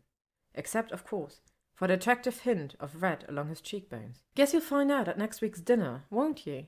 she teases, and then she tosses the Floo powder at her feet just before she calls out for her flat and vanishes into the green flames. Just before she calls out for her flat and vanishes into the green flames, she sees Draco's finger reach up to brush the place where her lips touched him. Chapter 15. The following week, Hermione's case of nerves has completely vanished. At work, she's whistled show tunes and witty comebacks and well-formed arguments in favor of a primary school program for giants. At lunch with Harry and Ron on Wednesday, she's belly laughs and eye rolls and bed puns. And with Pleiades, when he arrives at her window on Thursday evening, that must never be seen by another human being. This time, her invitation contains only one line of that perfect calligraphy. It asks very simple, "Shall we?" With her own flourish of ink, she writes back, "We shall." She has a giddy moment where she considers fleeing straight away to his library and handing him her reply in person. Not to see him sooner. Just to test out the Floo, of course. "Of course," she says aloud with a giggle. Hearing her, Pleiades angles his head entirely to one side. "Do I sound crazy, boy, talking to myself out loud?" He cocks his head fully in the other direction, an owlish confirmation of her insanity. She giggles again anyway, and pats his sleek feathers until he presses his large head into her hand, almost cat-like in his affection. The comparison amuses her even more when he begins to make a series of low, rhythmic hoots she would almost swear is a purr. Still stroking his feathers, Hermione leans closer. "Pleiades, can I ask you to make a quick stop before going back to the manor tonight?" His large feathered eyebrows nudge together, which she takes to mean, "Maybe, maybe not." "Such a Malfoy," she grumbles, but she's grinning as she fetches a spare piece of parchment and her quill. She scrawls out a big note, charms it dry, and attaches the note as well as her reply card to Pleiades' thin leg. As she presents him with a handful of treats, she says, "This cruet is for Ginny Weasley, at number 12 Grimmauld Place, London. It's on your way home, I promise." Pleiades narrows his luminous eyes to indicate how much this extra work irritates him. but he doesn't drop his additional parcel when he flutters to her window. "Just like your owner," she says, passing him a few more treats for the road. "All bark, but only a little bite." Perhaps this offends Pleiades, because he gives her thumb a playful nibble, probably to remind her that he is, in fact, a Malfoy. Hermione waggles her fingers at him in reprimand and opens the window so he can get on with it. Then she returns to the book she abandoned upon his arrival and settles into her couch with a contented sigh. At 5 p.m. that Saturday, the sound of Hermione's activated flue whooshes throughout her flat. She sets down the kettle she was just about to put on for tea and rushes to her living room, where someone entirely unexpected stands, brushing dust from his clothes. "Harry!" she cries out in surprise, moving forward to hug him. It isn't until she's already wrapped her arms around him that she pauses and pulls back to inspect his face. "What are you doing here?" she demands. "Is Ginny okay? Where is she?" "Last-minute Quidditch tryouts. It's nice to see you too, friend." "You don't mean that, Chase," Harry beams. "I do. She's been handpicked to try out for the National Walk Cup team. Summer training begins next month, to run alongside Harpy's practice." "That's fantastic. But Merlin, she's going to be exhausted from the double workouts." Harry nods sympathetically and then flashes a lecherous grin. "And so bloody fit. The wedding is the week after the World Cup. Can you imagine how she'll look in our honeymoon?" Hermione sighs. "Why must you always force me to smack you, Harry Potter?" "Because I'm the chosen one?" he tries, and they both dissolve into a fit of laughter, one that doesn't stop her from swatting him playfully over the head. "Tea?" she asks, and so he follows her into the kitchen, where she uses her wand to set the kettle boiling. She joins Harry at the table, bringing with her a platter of the ginger snaps she created last night. After Harry finishes the first one, he looks at her thoughtfully. "You did something different with these, didn't you? A little heat on the back end?" She smiles in confirmation. "Cayenne. It's one of my favorite secret ingredients for spice-heavy desserts. They're quite good." "I know," she says, levitating the steaming kettle to pour the hot water into their cups. Harry laughs at her self-assurance as he takes another biscuit from the platter. "Lord, Hermione, you're starting to sound just like Malfoy." He must notice the way her wand twitches as she floats the kettle back to the stove. Harry, however, has never been a pushy friend. Instead, he chews ginger snaps and waits for Hermione to say her piece. Finally, by his third biscuit, she lowers her cup and levels him with a pointed stare. "Does Ginny actually have World Cup tryouts tonight?" "Yes." "And did you really come here to help me pick out an outfit?" "Yes." Under her disbelieving glare, he sighs. "And no, look, Ginny did have to cancel tonight, but it was my idea to come here in her place, so you could interrogate me." To her surprise, Harry cackles. "Well, yeah." "Did you bring some Veritaserum with you then?" "Oh, I must have left it in my other robes." Hermione snorts and tries hard not to let that sound remind her of Draco. "Merlin, Harry, you really are an Auror now, aren't you?" He looks so pleased by her statement that she can't help but sigh in defeat. She's not mad, not really. After all, Harry's her best friend. At some point, he was bound to get curious about the way the PTSD pastry tour recently seems to have morphed into something else. "Well, you might as well go on with it then," she says good-naturedly, lifting her cup towards him in a welcoming gesture. Apparently that's all the cue he needs, because he blurts out, "Are you and Malfoy dating?" "Jump right to the point, why don't you, Harry?" Aloud, Hermione says, "Nope." She pops the P emphatically, exaggerating the letter with a smack of her lips. "Are you, going to?" Hermione furrows her brow and silently dares him to push that issue.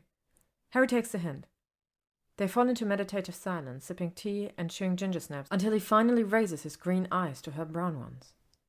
"Guess you should get on with it then," he says begrudgingly. She frowns. "Get on with what, Harry?" He moans, runs a hand through his messy black hair, and then drags that hand over his face. "The fashion show. The fashion show," he mutters behind his fingers. "I promised Ginny I would perform her duties tonight, and I always keep my promises." Hermione sets down her cup and smirks in a way that she knows is Malfoy-esque.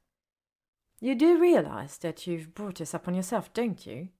Harry nods gravely. "I do, and I will face the consequences of my actions like a good Gryffindor." She pats his hand, jumps from her chair, and proceeds to subject him to almost 2 hours of payback. All the dresses Ginny left there last week go on display, especially the outrageous ones. Hermione and Harry both giggle at a long white gown covered in ostrich feathers, a set of robes embroidered with moving glow-in-the-dark solar systems, and a fluffy pink and gold taffeta number that could only have been popular in the 1950s. Finally, at 7:15, Hermione gets down to business and tries on the black silk dress she's been eyeing all week. If it's possible, she loves this one even more than the dress she wore last weekend. Tonight's dress fits perfectly snug in the strapless bodice, but flaring prettily at her waist when she spins. It even has deep hip pockets where she can hide her wand. Without Mavie there to direct things, Hermione opts to leave her hair wild and her lips color-free. But she does slip the transfigured heels back on and fasten diamond studs into each of her earlobes. When she exits the bedroom and performs a twirl for Harry, he lets out a low wolf whistle. "Wow, Hermione, you look almost as good as Ginny would in that dress." She snorts, dipping one foot behind the other in a kind of curtsy. "Considering how you feel about her in clothes, I'll take that as a compliment." It's then that Harry spies her heels. Hermione?" "Yeah." "Since when did you start wearing shoes like that?" "What, you don't like them?" "They're nice, and they definitely show you off in the leg department, but Merlin, Hermione, they're so tall for you." She glances down at her pointed toes. "Oh, I know, but Draco's at least a hair taller than me, and it's nice to look in the eyes one way." Hermione tries off when she realizes what she said. She glances back up at Harry, and he's watching her again with a concerned frown. "Are you sure you're not dating Malfoy?" "Really, Harry, really?" She infuses her words with as much indignation as possible, mostly because she doesn't know the answer to his question anymore. Chapter 16. 10 minutes until 8, Harry gives her a brief hug for luck and then ventures into her fireplace. Hermione stares after him, unsure of how to best proceed. Should she just flee then? Just waltz into Malfoy Manor as though she owns the place? She realizes now what an intimate gift this flu connection actually is. She's never had to think about something like this before. It was always a foregone conclusion that she and her friends would connect their homes by flu. But with Draco, this pathway is different. It's not just a direct line from her home to his. It's also an invitation to make herself comfortable at his home, to come and go in his world as she pleases, in direct opposition to what Theo told her about the grown-up, isolated Draco. It's also a literal symbol of Draco's trust in her. The realization is a tad daunting, so she decides to approach this like a Gryffindor. Jump first, analyze later. Repeating, "Don't think, don't think, don't think," in her head, Hermione hops into her fireplace, announces Malfoy Manor, and holds her breath for the ride. Draco's suspicions were correct. The flu upsets her far less than apparition, and she steps into his library with a steady heartbeat and a clear head. That is, until she sees that he's waiting for her in one of the green armchairs, and her heartbeat becomes just a bit more erratic. He has one leg folded over the other and his face hidden by a thick leather volume. The book's spine reads, "Potions in Practice. Sourcing materials in a world of shrinking resources." "Good read," she asks as a greeting. He lowers the book to reveal a smirk. "Good trip?" "Quite nice, actually." Hermione tries to conceal her smile by brushing some scoot off the skirt of her dress. "Do you feel like assaulting me some more?" he asks. "I think there are still a few spots on my shoulder you didn't bruise last week." "Well, you should know that I'm a little violent when I have no idea what's going on." "Duly noted." Draco closes his book to set it onto the empty tea table. Hermione takes advantage of the fact that his eyes are averted to drink in the sight of him. He's eschewed the black suit for a grey one, and it looks rather striking against his pale skin and hair. Again he wears the white Oxford shirt, but tonight he's paired it with a light grey tie that matches the colour of his eyes. Hermione must admit that suits do make nice weekend wear, particularly on him. "Dinner?" he asks, gazing back at her in a knowing way, like he's aware that she was just checking him out. She simply nods and slips her hand into the crook of his elbow when he stands to offer it. They exit the library without speaking. Darkness lies so heavy in the hallways it almost muffles their steps. Almost muffles his voice when he whispers, "You look beautiful tonight." "So do you," she blurts out, and then audibly groans in humiliation. Draco doesn't respond at all.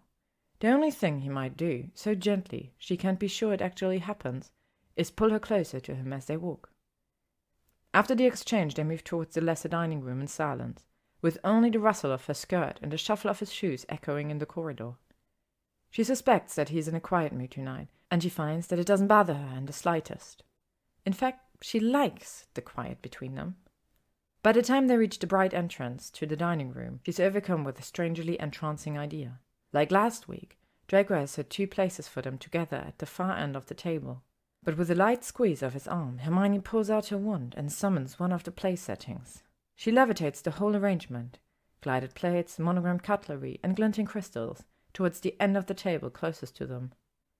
Once she finishes, there is a setting at each end of the impossibly long table. Draco turns towards her, frowning in inquiry. Hermione's lips just curl into an inscrutable smile. She lifts onto her toes, kisses him lightly on the cheek, and makes her way, with a small swing of her hips, towards the farthest away chair. "We're so far apart we won't be able to talk to each other," he calls after her, but she just waves her hand without turning around. "You're a resourceful man. I'm sure you'll figure something out." By the time he's conjured their drinks, no wine this time, but magically chilled, self-refilling glasses of water, he's apparently solved her puzzle.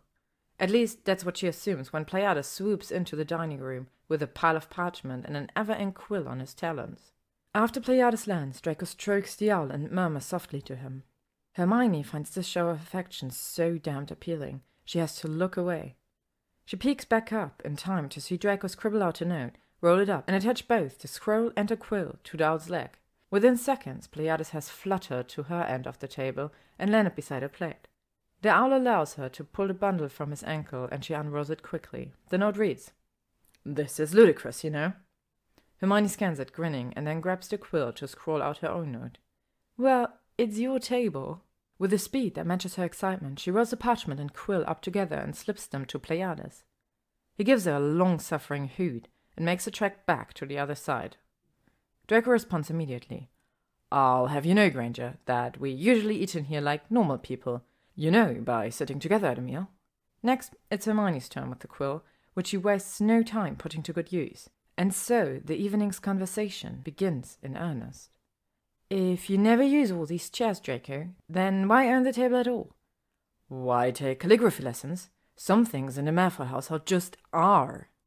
"Like owling your guest at dinner?" "May I remind you, Granger, that you were the one who wanted to eat this way?" "Fair enough. Although I'm starting to regret this method of communication. Wild animals and gazpacho doesn't really mix, if you catch my drift." "Don't insult Pleiades that way. He's an impeccably clean bird." "Sure he is, and his feathers go very nicely with chilled tomato soup." "I'm glad you agree."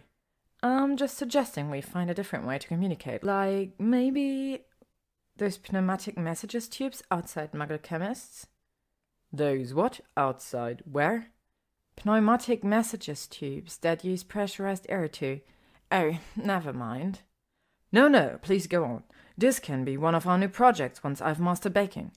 We'll revire the damp front gates and then install pneuma tubes to the side of my mother's 600-year-old table." "This table is 600 years old?" "Give or take. You know, I can't help but feel like I'm eating dinner with Bruce Wayne."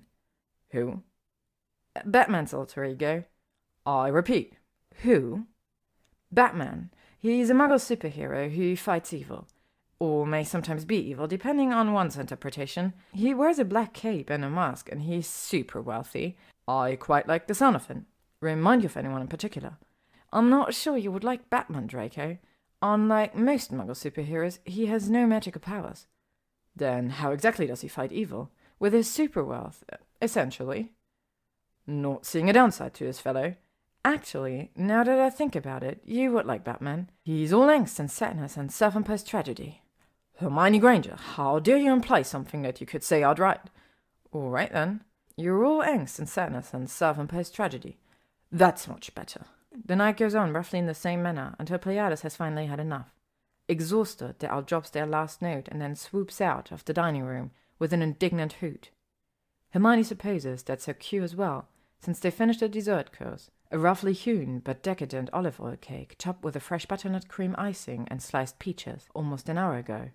She folds her napkin onto her plate, pushes back her oversized chair, and makes the long walk towards Draco's seat. When she arrives, she says nothing, but she holds out her hand for him with that little smirk she knows he likes. Draco lifts one eyebrow, smirks back, and takes Hermione's hand to pull himself standing. Their wordless communication is clear enough.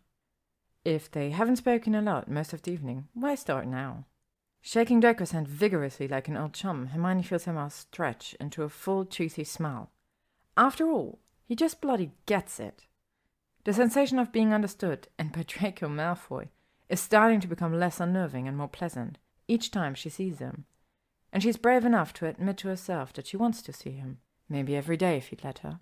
Draco smiles too. They stay like that for long enough that at some point their joined hands stop shaking and start holding. She realizes with a start that they've been standing like that for a while, hands and eyes locked, with what seems like less and less space between their bodies. Also, she apparently stopped breathing some time ago. Hermione drags in a big gulp of air, gives Draco a firm nod of goodbye, and slips her hand from his. It's clear that she intends to leave the dining room as she occupied it tonight, silently, and so he lets her go without comment. She moves through the dark hallway wordlessly, but when she makes it back to the small library, she pauses to run her fingers along the place where Draco's fingertips traced her palm just before she walked away. Chapter 17. So, Hermione mumbles into her glass of wine. I might be dating Draco Malfoy. Harry recoils from her admission, but Ginny crows in triumph. I knew it! She practically shouts, making the other patrons in the fancy Mago restaurant shoot glares at their table. I knew it! I knew it! I knew it! Hermione sighs and sets down her wine, a 1989 Chateau Margaux, because she intends to treat herself when not in Draco's presence. It's Friday evening, the night before her next, date with Draco, and she's finally decided to make a full confession to Harry and Ginny, with good food and plenty of Bordeaux. You were right about your suspicions, Harry, she admits, but I swear it just crept on me.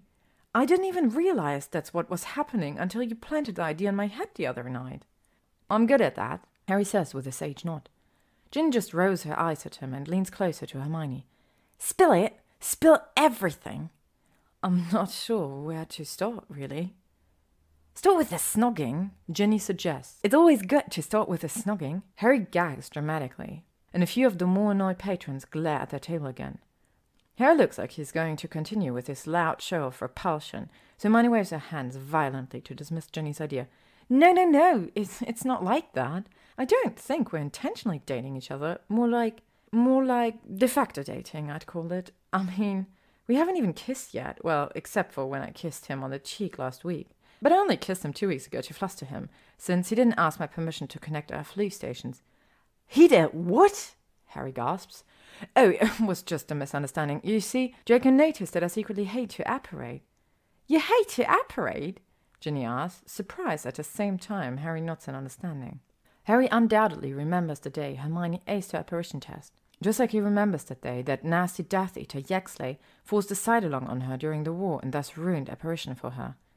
I do hate it, almost as much as flying. So Draco was technically trying to do something thoughtful for me, albeit in an irritatingly intrusive way. Yeah, Harry says. But it was also somewhat sweet, Hermione argues. I think he just doesn't know how to dial back the extravagance. Like the wine he served at our first dinner. I mean, Merlin, a bottle of 1947 Cheval Blanc probably costs more than my flat. But that's just Malfoy, isn't it? Harry scoffs.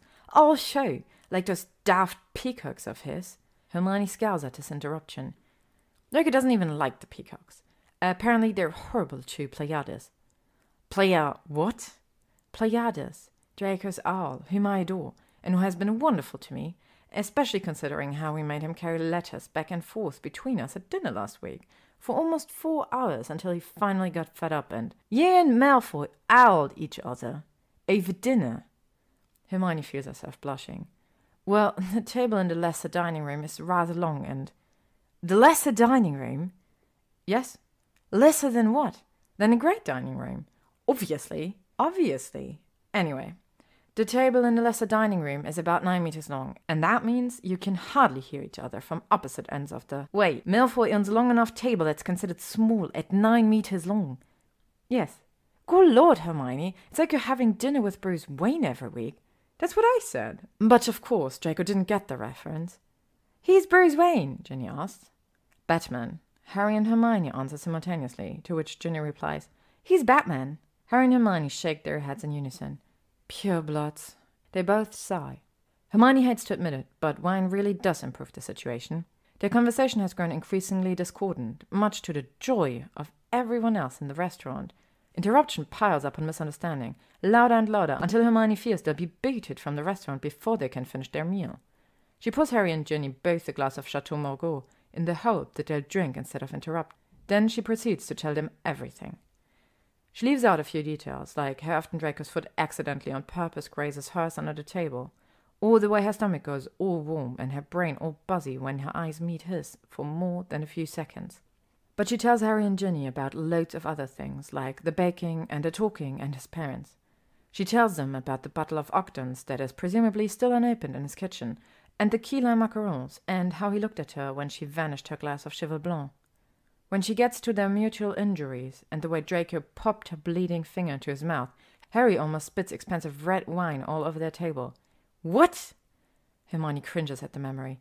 I know, it was definitely something. Yeah, Harry snorts, a sound he only makes when he is smidget drunk. And that something is unsanitary. But also symbolic, right? As soon as Ginny asks the question, she and Harry share a worried glance. Then they both look back at Hermione. Is he still, a giant pureblood elitist? Hermione finishes for Harry. I don't think so. Not if he did something like that with my finger. After he healed me, Draco basically admitted that he didn't believe in the blood purity rubbish anymore. But I know it takes time for races to come to terms with his own bullshit. Maybe a lifetime. Did you have that long to wait? Harry asks harshly. It's Ginny, however, who reaches across the table to take Hermione's hand. What does your heart tell you, friend? Hermione gnaws on her lower lip before answering. My heart tells me that Draco's changing, that he knows he was a terrible human being, and the knowledge makes him sick, literally. He wants to be a better person, is trying to be a better person, and I think I'd like to be there to see the results. The table falls silent for a long time, even after their bowls of sorbet arrive. Harry is still deep in thought, listlessly dragging a spoon through his melting dessert, when Hermione says, Harry, if it makes you feel any better, you have my permission to hex him if he hurts me. Harry grins drunkenly. Hermione, if Draco Malfoy hurts you, I'll just be the first in a very long line of people who want to hex him. Ginny's eyebrows woggle. Including Gregory Goyle, apparently.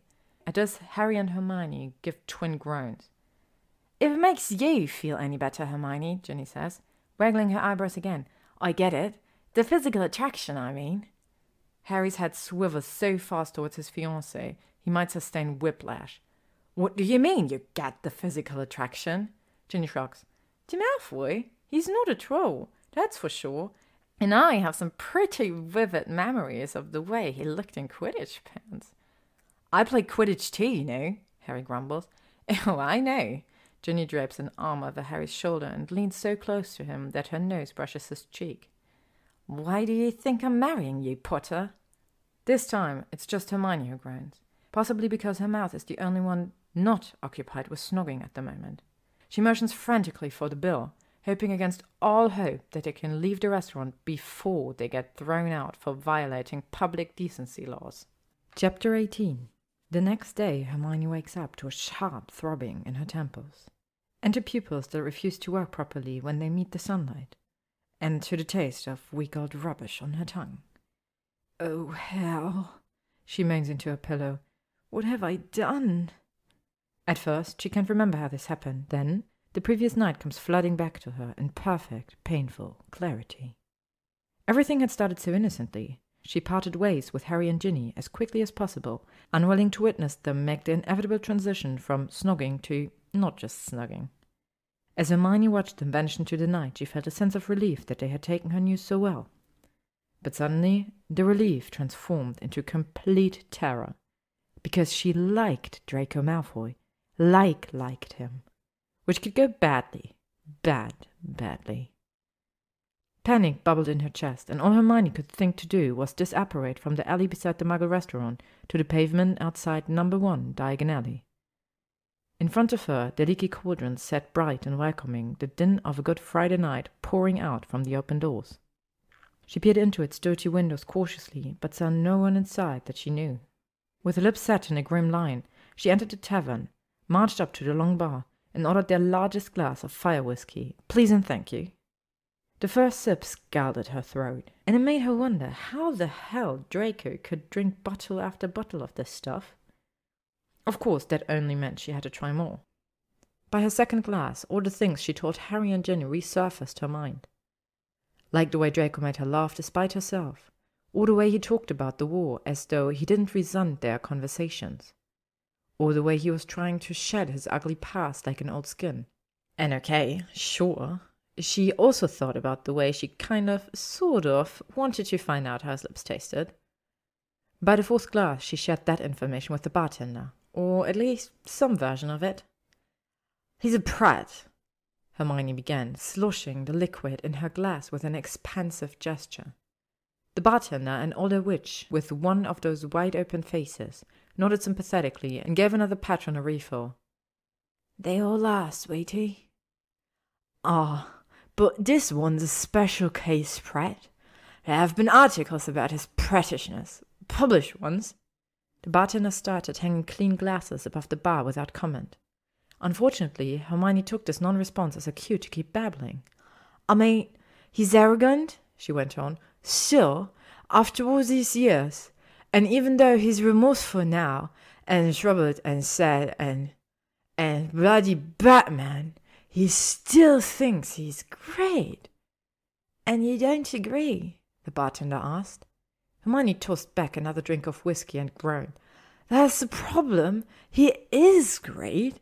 Just not in the way he thinks. I mean, yes, he's fit, good-looking and rich, handsome Batman. But he's also funny and clever and perceptive and honest in a way he didn't used to be. And his eyes, Merlin, his eyes." She didn't finish cataloguing all the things that were wrong but also weirdly, unexpectedly, wonderfully right about Draco Malfoy until her glass rattled with only ice cubes. By this point, the night had grown very late, without Hermione realizing it. The bartender had already ushered out the remaining patrons, locked the front door, and Lumos Nox the main lights. Then, with a practiced hand, the older witch led an unsteady Hermione to the flue station at the back of the leaky. "Where to, love?" the bartender asked, gently positioning Hermione in the fireplace and scooping up some flue powder. "Granger's flat. I mean my flat. Hermione Granger. I'm Hermione Granger, and I have my own flat." "How nice of you, dear," the bartender said, patting Hermione on the back before tossing the powder at the younger witch's feet. All of which leads Hermione to her current predicament, lying full-clothed in bed after 2 p.m. on Saturday, hungover and still very confused about a funny, clever, perceptive, honest wizard with stupidly interesting eyes and a bad past. "Why am I an idiot?" Hermione wails, kicking at her tangled sheets. "Well, miss," a small voice to her right squeaks, "given the smell of your breath, maybe you would say Miss had too many drinks last night." Hermione immediately rose onto her side and pulled her covers back up to her chin. "Maeve, what are you doing here? I didn't show up at the manor last night, did I?" The elf, who looks quite at home sitting on the plush chair beside Hermione's bed, gives the witch a tranquil smile. "No, miss, you did not. Mavy's just here to deliver a message, and to help miss by the smell of it." Hermione opens and closes her mouth dumbly and then croaks. "Message? Why didn't Draco just send Pleiades?" "Well, to be honest, Pleiades is still a touch miffed at Mr. Draco after all that flying around inside the dining room last weekend.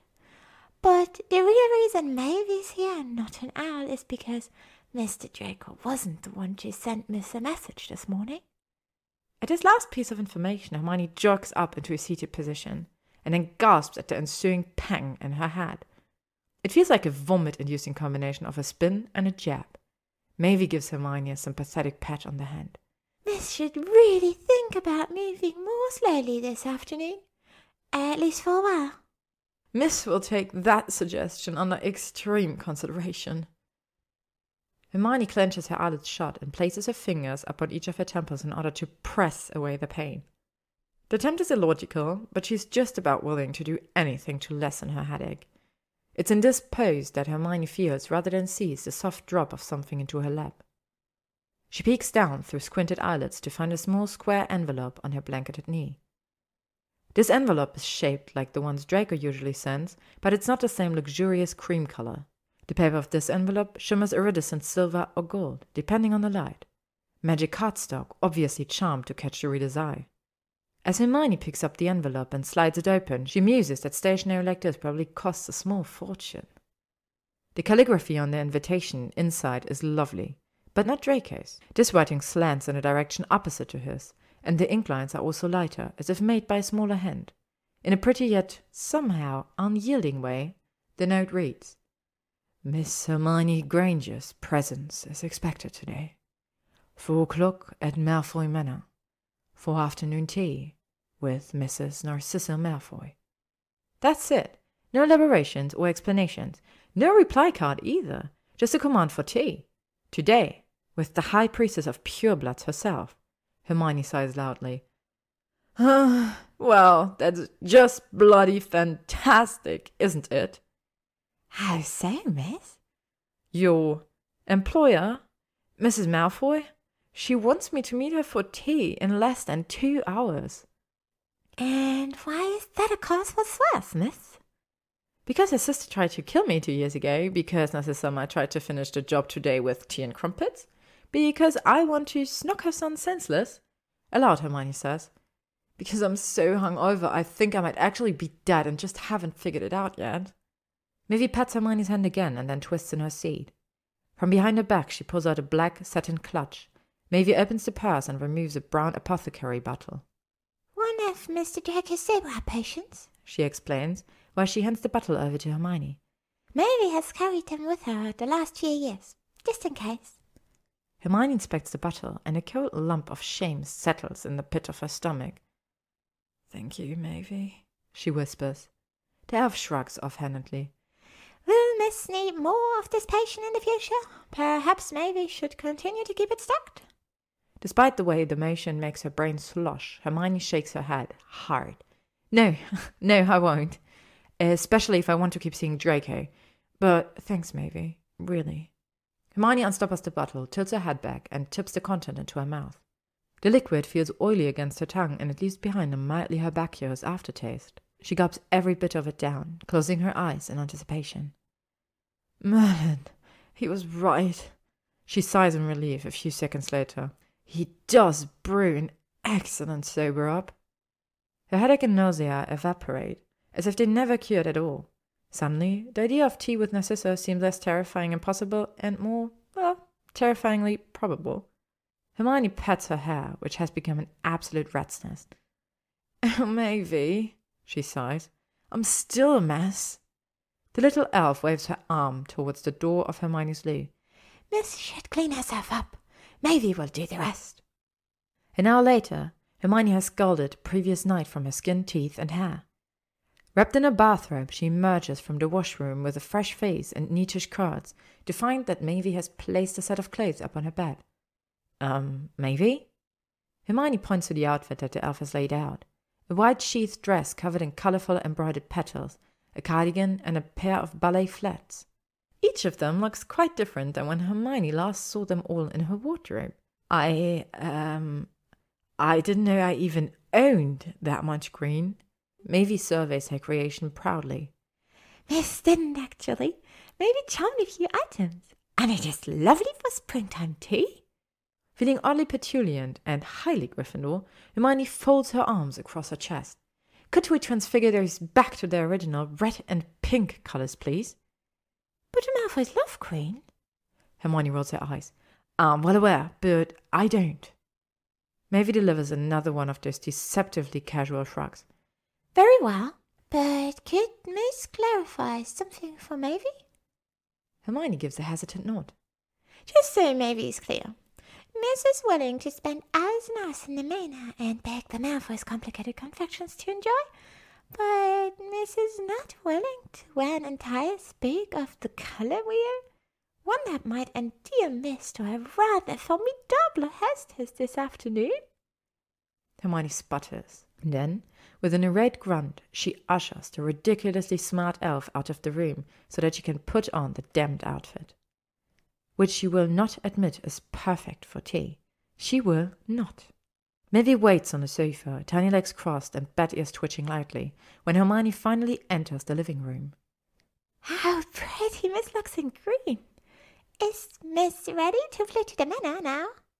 We were a bit early, but that should give Miss a little time to spend with Mr. Draco beforehand. Actually, just give me a moment, Maeve. There is something I need to do first. Then Hermione adds, oh, and Maeve, don't think you and I aren't going to have a serious talk later about my flu and privacy and what friends do and don't tell each other. Of course, Miss Granger. Maeve nods gravely, but Hermione doesn't miss the sparkle in the little elf's eye. Away from the elf and in the safety of her kitchen, Hermione leans against the counter for support. I can do this, she thinks. I can do this. Then she goes to her fridge to retrieve what she came in here for, a long creamy tart filled with cranberries and toasted hazelnuts. It's an experimental dessert, but the best she can do on such short notice. With her wand, she summons a lavender-hued cake box, sets the tart inside, and wraps the whole package up with fairy lights and a transfigured sprig of purple thistle. The result is lovely and looks far more Granger than Malfoy, which is sort of the point. Hermione levitates the cake box into the living room, following behind it with her wand raised. She needn't do so. She could carry it after all. But doing magic has always soothed her, ever since the day she received her Hogwarts letter. The surging tingle of it reassures her, focuses her, and boy does she need to focus right now. Finally, just beside the fireplace, Hermione tucks the box under one arm and slips her wand into her cardigan. You coming, Maeve? She asks over her shoulder. Oh, no, miss. Maybe has errands to run in Diagon Alley, but Maybe wishes Miss the best of luck. Just go to the ladies' parlour. It's a yellow room on the first floor, not too far from the smaller library. Miss Narcissa will be waiting. Before Hermione can answer, even turn fully around, she hears the crack of disapparition behind her. Maeve, it seems, isn't going to stroll hand in hand with Hermione into this tea. Facing her flu station, the witch shudders slightly. All right, she thinks. Alone then.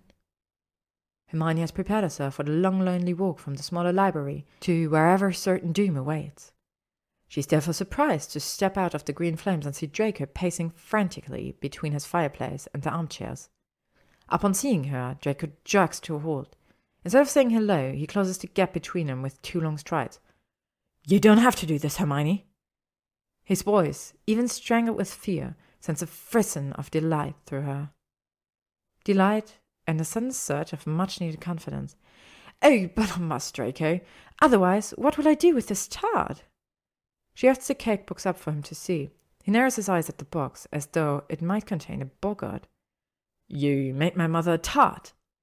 Well, I made the tart a few days ago, and I've brought it to your mother today.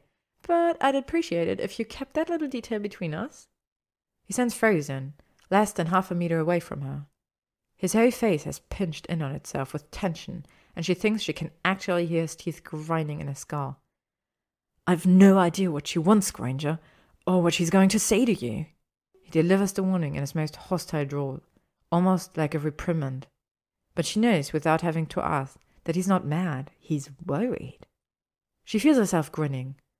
Do you think you could take me to the ladies' parlour? Because Maeve's direction left something to be desired. I mostly got the word yellow, and somehow I don't think that's going to help me much. Draco doesn't move, except for the twitch of a muscle in his jaw. Sighing, Hermione transfers the cake box to one arm, reaches for his hand, and drags him to the library door. Only when they left the room and started down the hallway does he speak.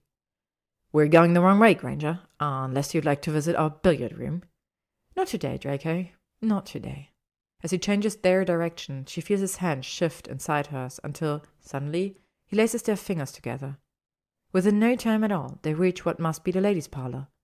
Warm sunlight pours out of the entrance, and Hermione can smell the floral notes of her favourite tea. Draco jerks them to a stop beside the doorway and pivots towards her. You don't have to go inside. She angles her head towards him and whispers, I'm pretty sure I do. No, you don't. I can just tell my mother you fell ill and had to go home. I'll be fine, Draco, and I have my wand on me if not. Bloody Gryffindor, he growls, but he gives her hand a tiny squeeze. Before she can respond with some disparaging remark about his house affiliation, Draco leans over, brushes his lips against her cheeks, and then practically bolts away from her down the corridor. There's an absolutely still moment when nothing in the universe moves. Then slowly, Hermione wonders whether the buzz in her brain has lost its volume control. That might explain why it's changed from white noise to raucous stadium cheers. Listening to the roar in her head, she absently touches her cheek. The skin there feels warm from either her blush or his kiss, or both. Once Hermione has both her brain and her blush under control, she crosses the threshold of the parlor, feeling a little like she could take on Voldemort himself. Chapter 19. The steel in Hermione's spine weakens just a touch when Narcissa Malfoy rises to greet her. It's nothing the older witch says or does per se. It's just a persistent sense of betterness that seems to radiate like an aura off each of the Malfoys. Almost as though privilege and wealth compares to their very DNA. Miss Granger, Narcissa says warmly while exuding an air of noblesse that sets Hermione's teeth on edge.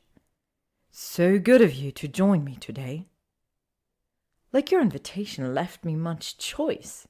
Aloud, Hermione says, it was good of you to invite me, Mrs. Malfoy. Narcissa, please. Let's not stand on formality. All right, but I insist you call me Hermione then. I hear enough Granger from your son. One of Narcissa's cheeks dimples reflexively. She smoothes an invisible wrinkle in her robes, perhaps an attempt to cover her amusement. I suppose that's fair, Hermione. As if to punctuate their accord, Narcissa sweeps her arm towards a set of delicate-looking wingback chairs that have been upholstered in bright yellow brocade. In fact, the entire room is yellow. Wallpapers, rugs, curtains, paintings, even the wainscoting. Everything in the parlor oozes butter or daffodil or mustard. Narcissa must notice Hermione's reaction to the color scheme, because she asks, "What do you think of the decor?" Hermione places the cake box on an empty side table and takes a seat in one of the wingbacks. It's very sunny, she hedges. It's very garish, Narcissa says bluntly. She sits down across from Hermione and levitates a steaming china teapot towards them. Lucius' grandmother decorated this room many years ago for ladies' luncheons. I suppose she thought the color would lighten the conversation. Personally, I think it only contributes to migraines. Hermione relaxes a millimeter as she takes a teacup from Narcissa's extended hand. Imagine the amount of pepper-up potion they must have added to the tea back in those days just to bear all this lightness. Narcissa grins. Actually grins. And Hermione can see a trace of Draco in the expression. Oh, I think it was more than tea or potions they were drinking in here, if you catch my meaning. Can you blame them? Hermione asks. There's only so much a witch can do to survive all this canary and sunflower. Agreed. It's not half as pleasant as, say, green. Or red. Hermione counters and then blanches when Narcissa conducts a deliberate review of her clothes, which happen to share the exact spring green hue as the robes Narcissa wears today, a fact that Maeve conveniently forgot to mention. To Hermione's relief, the older witch doesn't comment on Hermione's outfit. Instead, she waves one hand dismissively in the air. Green, red, puce, anything but yellow as far as I'm concerned. Hermione nods. Then with the flame of a Gryffindor pride still flaring inside her heart, she decides to take a stab at a thornier topic. I like how you've remodeled the parlor on the ground floor, she says. Much lighter in there now, at least from what I've seen of it whenever I'm standing in your foyer. Narcissa's expression freezes, a trait she apparently shares with her son whenever the subject matter or situation takes an unexpected turn. Then the older witch smiles knowingly. Thank you. I do find that cream has changed the tenor of the room. Quite right. Cream doesn't have the same negative connotations that the black and slate grey did. Less torturous, perhaps? Narcissa's lips quirk higher. Well, Hermione, I'll give you this. You certainly have a way with words. That I do. A few minutes pass as the witches drink their tea in uneasy silence. Eventually, Hermione can no longer stand the tension in the room, so she sets down her cup. I've brought something special for us today. Narcissa mirrors Hermione's action with her own teacup. Oh, good. I was hoping to try another of your treats. While Hermione levitates the cake box towards them, Narcissa does the same with a set of china plates. No peacock feather this time, but silvery M's that magically change from upper to lower case and then back. Hermione is just about to remove the tart for serving, but Narcissa catches sight of the box itself. "Oh," she sighs, "the wrapping is quite pretty. May I?" When Hermione nods her assent, Narcissa raises her wand and directs the package into her own lap. First, she admires the fairy lights and the charmed thistle. Then she opens the lid to ooh and ah at the confection inside. "This looks scrumptious. Shall I serve us each a slice?" "I can do it," Hermione says, but Narcissa waves away the offer. "No, I insist. I'm the hostess after all." Hermione bites the inside of her cheek as Narcissa wants a slice of tart onto each of the dessert plates. Hermione can't help but wonder how the rest of this tea will go when they keep dancing between sincere conversation and stilted niceties. Maybe this is the way of things in pureblood society, all unspoken rules and guarded smiles and skilled machinations. If so, Hermione doesn't want much part in it. But given how she feels about Draco now, her distaste for pureblood convention may be a moot point. She accepts a plate from Narcissa, but waits for the older witch to take the first bite. After all, the tart was a last-minute decision, one she's afraid might rescind her invitation to Malfoy Manor forever. Luckily, Narcissa's eyelids flutter shut, and she makes an involuntarily happy noise. She finishes her chew before asking, "Cranberries, I think, with some kind of nut." "Hazelnuts, toasted." Narcissa's eyes finally open. "What an interesting combination. I wouldn't have thought to pair them, but they work well together." "Thank you.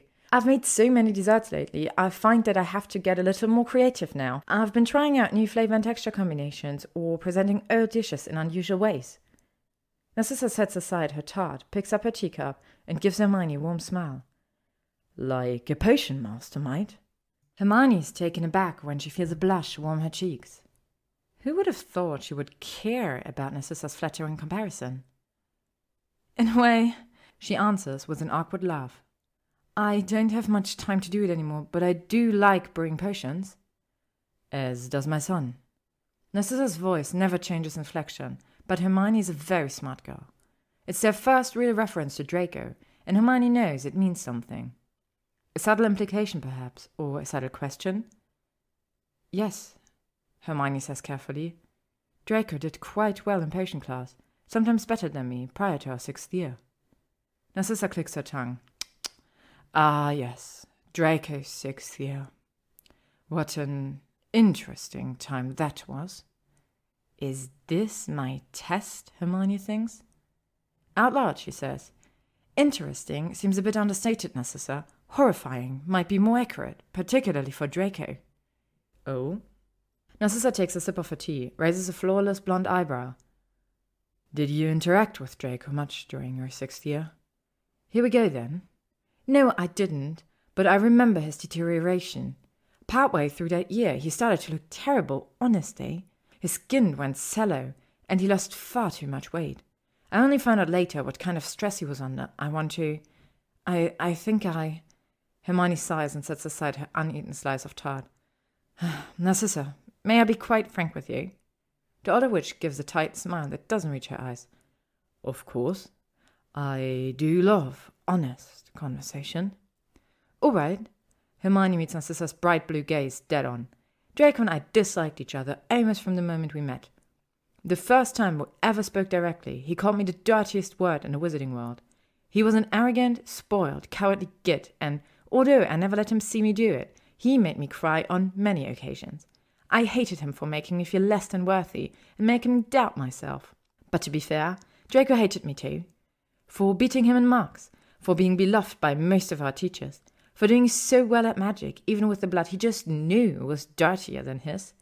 An idea he no doubt learned while sitting next to your haute couture stilettos." Hermione pauses in her brutal tirade to gauge Narcissa's reaction. Narcissa, however, sips her tea impassively and waits for the younger witch to continue. So Hermione heaves another sigh. "I suppose the answer to your question, Narcissa, is yes. Draco and I did interact, in the worst possible ways, but some things changed in our 6th year. I'm not sure if it was after he began missing our newt level classes or after his eyes went so dull, but I started to watch him. When Harry cast a sectum semper on him, I was livid. Draco never deserved that, and to this day I hate that it happened to him. He didn't even deserve it after he sat there and let your sister crochet me. I know I'm one of the few people who hold that opinion, but I truly, deeply believe it.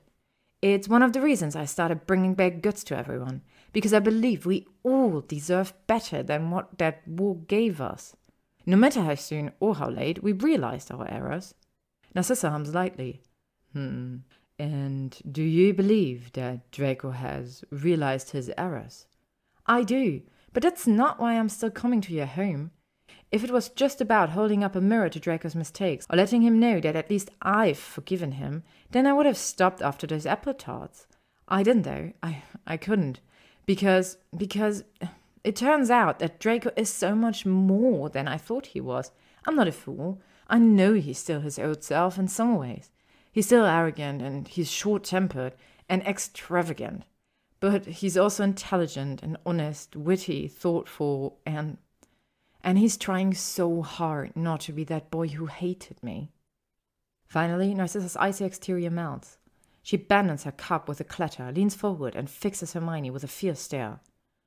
Do you still hate him, then? Of course not. Quite the opposite, actually. The confession pours from Hermione's mouth as though she's just swallowed Veritas serum. It's a lot of truth to speak aloud, particularly to your former enemy, and both witches fall silent for a long while. Then a soft, tender glow enters Narcissa's eyes. I can see why Draco likes you so much. At this, Hermione begins to cough. Ma'am? She chokes out rather inarticulately. My son, he adores you. He adores me? Oh, yes. It was terribly obvious that morning in our kitchens when we shared the key lime pie. And when Draco speaks about you, my goodness, his whole face changes. But it's also obvious that he's terrified to tell us. He fears our reactions, I think. Due to my blood status, Hermione concludes. Narcissa retrieves her teacup. Among other things, my dear. For instance, your wealth, or lack thereof, I'm assuming. Your position at the very ministry that punished our family, and your previous connection to the youngest Weasley boy, who undoubtedly still hates my son. As Narcissa rattles off the list in that pleasant, high-born cadence of hers, a lump of dread lodges itself in Hermione's throat. How could she have been so foolish, so silly as to think that maybe she and Draco Malfoy could ever have something? That his prejudiced parents might actually approve of someone like her? I see, she says dully. I should probably go then, yes? Narcissa responds with a peeling laugh. Oh, dear girl. No, you mistake me completely. I do. Narcissa laughs again, like Hermione has just heard a hilarious joke. Of course. Those are the objections that Draco thinks I'll have to your friendship. But you don't have them anymore, Narcissa finishes. No, I don't. I did at one time, obviously. Once I hoped that Draco would align himself with someone from the Sacred 28, infuse our line with new pure blood, and our vaults with more galleons. I wanted that future for us almost as fervently as Lucius did. But I've come to want other things for my family now. Things that are much harder to come by. Such as? Peace, Narcissa breathed. Calm, uneventful, unambitious peace. And, where Draco's concerned, happiness. So, how do I fit into this new vision of your family's future? Narcissa shakes her head. My dear girl, in the short time you've been visiting us, you've brought both of those things I so desperately desire. Peace to this home, and happiness to Draco. It's unexpected, I'll admit, but not unwelcome. Not at all. So, as to your place in our future, that's entirely up to you. Hermione does her once-twice blink. Then she smiles broadly and raises her wand towards the cranberry hazelnut tart. More dessert, Narcissa? The sun has set and the yellow decor faded into a more bearable gold when the two witches finally emerge from the room. They remain in such deep conversation that neither notices the lanky figure leaning dejectedly against the wall opposite the parlor door. Narcissa catches sight of her son first. "Draco, darling, whatever are you doing out here?" He starts, but his mother cuts him short before he can articulate an excuse. "If you insist on lingering about like a Hogwarts ghost, darling, please try not to slouch." Narcissa turns away from her son to face the young witch at her side.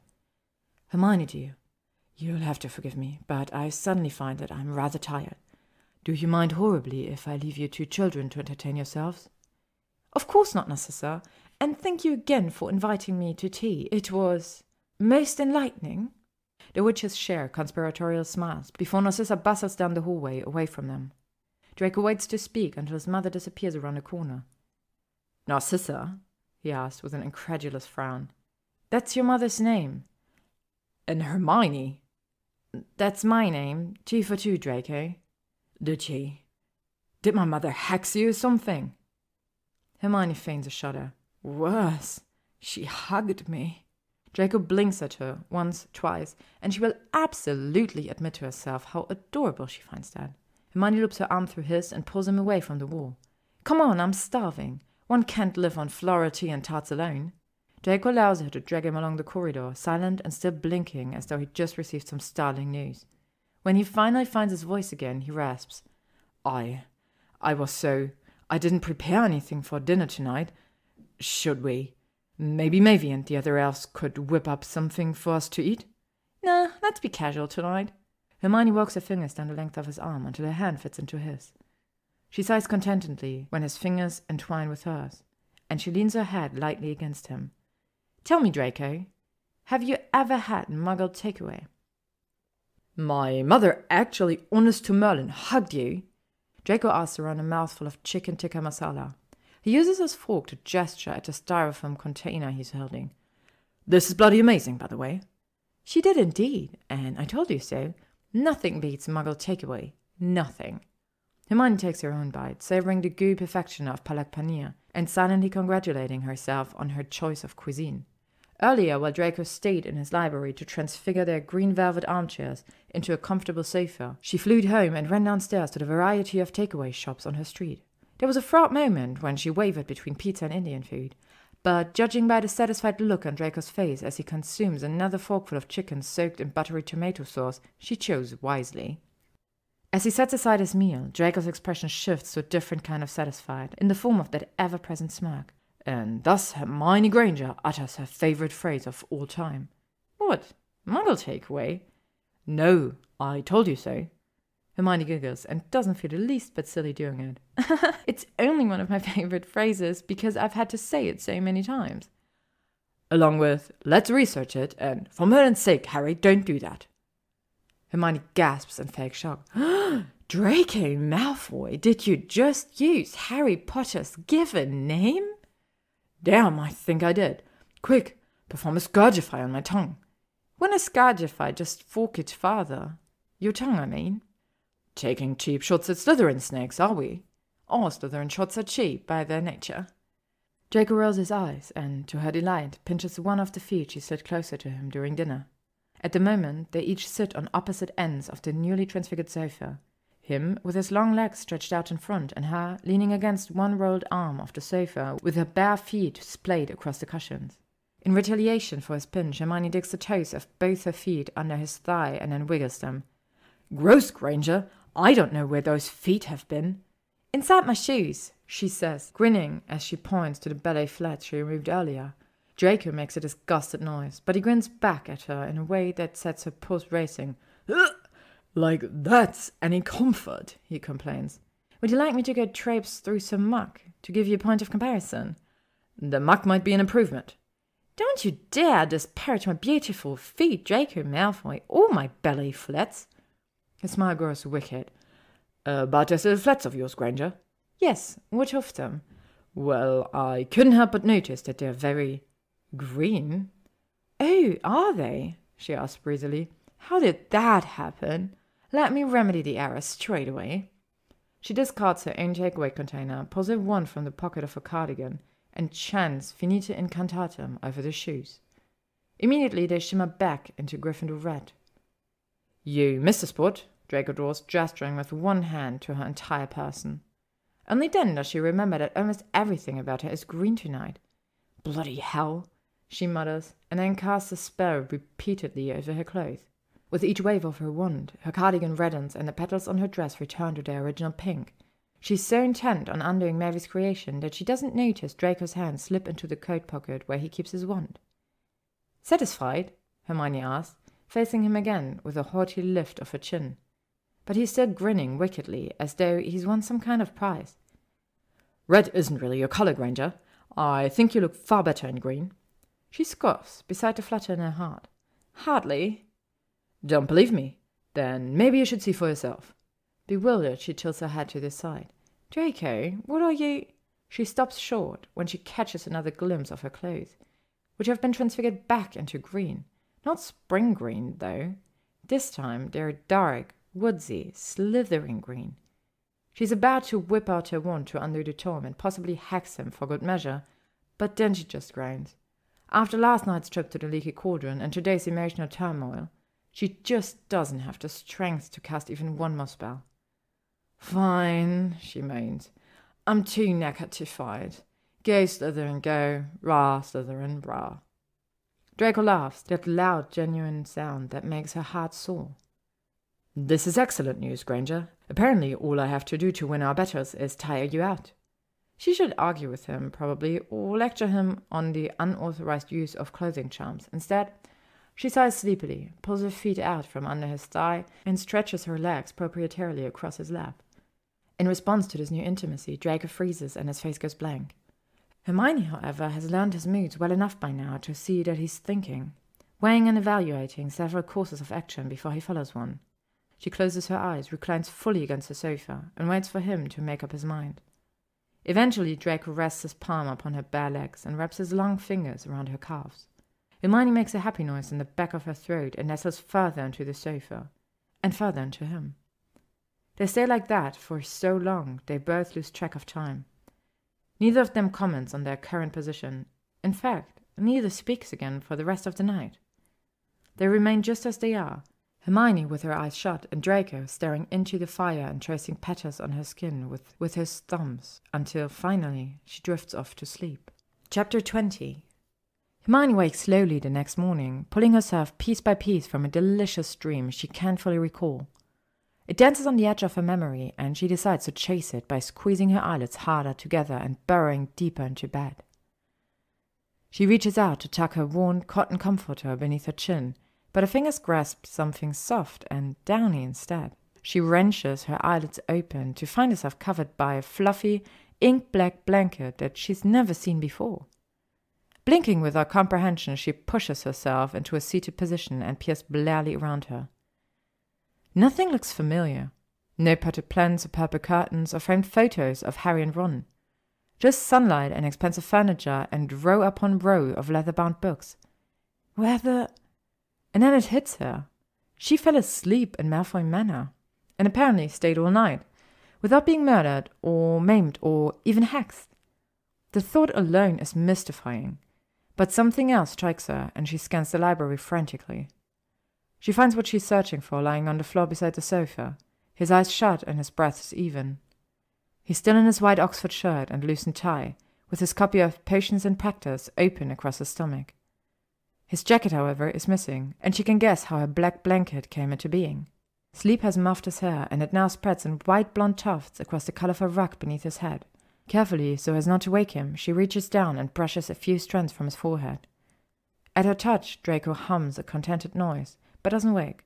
Something about that sound makes her heart constrict, and for a second, Hermione thinks about leaning over to taste his lips. Instead, she untangles herself from her covers and climbs off the sofa. She stands above him, unsure about what to do, until her stomach rumbles. So she pulls her wand out from her cardigan to perform a de-wrinkling charm on her dress, and then steps over Draco's prone form. Her shoes lay next to one of the sofa's clawed feet, and she starts to slip into them, but a hitch in Draco's breath makes her pause and pull back one foot. Slowly, gently, she picks up her ballet flats and sets them on top of his transfigured jacket. The Gryffindor red shoes stand in stark contrast to the inky black of the blanket. There's no way Draco won't see them when he wakes up, and they should let him know that she's still somewhere inside the manor. Message thus delivered, Hermione creeps quietly from the room. In a dark corridor outside the library door, she takes a minute to orient herself. To her right, she sees a long row of closed doors. To her left, a hint of light glows from the end of the hallway. She moves in that direction, hoping to find the main staircase. A few wrong turns, several unfamiliar corridors, 3 staircases, and some whispered swears later, Hermione finally finds herself at a door to the manor's kitchen. She pushes against the ancient wood and sighs in relief to find the huge room empty, of both elves and Malfoys. After a quick scan of each of the pantries, she sets to work. Hermione has no idea how long she's in there, scurrying between mixing bowls and frying pans and ovens. Instead of tracking time, she loses herself in the consistency of batter, the sizzle of crisping sausages, the smell of vanilla. This is the reason she started baking that early May morning last year. For the sheer joy of it, certainly, but also for the way the ingredients demand a total commitment of her brain and heart. The transformation of food is the closest thing to magic she's experienced outside of her wand, and each time she cooks, it's the closest she gets to freeing herself of the dark, wonderful, terrible past. She stacks the last crab onto a tall pile when a faint ahem draws her attention to the doorway. Draco stands there watching her. He's shucked his tie and his shirt and hair are still messy. Her shoes are in his hand and there's a softness to his eyes that she hasn't seen before today. Her heart constricts again, so much so she can only whisper, "Good morning." "Good morning," he says. The rough, just-woken quality of his voice does something pleasurable and vaguely awkward to her core. "Breakfast?" she offers, desperately hoping he doesn't notice her cheeks redden or her pupils widen. Draco just nods and circles the kitchen island to stop right behind her. He drops her shoes to the floor so that she can slip into them whenever she wants. Then, without saying a word, he leans around her to take a strip of meat from a plate of food she set out. In doing so, his chest presses against her shoulders. Before she's consciously aware of it, Hermione pushes back into him. The moment their bodies are flush, Draco inhales sharply, but he doesn't pull away from her. Instead, his free hand drops to her hip. "Granger," he whispers in her ear, and her brain buzz explodes. She's about to wrap her arms around his neck and kiss him until he can't breathe anymore, when another voice stops her short. "Good morning, Draco. Miss Granger. What a pleasant surprise." Hermione's attention slides reluctantly to the doorway where Lucius Malfoy is staring at them. Draco lingers at her back for a few heartbeats, his hand still on her hip. Then, with a tiny groan only she can hear, he lets her go and steps to the side. "Father," Draco drawls. The lack of welcome positively drips from the one word. "Do you mind if I join the two of you?" Lucius asks, either oblivious to or unbothered by his son's irritation. "I couldn't help but follow the smell of breakfast." From the corner of her eye, Hermione sees the hard lines of Draco's mouth soften. "Are you actually hungry this morning?" he asks his father. Despite his prior annoyance, Draco's voice is tender, as though Lucius being hungry matters far more than it used to. "I am," Lucius says, smiling, "although it may not be that surprising, given the effect of Miss Granger's cooking seems to have on me." The unexpected compliment almost makes up for the opportunity she and Draco just missed. Hermione summons another plate and quickly serves up 2 crabs, half a grapefruit, and a large helping of sausages. She hands the plate to Lucius and waits for him to pull out his wand to acquire his own cutlery and bar stool. When he doesn't, she frowns and summons them for him. "Thank you," he says quietly as he takes his seat, "for doing all this work, Miss Granger. You see, I am no longer permitted the use of a wand. Ministry orders." Hermione feels something cold drop to her stomach. Part of her is pleased, thrilled even, that the infamous Lucius Malfoy has been chastened in this way, that he can no longer do the type of harm he used to do with a wand. But another part of her is sickened by the punishment, by the sheer horror of a wizard being so denuded. "I'm sorry," she whispers. Before she really knows why, before she can comprehend the lunacy of it, she reaches out to grasp him. 3 sets of eyes snap towards the side of Hermione Granger's little hand, clasped over Lucius Malfoy's. Almost at once, Hermione jerks her fingers back as though she's touched a viper. I'm not sure, Draco saves her by fixing himself a plate, loudly. "Granger," he says, his volume at least 3 notches higher than usual. "Should I put jam on these little pancakes then?" Hermione feels such a strong rush of gratitude she could kiss him. But Lucius still watches them closely, so she fills her words with derision.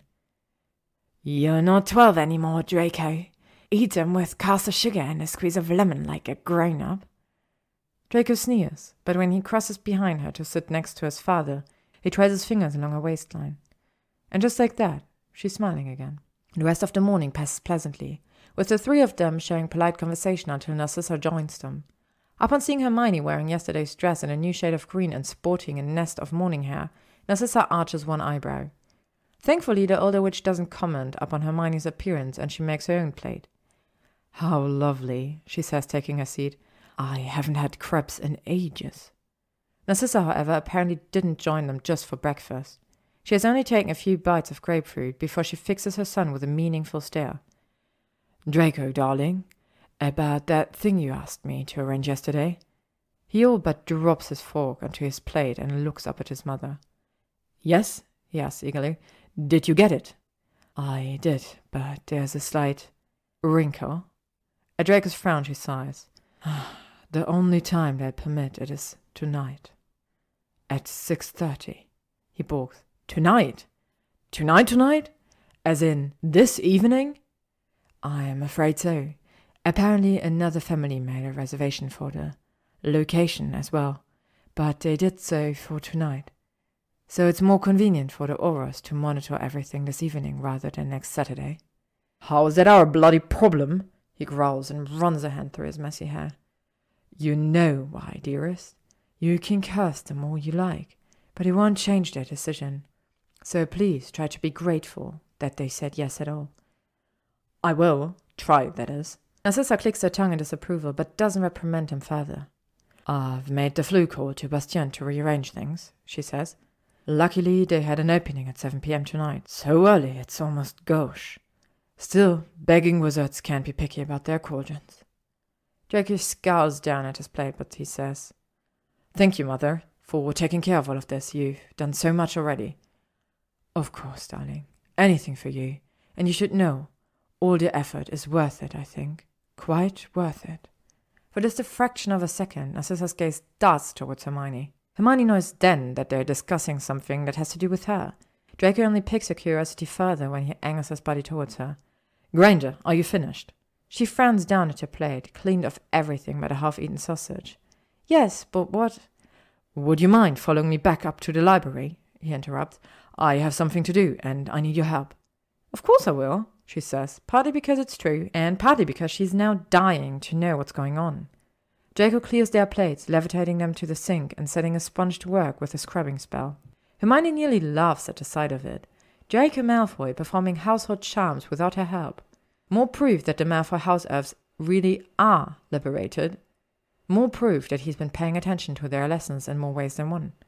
Oblivious to her amusement, Draco kisses his mother on the cheek and nods at his father, and goes to the kitchen door.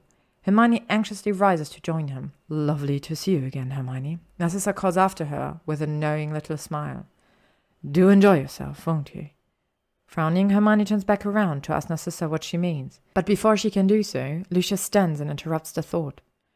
"Miss Granger," he says, "thank you for another enchanting meal." "Any time, Mr. Malfoy, and please call me Hermione." Lucius bows slightly, a throwback to his pureblood manners, no doubt. Then, in a move that must take a great deal of courage, he puts one arm around her shoulder and gives her the world's most awkward squeeze. By the time they reach the smaller library, Hermione has almost stopped feeling mortified by what just happened in the kitchen. Draco holds the door open for her, and he lets loose a long breath. "So, both my parents have hugged you in the past 24 hours, right? I'm not hallucinating that?" "It seems not, which makes me wonder, how cold do you think hell is now that it's frozen over?" "You know, I'm not even sure my father has ever hugged me." Hermione shakes her head as she follows him into the room. "You should try one of your father's hugs sometime. I highly recommend them. Very warm and sincere, and clearly well practiced." Draco laughs loudly and strolls to the center of the library. There, the transfigured blanket has vanished, returned instead to its original form.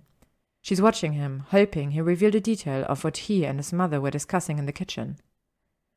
But as he slowly tidies the room, vanishing their used takeaway containers, folding his restored jacket neatly up on the back of the sofa, she decides she can't wait any longer.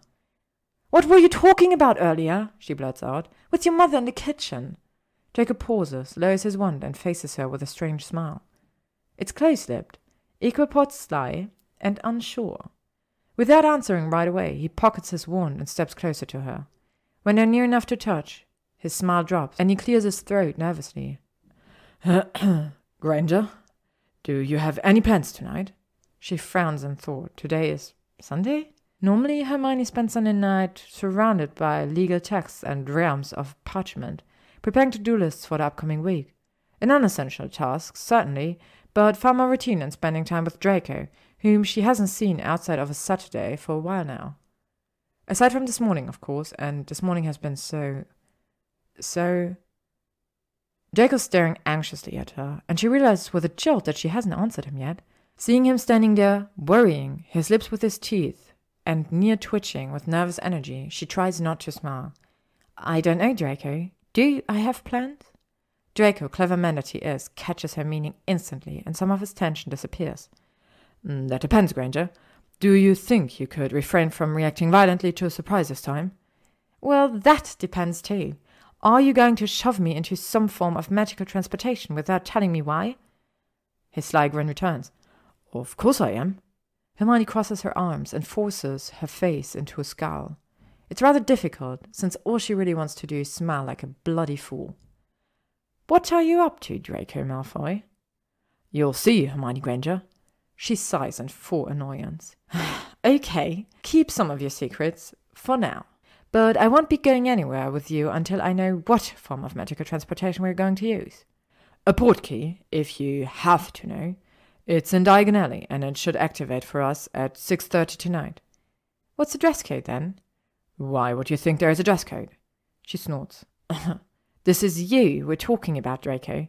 Fair point. Dress is semi-formal, I'm afraid. Why afraid? Because our portkey reservation is only 9 hours away, and I'm not sure that's enough time for you to gain control of your hair and do fancy dress. Are we 14 again, Draco? Because insulting my hair didn't help you then, and it won't do you much good now. Fine, fine. He throws his hand up in surrender.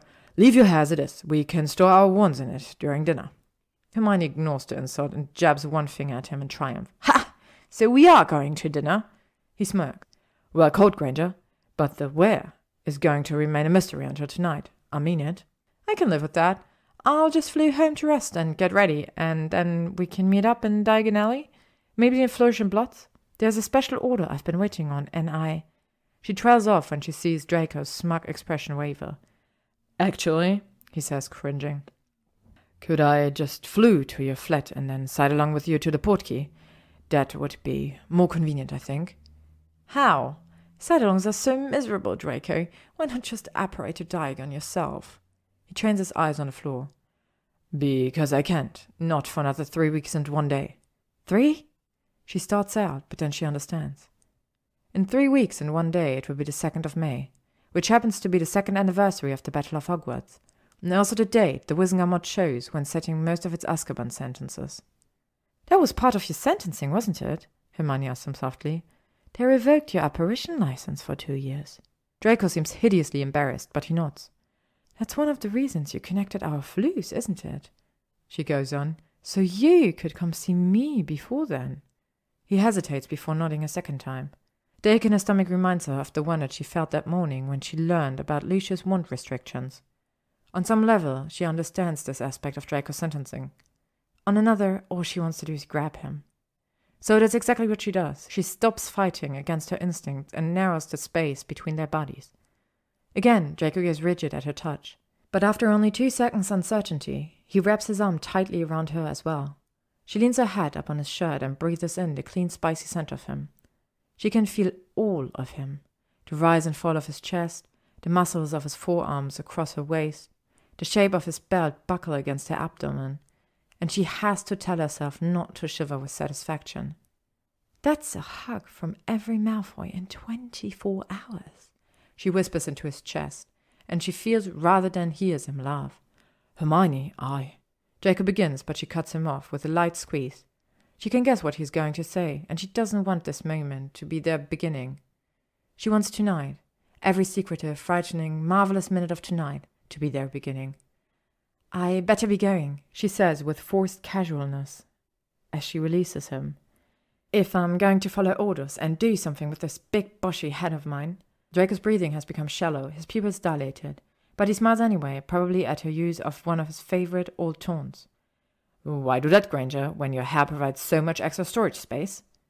"Are you telling me you prefer this?" she asks, pointing to her head. "To my beaded handbag?" Draco snorts elegantly.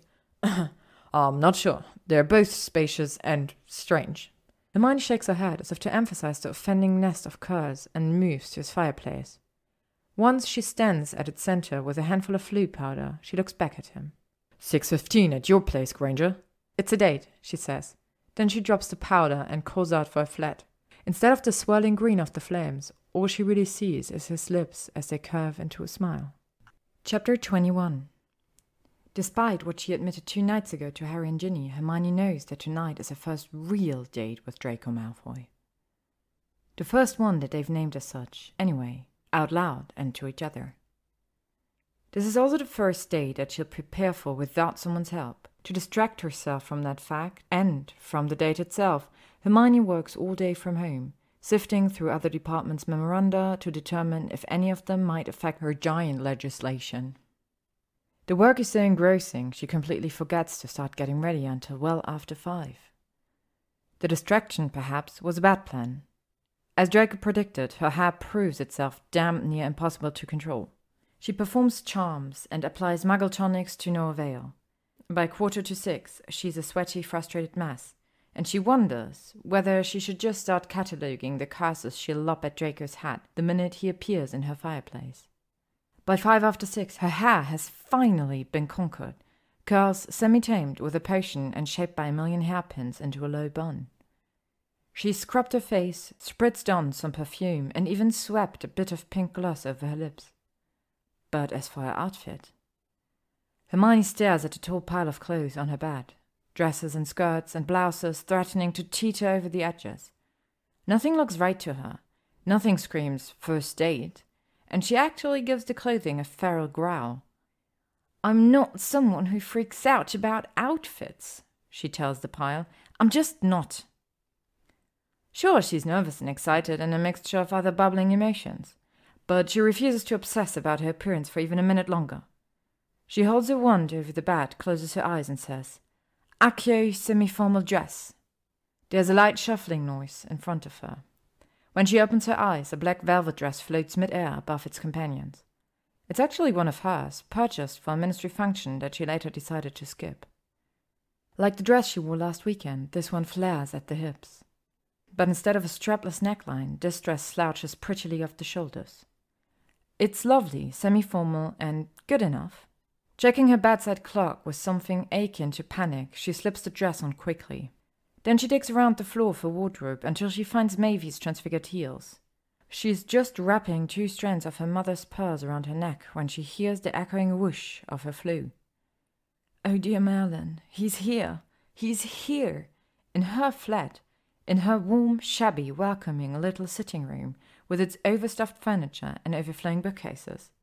"Just make yourself comfortable," she calls out, fully dressed but not quite ready to face him yet. "I'll be right out." "How do you know it's me?" Draco calls back. "And not some Weasley come to sabotage a perfectly nice evening." "Weasleys don't wear that much cologne," she jokes, and sighs in relief when he immediately laughs. "Wait, was it an implicit promise to behave nicely tonight?" "Absolutely not," he purrs, almost too quietly for her to hear. The innuendo makes her even more nervous or anxious to leave this room. She can't decide which. "Hey," Draco says much louder now. "Didn't you have a cat?" "Half cat, half Kniesel, actually. But Crookshanks ran off after the Battle of Hogwarts. We never found him afterwards." "Shit, I'm sorry." "Don't be. I mean, I wasn't happy about it back then. But Crookshanks was rather old when I got him, so I expected that I'd lose him one day."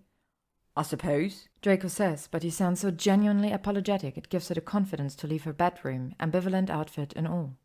Out in the living area, Draco has his back to her as he examines one of her bookcases.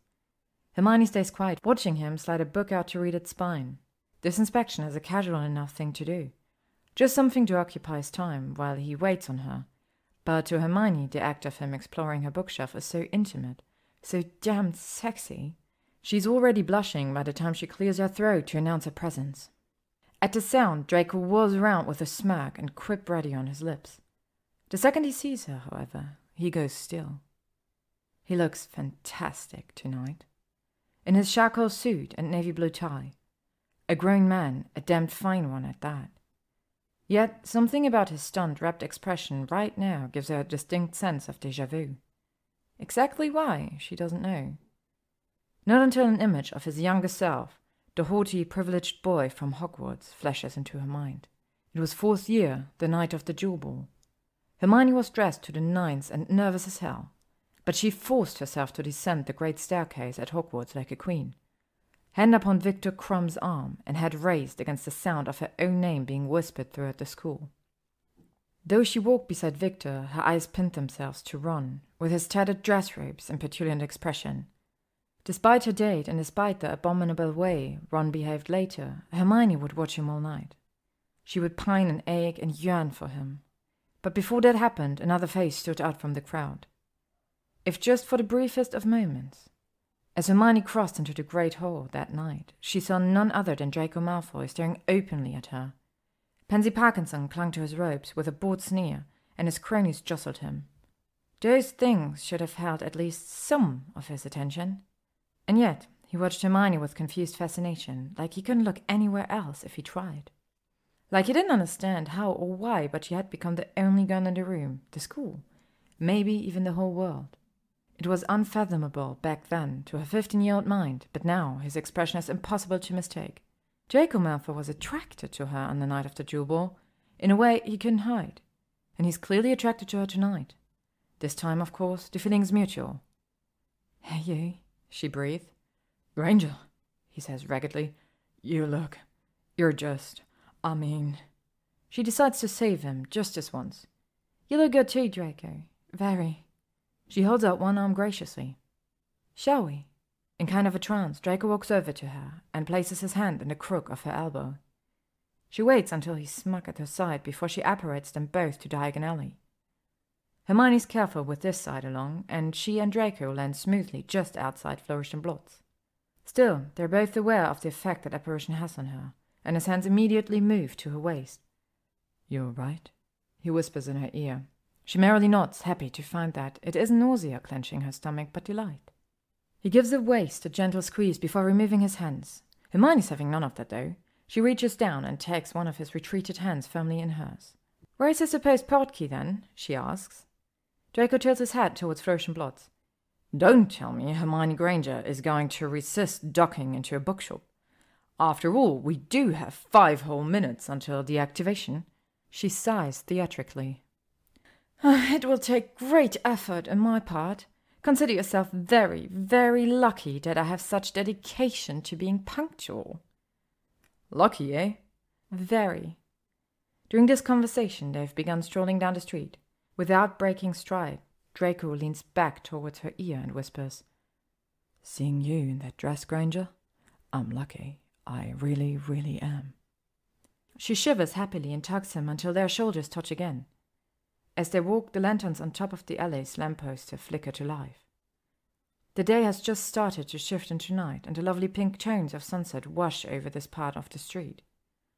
In the early evening glow, Draco's peeled cheekbones seem sharper and flushed. The way he looks in his light, well, if Hermione didn't already know about the existence of magic, she would certainly believe in it tonight. He notices her staring and smirks. "Something caught your eye, Granger?" She smirks right back at him. "Maybe. I haven't decided yet." "Then it's a good thing we're at the portkey, isn't it?" "What?" Her words evaporate into thin air when Draco pulls them into an abrupt stop in front of his streetlight and uses their linked hands to grab the post. Everything halts, and the world becomes a twisting, discomforting mass of flashes and shrieks. In the chaos, she hears a tiny strain of music that sounds like an accordion. Just as quickly as it began, the twirling ceases. They land in a dark, empty alleyway, and Draco leads them towards a bustling city street. Cars roar up and down the busy avenue in front of them, and the pavement upon which they stand is lined with twinkle-lit trees and cafes. The latter are crowded with patrons, everyone clinking coffee cups and blowing cigarette smoke into the night air. Above the cafes and shop fronts, white and grey buildings line the street. Each building is decked with row upon row of wrought iron balconies, where people are drinking wine and enjoying the sunset. That tinny accordion music she heard during their Portkey trip sounds clearer now, as it pours out from one of the nearby cafes. La Vie en Rose, if Hermione is not mistaken. Paris, she breathed. You've brought me to Paris. Boulevard Beaumarchais, to be precise. Although we won't be dining here. Are the shoes made for walking, Granger? She twirls one heeled foot in front of her, showing off Mavy's lovely stilettos. They're as good as trainers. Draco chuckles. Excellent. Le Passage Secret is further into the 3rd arrondissement, on Rue de Montmorency. It's just a few blocks from here. Hermione didn't realize he knew anything about Paris. She had rather critically assumed that Draco spent his entire life flitting between Hogwarts and the Manor. The fact that he knows something of the wide world both humbles and pleases her. Le Passage Secret, the secret passage? She asks as they begin strolling toward their destination. Exactly what kind of clandestine place are you taking me to? It's a wizarding restaurant, he explains. Very exclusive and very secretive. In other words, very expensive? Draco shrugs. The Malfoys have held an account there for centuries. Centuries? Literal centuries? Le Passage Secret shares kitchens with the oldest inn in Paris, which has a long-standing relationship with the wizarding world. I think you'll understand better when we get there. 20 minutes later, Hermione understands. She really, really does. Although 51 Rue de Montmorency doesn't contain any visible signs or doors for Le Passage Secret, she can clearly see the brightly lit windows of a Muggle restaurant on the ground floor of the inn. Above the entrance to the restaurant, and presumably the inn itself, a carved stone inscription proclaims this site to be the oldest building in Paris, and home of none other than l'Auberge de Nicolas Flamel. Hermione gapes at the engraved placard and the inn for a long while before asking, Nicolas Flamel? The Nicolas Flamel?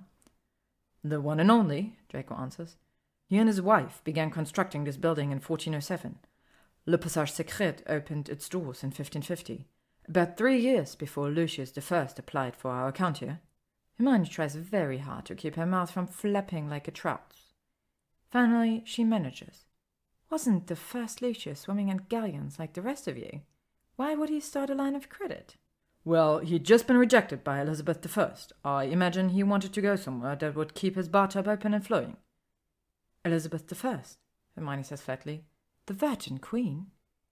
Draco grins and gives her a sly, sidelong glance, much to the disappointment of my ancestors. She stares at him for a moment and then slowly grins back. My ancestors helped building England's first crematorium in Surrey. Does that count for something? That depends. What's a crematorium? When she explains, he begins laughing loudly. To a family full of dark arts practitioners, it counts for everything, Granger. So is this what I can expect from our date? Gallows humor? Granger, you're on a date with Draco Malfoy. A tolerance for gallows humor is basically a prerequisite. Their hands are still linked as he waves his wand at the building next to Nicolas Flamel's old home. The mortar joining the two buildings grinds and twists until a narrow alleyway appears between the two. Are you a secret keeper for this place? She asks. He shrugs again and pulls them towards the alley. In a fashion. Le Passage Secret is subject to a somewhat broader version of the Fidelius charm, one that works on public spaces. Once inside the newly formed passageway, Hermione can only see a long, blank wall of ancient rocks. Draco taps his wand upon a few of the worn stones in a pattern much like the one on the back wall of the Leaky Cauldron. The stones respond to his magic, rearranging themselves to reveal a gold, intricately fashioned gate, over which the words Mot de passé, s'il vous plaît, glitter in mid-air. La moelle osseuse et oursine, Draco says smoothly, and the gate creaks open. The password is bone marrow and sea urchin? Draco chuckles quietly as they step across the threshold of the restaurant. It changes every year, but like I said, humor is a must. Hermione is still grinning when they approach the hostess, one of those striking witches of an indeterminate age, all sleek brown hair and black robes and infinite self-assurance. Mr. Malfoy and Mrs. Granger, she asks in a heavy accent after they confirm she gives them a clipped nod. Patience to accept you at an early hour. Please follow me. Once the witch has turned her back to lead them through the restaurant, Hermione hazards a quick whisper to Draco. She said early hour like we have a disease. Draco doesn't look at her, but she can see the corner of his mouth lift in the flickering candlelight. For the French, we might as well. To dine before 8 p.m. is terribly uncouth, you know. Hermione shakes her head and then allows herself to take in the view. Although the restaurant is built into the ground floor of an existing building, Le Passage Secret is unlike any place she's ever seen. The closest room she could compare it to is the Great Hall at Hogwarts. But only because they both have enchanted ceilings. Above the diners of Le Passage Secret, a magical sunset puts diagonally to shame. Pale peach, rose, and lavender hues fade slowly into the glittering starlight of the night sky. The ceiling, however, is where Le Passage Secret's similarity to Hogwarts ends. Here, the space feels small and intimate, with every table nestled into its own alcove inside what appears to be an ongoing grotto. The diners within each alcove have complete privacy, aside from their exposure to the center aisle. Running down the middle of that aisle, where Hermione and Draco now walk, a charmed stream bubbles prettily. It flows throughout the restaurant and yet somehow doesn't wet their shoes. Brightly colored fish of species Hermione can't identify weave patterns in the stream, and fat little candles float upon its surface. Merlin, she breathes, still gawking at their surroundings. Another Slytherin, actually. Draco nudges her into the side playfully. Feel like forgiving my house for our differences yet? Is that what this is? She teases. You just brought me here in the spirit of reconciliation. Well, you did mention it in your first note. Hermione flushes, pleased beyond measure that he remembers those words. Feeling embarrassed and happy and a lot of other wonderful things, she admires the beauty all around them. If this is what comes from making pastries for people, she says, then bring on the palmiers. Overhearing this part of their conversation, the hostess spins around on one high heel and frowns down at Hermione. Does Mademoiselle desire palmiers for dessert? I believe chef has planned a cheese course and something chocolat to end the meal. But if Mademoiselle wishes, I can inform the kitchen of any special requests. Hermione blushes again and waves the hand that isn't holding Draco's at the hostess. No, that won't be necessary. Cheese and chocolate sound lovely. Thank you. Even with the issue clarified, the hostess scowls as she sweeps her arm towards an empty alcove. Mr. Malfoy and Miss Granger, your table, if you please. Hermione and Draco both duck their heads as though they've been scolded, and they quickly take their chairs without speaking. Once the hostess has poured them each glass of sparkling water and departed, they let out an audible sigh of relief. She's intense, Hermione says. Draco nods. She's hosted every time I've eaten here. Ever since I was a little boy. And I don't even know her name. I'm too scared to ask. I swear, this is the least intimidating I've seen her. She must really like you. Hermione smiles archly. I'm a likable gal. Sometimes, but let's see how you fare after a full meal here. Oh, bring dates often here, do you? If by dates you mean Lucius and Narcissa Malfoy, then yes. I've spent many, many dates here, discussing delightful topics like international wizarding politics over escargot. I can't tell you how much I would pay to watch Lucius Malfoy eat snails. Draco raises his cup of sparkling water. Save your galleons for an eel dish. My father's so slippery it's like viewing a cannibal in the wild. Or so I've been told. Laughing quietly, they toast each other across the silken tablecloth. Soon, Hermione has waved away the wine list, a gesture that earns her another soft flicker of grey eyes, and their meal begins in earnest. Course after incredible course magically fills their plates. Even with all the culinary practice, Hermione has never eaten food like this. Caviar-encrusted sweetbreads, root vegetables swimming in delicate broth, sweet monkfish and braised oxtail sauce, and the thinnest, most tender cuts of meat imaginable. Although they are dining in what must be one of the finest restaurants in the wizarding world, if not the whole world itself, both Hermione and Draco can't seem to stop their tiny moans of pleasure with each new dish. This lamp is a miracle, Hermione says around a mouthful. I'm serious. I intend to write the Vatican tomorrow and nominate this lamp for sainthood. See if you can get them to approve my marriage to this steak while you're at it. The conversation stays light throughout the meal, aided by the occasional toast to their favorite dishes. A clinking of water glasses to the supernatural taste of a sauce, or the divinity of a lamb chop. But somewhere between courses 6 and 7, their topics shift to those of a weightier nature. "Forever?" Draco asks as he scoops up his last bite of blood orange sorbet, served to clear their palates before the next course. Hermione nods vigorously. "Absolutely. I love my work at the Ministry, drafting new laws, arguing for the rights of marginalized groups. As long as there is inequality in the wizarding world, I have something I want to accomplish. And unfortunately, I think I'll have enough work for a long, long time." "Always the Crusader, then?" "Is that a problem?" she counters, lifting her near-empty goblet in a sort of challenge. Draco, however, just clinks his own glass against the rim of hers, while a smaller platter of cheese replaces their 7th course. "If it was a problem, Granger, I never would have had the pleasure of trying key lime pie." Smiling faintly, Hermione shakes her head. "What about you, Draco?" "What about me?" "What about your future, your plans?" For some reason, he looks startled, and he takes a sip of his sparkling water to convert his discomfort. I'm not sure I have any plans, Granger." "None?" He shrugs without meeting her eyes. "None to speak of. My bloodline's been rich for centuries. I know it's boastful, but it's also true. Aside from the odd political advisor or land developer, no one in my family has worked for years. Certainly not my father, nor my grandfather before him." "But even after the reparations?" "There are probably still enough galleons in our vault for another century or 2 of Malfoy sloth, before one of us has to start amassing wealth again." The cagey look remains on his face, but there's something else there, too. Something that makes Hermione press harder, despite his words. "Does that mean that you don't want to work?" she asks.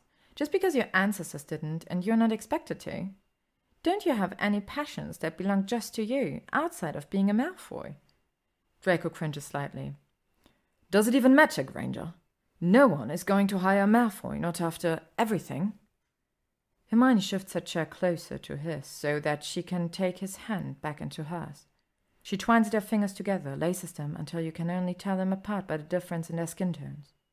Draco frowns down at their jolted hands, but his thumb begins to stroke the top of her wrist slightly. They stay there, quiet and connected, long enough that the untouched cheese plate vanishes and a decadent tower of chocolate takes its place. Hermione and Draco ignore the teetering dessert. He keeps his eye trained on their hands, and she keeps her eyes trained on him. "What are you passionate about, Draco?" she near whispers. "What do you love most?" Those grey eyes flicker back up to hers, and her heart leaps. He takes a long time in answering. So long she's almost certain her heart will explode, and Draco will be wrongly imprisoned for her murder, since none of her friends technically know she's dead. Finally, mercifully, he says, "Patience." "Really?" "Really. I love everything about them. The precision and accuracy required for a perfect batch, their applications, where their materials come from, and how I could source the rare ones. I think about that a lot. What a life working with potions might be like." Hermione releases a slow breath between pursed lips, and then she begins to smile like a bloody fool. "Well, I have spectacular news for you." Despite the delicious tension still sparking between them, Draco smirks. "What is it, Granger? The Ministry has decided they need a test subject for a new strain of dragonpox." "Better. The Ministry is opening up a Potions Masters training program this fall. A lot of the old masters were, lost in the war, and we desperately need new ones. All you'd need to do is get O's on the right newt exams and—" His loud sigh interrupts her. "Granger, I didn't take any newts. I was too busy being a minion of evil during our 7th year, remember?" Hermione dismisses his sarcasm with a wave. "And I was too busy fighting evil, but the test administrators are making some broad exceptions for our class, obviously. We're owed at least that much after we fought another generation's battles for them. I went back to Hogwarts for a semester after the war to study and take my newts, at an irregularly scheduled time. I'm sure you could sit for exams too." "They aren't going to make exceptions for a former Death Eater." "Maybe not, but they can't stop you from sitting for the regularly scheduled newts, can they?" Draco snorts, but some of the sting has gone out of his expression. "The next sitting for exams would be in late June, Granger. That's far too little time for me to apply and study, and—" He trails off when he sees the fanatical gleam in her eyes. "What exactly are you thinking about, Granger? You look like you're going to boil and serve me as your 10th course." Hermione laughs. "Well, if you must know, I'm mentally color-coding your study guides right now." "My what?" "Study guides. I'll draw up the ones you need for your supporting newt subjects. Arithmancy, no doubt, and transfiguration. Possibly charms and ancient runes. Since potion will be your primary focus, we'll have to do extra prep work on that one. But I've no doubt you'll be just fine in that subject. And why is that? Because, she says as she squeezes his hand, you scored top marks in potions at school. You still study it. I saw that book in your library, and I doubt it's the first one you've read on your own. You love the subject, that much is clear, and... Hermione inhales deeply and then confesses. And you're absolutely brilliant, Draco. As brilliant as I am. It's one of the things I love best about you, so if I can ace my newts, then I'm positive you can too. Another long, taut moment draws out between them. Hermione ducks her head under the weight of her gushing praise, so that her gaze falls onto their clasped hands. In contrast, Draco can't seem to tear his gaze from her. Slowly, carefully, he curves the index finger of his free hand under her chin, and tips it up until she meets his eyes again. You would do that? He asks her softly. You would help me study? I would, and I will. And I'll tell Kingsley that if the ministry doesn't accept you into the training program, then they're all idiots. When he lets out a raw laugh, she grins. I'd start tonight, Draco, if you'd let me, but I think it might kill the romance. What romance? He teases, but his fingers slip from her chin to graze her cheek. He leans closer to her, and instinctively she leans into him.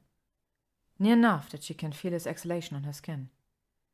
Draco, she whispers, just one word. In either statement or request, she's not sure. Hermione, he whispers back, and she shivers from the heat of those 4 syllables upon her lips. Hermione, I think I'm going to kiss. Hermione? A voice interrupts them. And Malfoy? With their lips only 1 second, 1 heartbeat apart, both Hermione and Draco turn towards the intruder. There, standing a mere step from their alcove and looking for all the world like he might text them, is Ron Weasley. Chapter 22. Ron! Hermione gasps. Neither she nor Draco move, both of them still leaning close enough to kiss. Why are you here? Fleur and Bill are taking some of us to dinner. Ron points an accusatory finger at them like he's caught them doing something shameful. Why are you here? What does it look like, Weasley? Draco drawls, without removing his fingers from Hermione's cheek. It looks like you were trying to smoke my girlfriend, Malfoy. Your girlfriend? Hermione sputters. Honestly, Ron, you can't be serious. Ron ignores her, not bothering to argue about their relationship status as he continues to glare at Draco. You owe me an answer, Malfoy. What the hell are you doing here? I think you can draw your own conclusions, Draco says with a derisive laugh, but he still pulls his hand away from her as though he was doing something wrong. Ron flushes pink between his freckles, now too furious to care that they aren't touching anymore. My own conclusions, he snaps. My own fucking conclusions? Well, Malfoy, I conclude that Hermione would have to be some Death Eater slag to want to kiss the likes of you. And that's not bloody likely, is it? Draco rises from his chair so hard it falls backwards, and he and Ron stalk towards each other. What did you just call her? Draco hisses. I didn't call her shit. I called you something. You think I'm deaf? I just heard you insult her. Isn't that usually your favourite activity, Ferret? You're doing a fine job on your own tonight, Weasel. Ron balks and then makes a sort of snorting sound. Get the hell away from Hermione, Malfoy. Or what? Both of their hands reach for their wands, just as the hostess reappears with a soft pop of apparition. Closely behind her follow Bill, Arthur, a very pregnant Fleur, and Molly. The latter Weasley scowls at her son almost as hard as the hostess scowls at Draco.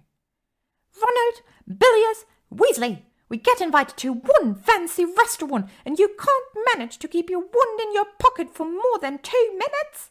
Molly's teeth grind together so hard the sound echoes off the enchanted ceiling. Then Molly does an about-face to give Hermione a sweet smile. Hello, Hermione, dear. Don't you look lovely this evening? Her! Ron shrieks, clearly outraged. You're complimenting her when she's daft enough to be here with this bloody death. Draco draws his wand and points it directly at Ron's throat. Don't you dare insult her again, Weasel, or I'll make sure that your freckles on your face connect directly to the ones on your shoulders. Whatever line the hostess has set for decorum, they've officially crossed it. Before either man can utter another syllable, the hostess pulls out her wand, a thin ebony affair that fits her to a T, and aims it at them. Out, she commands. Both of you? My family, Ron begins, but the hostess shuts him up with a flick of her wand. You take this problem outside and resolve it. You may return to your family when you've calmed down enough to respect the sanctity of le passage secret. Her sharp eyes swept towards Draco, who's already lowered his own wand. Your account has been built, Mr. Malfoy. I assume you and Miss Granger are prepared to leave as well. The last sentence is a statement, not a question. Draco nods curtly and holds out his hand for Hermione to take. She's so flustered she doesn't think twice. She just slips her hand into his, gives the Weasley an apologetic grimace, and follows his broad strides down the stream-filled centre aisle. Outside in the cool night air, she's able to breathe again, to clear her head and think. Which is fortunate, since Ron has followed them out, and no one but Hermione appears to be capable of a rational thought right now. As if to demonstrate this fact, Ron and Draco begin circling each other in the alleyway like wild animals. Although Ron doesn't look at her, he addresses Hermione first. What the hell are you doing here, Hermione? Did he imperious you or something? No, Ron, she grits out. Anger itches beneath her skin and threatens to spoil her focus. I don't need a spell cast on me to have a date, you know. Ron scoffs. A date? Are you actually trying to tell me that you're going on a date with Draco sodding Malfoy? Did you seriously just ask her that, Weasel? Draco taunts. Are you so bloody thick that you need to repeat a variation of that question for a third time? Draco, Hermione says, warning, please. That finally captures Ron's attention, and his gaze slides briefly over to Hermione. Draco? Since when do you call him Draco? Hermione groans and throws her hands into the air. Since I agreed to go on a date with him, Ronald. Draco raises a suggestive eyebrow. Oh, even before that, I think. The implication earns him a sharp poke in the shoulder from Hermione, who has edged close enough to the wizards that she can stupefy them both if necessary. Don't antagonize him, Draco. Oh, please antagonize me, Draco. Ron jeers, slipping his wand from his pocket. I'm daring you. Draco reaches for his own wand again, pausing only when Hermione places a hand on his arm. Her touch is gentle, but she delivers her next words in a tone that could freeze blood. Draco, Ron, if you don't stop prowling around each other, I swear to Merlin I will hex you both. I mean it. Hermione and Ron have been friends for years. She and Draco only a few months, and yet it's Draco, not Ron, who stops moving first. The muscles in his jaws twitch non-stop, and his glare remains murderous. But he complies with Hermione's wishes and drops his hands to his sides. Granted, those hands happen to be balled into tense fists that could connect with Ron's teeth at any moment, but it's an effort. Far more than the one Ron's making as he continues to pace in front of Draco with his wand raised. Ron! She doesn't change her icy tone, but something must finally break through Ron's angry haze, because he snaps to attention like he's been slapped. He holds him at pace and slowly looks at her again. He blinks at her once, twice, like he's seeing her for the first time. There's a small shift behind his stare, a softening so imperceptible she wouldn't miss it if she didn't know Ron's face so well. You really do look pretty tonight, Hermione, he says quietly. She opens her mouth to thank him, but a soft rumbling from the back of Draco's throat beats her to the punch. Draco doesn't say anything else. He makes no more taunts or interruptions and gives no further reason for an attack other than his presence in this alleyway and that low rumbling. But the rumble itself. Hermione and Ron both know what it means. Draco Malfoy actually growled when another wizard complimented her, and that growl had a clear intent behind it. Ron glances between Draco and Hermione rapidly, a tennis-match motion of the head that the Weasleys often make when they're figuring something out. Hermione can guess what Ron sees as he observes them. The protective way Draco angles his body toward hers, the equally possessive way her hand remains on his arm, the tenderness with which she keeps looking up at Draco, as if she's worried about his reaction to the confrontation. In that moment, standing in that darkened alleyway, Hermione Granger and Draco Malfoy don't look like childhood enemies, seconds away from a slap or a hex. They look like lovers, united against a jealous ex, and where Ron Weasley might be a loyal friend with a big heart, he isn't the type of man to let that kind of thing go. Ron's face distorts until it's almost ugly, but he doesn't wear sneers well. There is something about his long nose, maybe, or the thinness of his upper lip, that makes the expression too sour and brittle all at once. Good job, Malfoy, Ron says, his voice so cold Hermione feels a chill run down her bare arms. Perfect bloody drop, in fact. What are you talking on about, Weasel? Don't you know? Ron's smile grows even harsher. It's almost a baring of teeth now. I'm congratulating you for pulling a solid con on a smart witch. Ron, don't. Hermione pleads at the same time that Draco says, Seriously? What the hell are you talking about, Weasel? Ron lets loose a bleak laugh. I'm talking about you, Malfoy, the perpetual liar and schemer. What did you do? Make her feel sorry for you that she agreed to go on a date with you tonight? Did you tell her how hard life is now for all you poor pathetic Death Eaters? Ronald Weasley, don't you dare, Hermione says. But that was just Ron's warm-up. Ignoring her warning, he delivers his fatal blow hard, fast, and mercilessly. I bet that's exactly what you did, you ferret, Ron hisses at Draco, who's gone eerily motionless. Hermione's been doing this weird tour thing lately, hasn't she?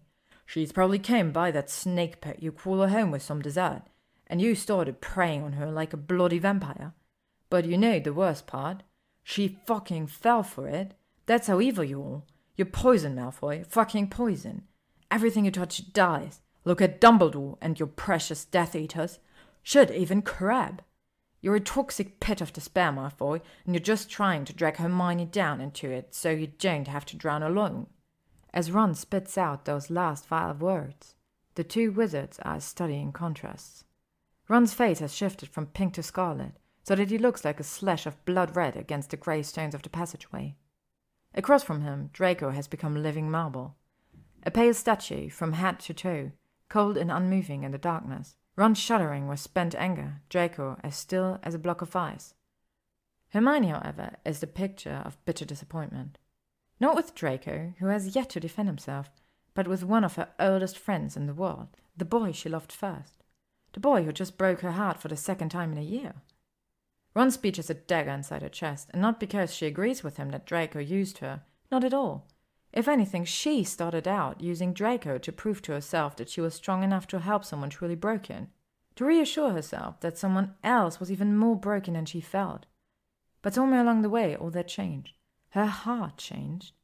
So Ron's words don't hurt because of what they say about Draco, or even about her. They hurt because of what they say about Ron. Between each of Ron's venomous phrases, Hermione hears the hidden message.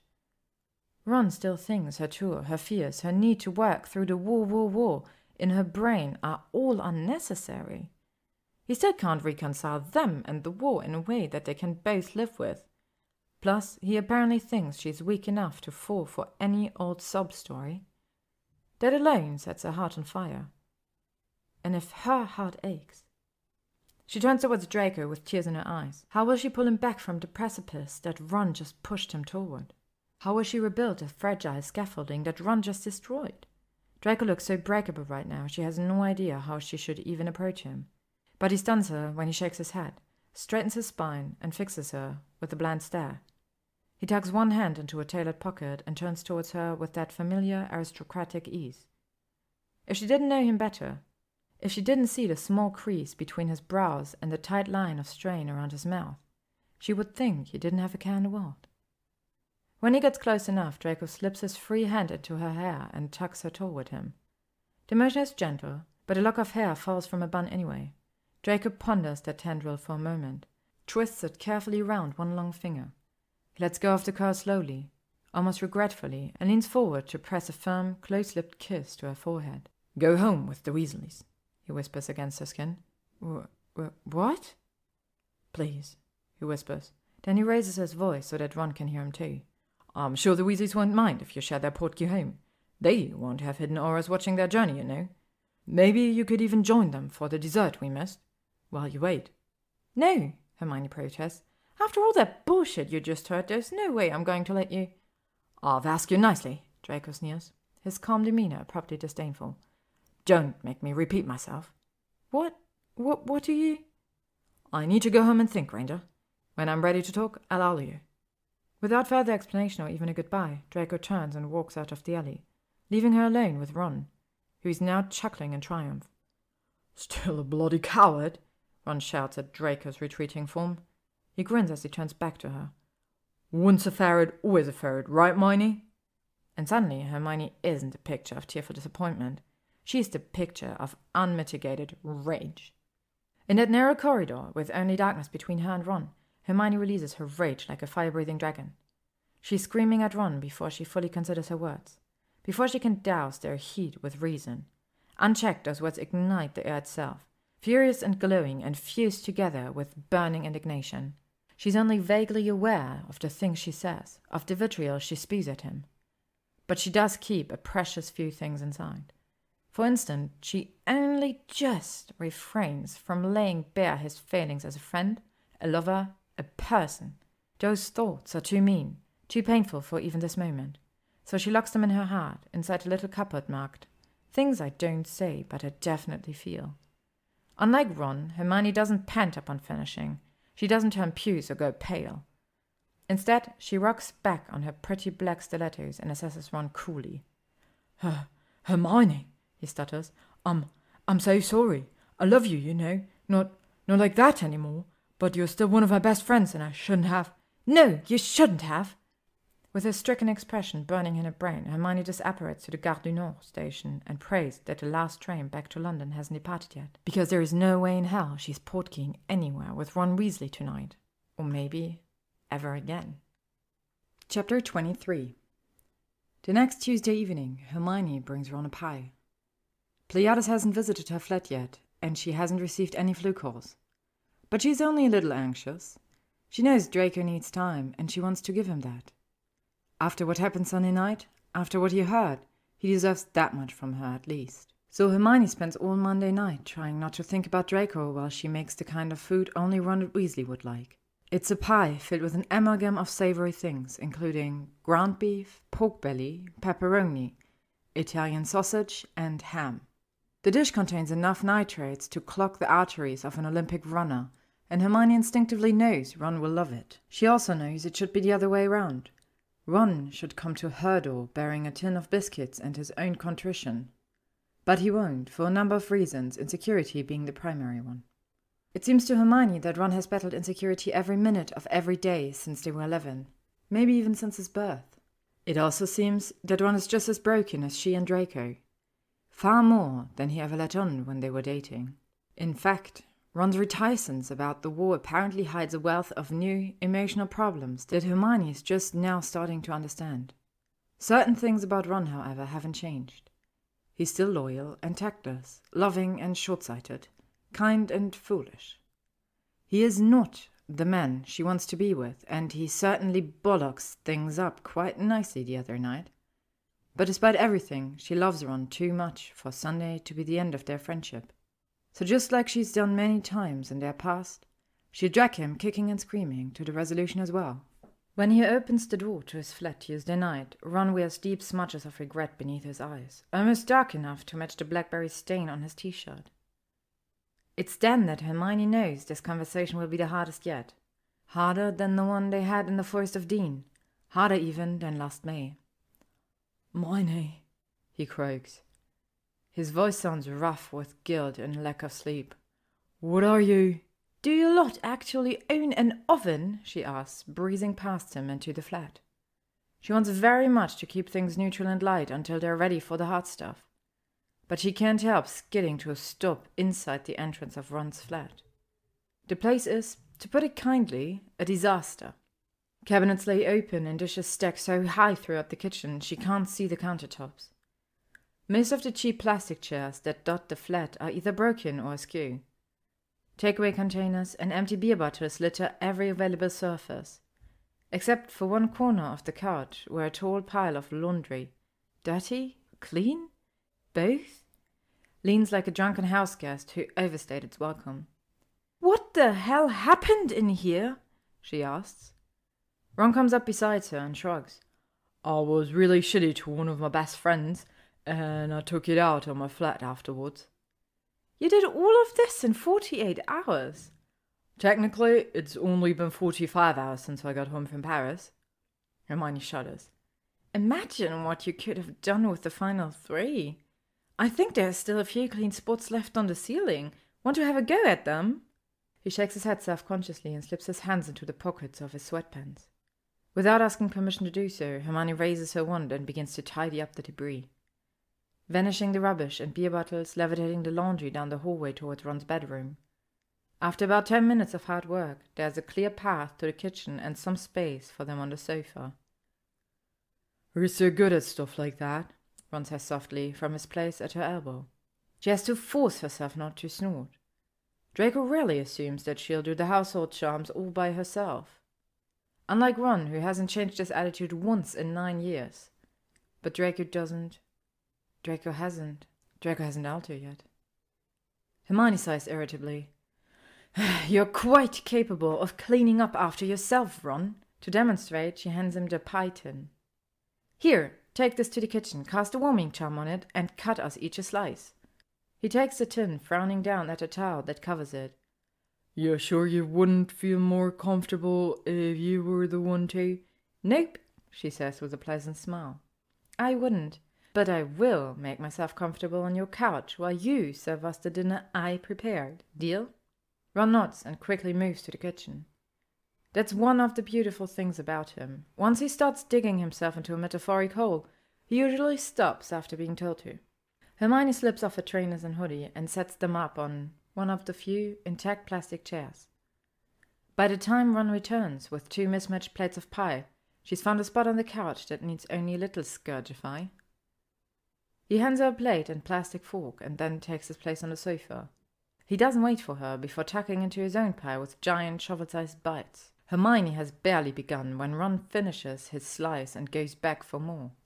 "How many types of meat are in this thing?" he asks as he re-emerges from the kitchen, carrying a second slice that dwarfs his fist. 5, 6 if you count the chicken stock I used to steam the vegetables. Ron flops unceremoniously onto the couch and sniffs his plate. "There are vegetables in here." "Some, but try not to hold that fact against the pie itself." "I won't," he says around a mouthful. "What do you call this thing, anyway?" "Well, after some careful deliberation, I decided to call it Ron's a jerk and needs a swift kick in the ass surprise." Ron swallows his bite and winces. "Are we really going to do this tonight, then?" "That depends." "On what?" "On whether you'd like to remain friends." "Oh," he says. "Yes, oh." A long pause and then, "I do, you know, want to say friends." "Me too," she sighs. "But you know what you have to do to make that happen, right?" One groans and tilts his head back against the sofa. "Oh no, I have to apologize for insulting you about him." "Yes, you do. I'd also say you need to apologize to Draco, but..." "But you know that will happen on the 21st of Never?" "Pretty much." Hermione pats his arm sympathetically. "I know all of this is hard for you to accept, Ron, and I do understand. Of course, I don't plan to do anything to make it easy on you, but I still understand." He blinks at her. "Are you really, honest to Merlin, dating that wanker?" "Ron!" She growls in a warning. "Sorry, are you really dating Malfoy?" "Sort of, maybe. I mean, we've been hanging out a lot over the past few months. But Sunday was our first official date." Ron grins. "And I ruined it." "You know, Ronald, if we were playing the hot or cold game right now, you would be cold, as in frigid." "The same temperature as Malfoy's blood, then?" Hermione makes another warning sound on the back of her throat. Okay. Ron holds up his palms in surrender. "I'm just having a hard time processing how you could follow me up with him." "That's a fair question, I suppose. The two of you really are diametric opposites." What?" She smiles, despite herself. "You and Harry really don't read, do you? Diametric. Complete and total opposites. In other words, you and Draco couldn't be any more different if you tried." "So what's the appeal, then? Please tell me it's not just a physical thing." "You sound just like Ginny, you know." Ron starts to gag and Hermione laughs. From genuine amusement, sure, but also from relief so strong her 2-day-old headache begins to fade. "No," she says after she's collected herself. "It's not just physical for me. I mean, I'm attracted to him in that way, very much." He pretends to vomit on the rug and she snickers. "Honestly, Ron, Upchuck could only do this floor a favor. And no, I don't like Draco just because of his looks. I like his brain and his sense of humor and his heart." The shrivel-up prune in his chest. That thing that only beats for the dark arts and Pansy Parkinson. Hermione sighs. He's not the baddie from some fairy story, Ron. Could have fooled me with all black suits and hair gel. Those bad things you keep pointing out about him, those are past tense. Well, except for the suits, I guess. Meaning?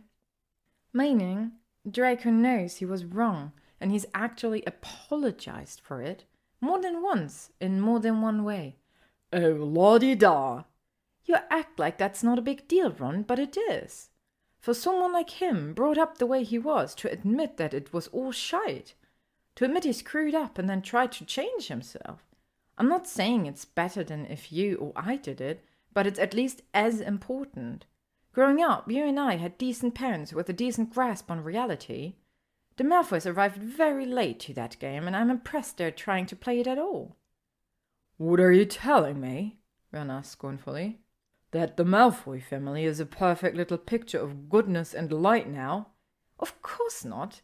Narcissa is still as cunning as ever. Lucius draws everything he says, and Draco goes back and forth between arrogance and self-loathing. But they're trying. Merlin, are they trying? And I sort of love them for it. Love him for it. Ron goes still. He actually reminds of Draco. Just for a moment. Just before his eyebrows draw into such a deep scowl, he looks like he has an angry red gash above his eyes. Love?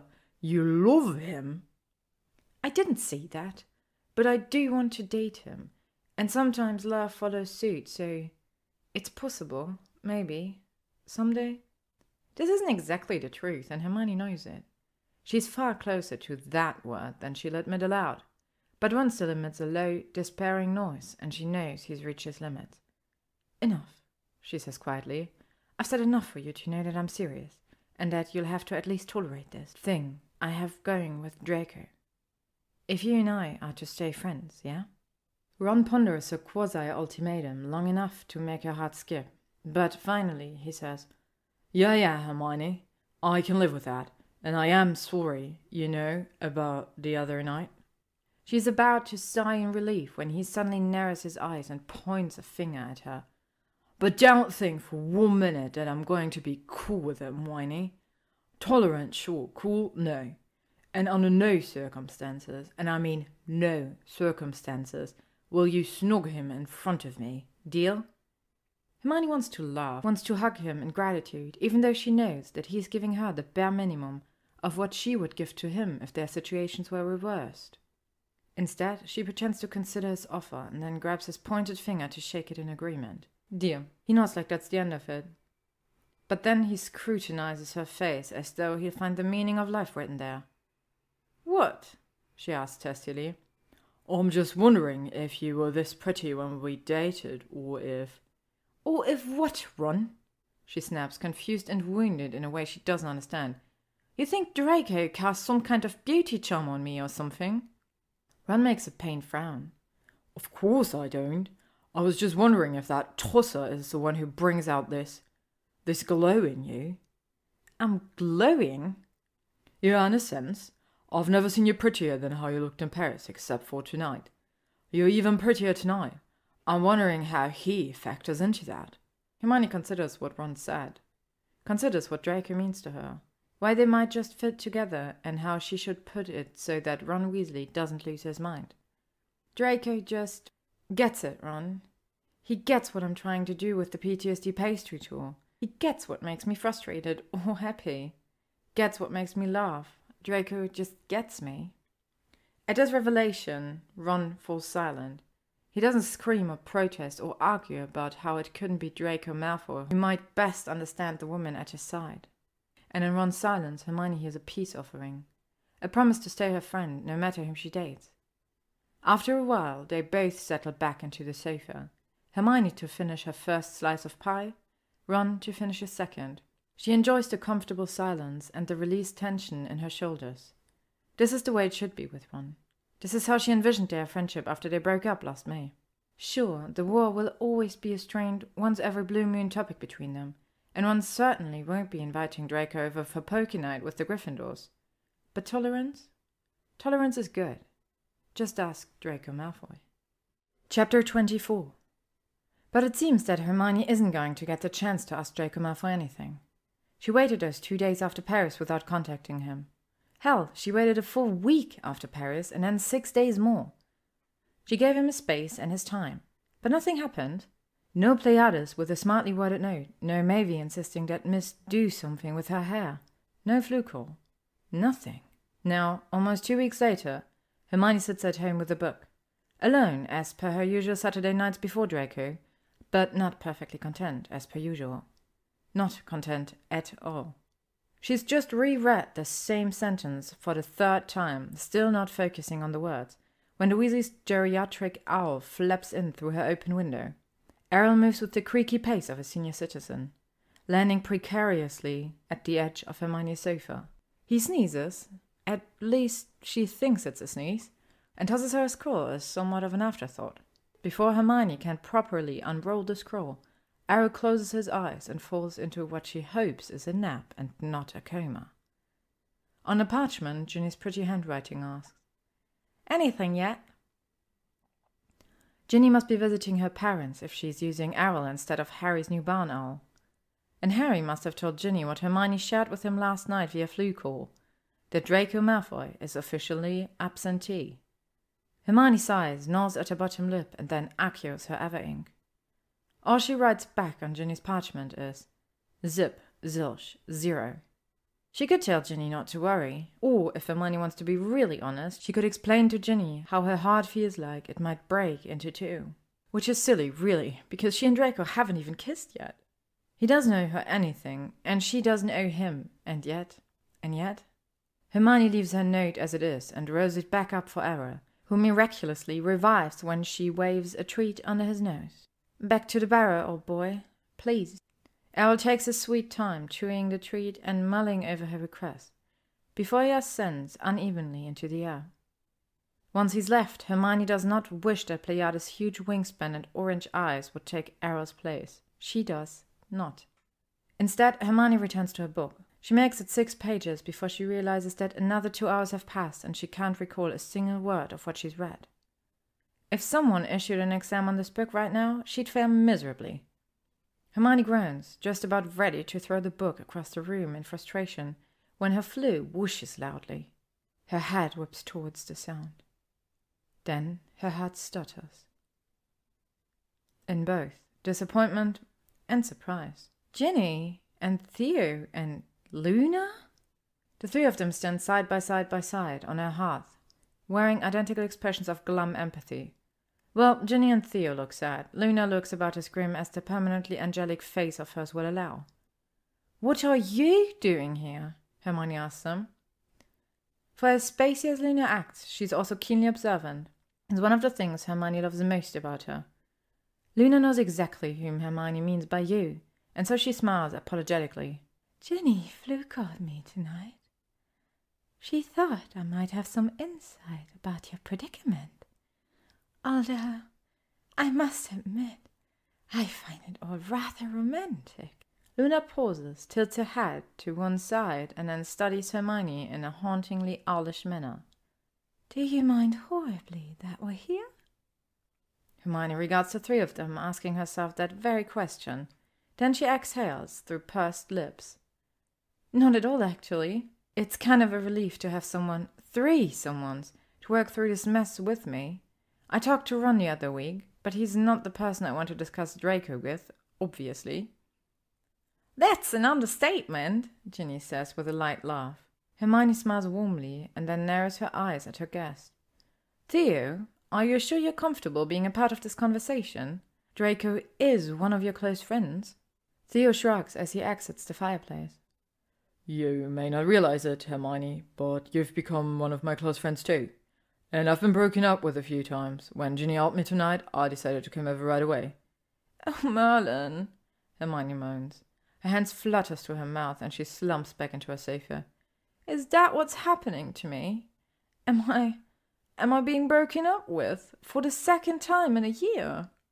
Theo quickly crouches at Hermione's side. "No, I don't think you are. I really don't. But what upsets you more, that it might be a breakup, or that Draco's the one doing it?" She opens her mouth, wanting to say break up, break up, break up. Instead, she sighs, confesses the truth in her head, and then confesses it aloud. Because it's Draco, she admits. I know it sounds absurd, and I know we don't fit together on paper, but I'm crazy about him. And I think he's crazy about me, and why the hell is he doing this? The three of us have already discussed it, Ginny says as she steps out of the fireplace with Luna. And we don't have much to offer on that score, except for these, of course. From behind her back, Ginny pulls out two objects. In one hand, she holds a carton of chocolate cherry ice cream from the reopened Fortescue's. In the other, a jug of cheap red wine from Merlin knows where. The ice cream was my idea, Luna chimes. Like in all those mugger romance films we watched, they eat ice cream when they're sad about love, right? Muggles do? Hermione just ponders the choice before her. Then she taps each item with her index finger. Both? Atta girl, Ginny says approvingly. In a few minutes, the four of them have settled into Hermione's living room, wine glasses on her coffee table and heaping bowls of ice cream in their hands. While they eat, Hermione fills them in on what happened in Paris. Ginny, of course, has already heard the other side of the story, the one where Ron attempted to defend Hermione's honor, while Draco twirled his imaginary moustache like a villain in an old horror movie. Hermione provides a less biased version, as well as a summary of her recent talk with Ron. Afterwards, Ginny sighs and drops her empty bowl onto the table. My brother, she says, picking up a wine glass, can be a real twat. Theo practically chokes on his ice cream. Damn, Red. You're a bit cold-blooded, aren't you? Ginny grins. Are ye calling me a lizard, not? More like a snake, as in, if it hisses and slithers, it might be a... Slytherin? Luna offers, and Theo barks out a surprised laugh. Ginny, however, doesn't laugh. Instead, she fixes Theo with a pointed look. Speaking of snakes, why do you think our favourite blonde wizard is giving Hermione the silent treatment? Theo sets down his bowl, and his eyes flick back and forth among the three witches staring at him. Maybe he's just having a really dramatic Malfoy-sized fit, he suggests. Ginny chuckles darkly. After 6 full years at Hogwarts together, Hermione's probably more than accustomed to those. So you think that's it? Is Malfoy just throwing a fit about not getting his way in Paris? Possibly, Hermione says. But Draco doesn't really seem like that kid anymore, you know? The one who threw epic tantrums? Honestly, he hasn't seemed like that kid in years. Not since after he took the mark, Theo finishes gently, and Hermione nods. Theo makes a small, thoughtful hum. You know, Hermione, you might be onto something there. All that my father this, my father that crap ended a long time ago. I mean, he's still dramatic. And angsty, Hermione adds. Don't forget brooding, Ginny says. Very brooding and tall and handsome in that snaky, death-eatery, hot and Quidditch pants way I'm not supposed to find attractive. Ginny's gaze grows a little dreamy as she trails off. Hermione can't help a tiny laugh. The first she's had in over a week. Gin, could we focus here? Ginny blinks repeatedly and then shakes her head. Loose red hair spilling over the shoulders of her harpies jumper. Sorry, I got, distracted. By Draco's Quidditch pants? Luna asks. She wouldn't be the first, Theo says, and Hermione's three guests dissolve into laughter. Theo winks at Hermione, and amusement bubbles up inside her like champagne. It feels so good, so much better than her own brooding that she laughs too. She hadn't realized it until now, but she needed tonight very badly. Despite Ron and herself and freaking Draco, tonight's odd little conference, among an even odder group of friends, has actually made her heart feel about 2 stone lighter. But all the laughter stops short when Luna abruptly frowns. Hard. Luna, Hermione asks, what's wrong? The blonde witch keeps frowning as she does that owl tilt thing with her head again. Oh, I've just had the most interesting thought. Hermione, Ginny and Theo wait for an explanation, but none comes. Luna just continues to ponder the mystery of the universe in her strange, silent way. Finally, Ginny sighs in exacerbation. Luna, your thought? Luna laughs breezily. Oh, sorry. I had the thought, and then I started to think about Rexpert. Then I wondered how Rexperts might affect panic attacks. Could they make them worse, possibly? It's an intriguing idea that I'd like to test out on. Panic attacks? Hermione interrupts. You know about panic attacks? Luna nods. Remember that Muggle healing book you gave me when I was worried a Noggle infestation might be affecting my dad's heart? Most helpful, that book. Who knew that all the salted cod my dad ate was raising his blood pressure, was it? Blood pressure, Hermione supplies, even though she's utterly confused. That's the phrase, thanks. Anyway, I read about panic attacks in a paragraph of that book. It addresses how a Muggle's mental state can physically paralyze them, even in the absence of other medical symptoms. And that had me wondering, does Draco Malfoy need a Rexpert repellent? Do you think he would let me spray him with a few test batches? You make a very interesting study. Hermione lets out a low whistle in understanding. You think Draco's panicking, don't you, Luna, about what Ron said? And maybe even about you, Theo muses. I've never known the bloke to catch feelings, if you get my drift.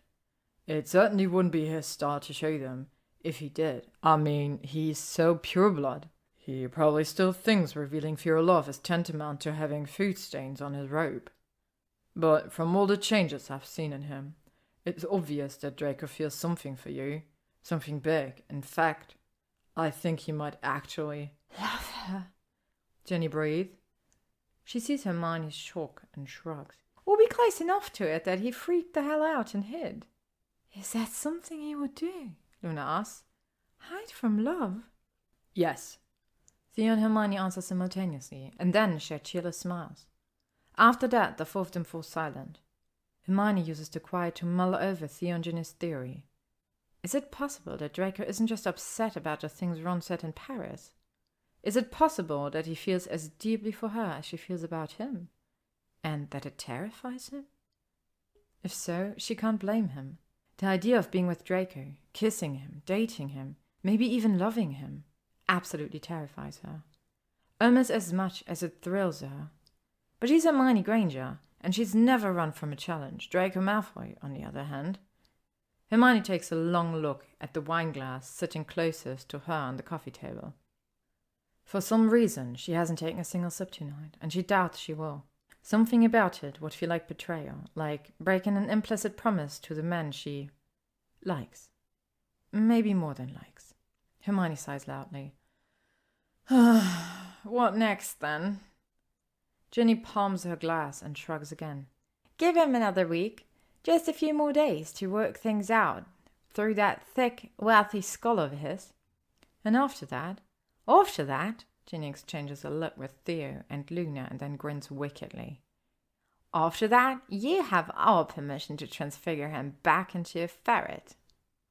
So that's exactly what Hermione does, minus the ferret part. Instead of thinking about Draco, mooning over him if she's honest about how she behaved during the 2 weeks prior to this one, she pours herself into her work. Monday and Tuesday find Hermione buried to her elbows in statute books at the ministry. Wednesday finds her drafting proposals so quickly and prolifically. Her office mates would see smoke rising from her quill if they looked hard enough. On Thursday, she spends the entire day gathering signatures from her colleagues, peers, and former war bodies. So many, no legal tribunal in the world could ignore her proposal. At her request, Hagrid arrives at the ministry on Friday evening after teaching his classes at Hogwarts. Hermione and the half-giant sprawl out in her office to prepare his testimony, late into that night, and all day Saturday too. On the morning of Sunday, April 30th, a grim-faced Hermione and Hagrid descend the 5 floors between her office and the Wizengamot chambers to attend the open legislation hour the tribunal holds on the last day of every month. This hour was an idea put forth by Kingsley after the war, to ensure that all witches and wizards get a fair hearing whether or not they have an appointment. A concept inspired in part by the bureaucratic horrors Harry often had to endure in those chambers. That evening, several hours after their hearing ends, Hermione and Hagrid join Harry, Ginny and Ron and Headmistress McGonagall for dinner in Diagon Alley. The 6 of them celebrate the future implementations of the giant primary school program with many toasts. So many, Hagrid openly cries in his fire whiskey and Hermione into her tea. The moment is so lovely, such a perfect culmination of her brief career at the Ministry, that she thinks her heart might burst from happiness. But the following Monday morning, as Hermione listens to the tumult of congratulations and complaints at work, her heart begins to ache again. For 3 reasons, mostly. First, because the implementation of this law will be an uphill battle, like so many other things involving civil liberties in the wizarding world. Second, because she wants to cheer or cry into a glass of wine so badly she can taste it, but she refuses to go back on her unspoken promise. And third, because she wants to celebrate her victory and mourn the fact that today is May bloody 1st with the one person in the world she apparently can't. Around the time she admits to reason number 3, she also decides she's done enough waiting. She arrives home Monday evening, already gearing herself up for what she plans to do. Preferably, she would face this battle in a couture dress with great hair. But black storm clouds have started to gather outside, so practical clothing is a must. As quickly as she can, Hermione changes from her ministry robes into jeans, a hoodie, and pretty, if practical, ballet flats. She twists her hair into a bun at the nape of her neck and jams about 1,000 little pins into the mass until it seems relatively stable. Then she strides purposefully to her fireplace. With a scoop of Floo powder in her fist, she takes a deep breath, drops the powder and calls out, "Malfoy Manor!" The green flames don't rise up to meet her. Instead, a weak yellow light flickers before extinguishing with a loud pop. She frowns down at her shoes, where that strange light vanished. Huh? Weird. She tries again with a much larger amount of powder, enough that it puffs up in its own grey cloud before being swallowed by those bizarre flames. This time the yellow lasts longer, and Hermione can almost make out the familiar swirl of incomprehensible Floo images inside of it. But the images quickly disappear, right along with the yellow light. Maybe my Floo is broken, she thinks with a touch of panic. Maybe a spell has gone faulty. To test the theory, Hermione drops another handful of powder and calls out for number 12 Grimmauld Place. Green consumes her, and in seconds she sees Harry and Ginny eating dinner together at Grimmaud's kitchen table. Harry's eyebrows dart up in surprise. Hi? I'll explain later, Hermione says shakily, and she flees home before her friends can ask any questions. Which is probably for the best, considering how fast her heart is beating. It can't be true, she thinks. What she suspects just can't be true. She refuses to believe it. So Hermione tries a 3rd time, dropping more powder to her feet and calling out for the manor. And for the 3rd time, those sickly yellow flames gutter and die around her. It's only then she admits to herself what has happened. Her Floo isn't broken, it's been disconnected. But not from her end. Only someone at Malfoy Manor could have performed the disconnecting spell, incantated the right words so that Hermione could no longer travel from her home to theirs.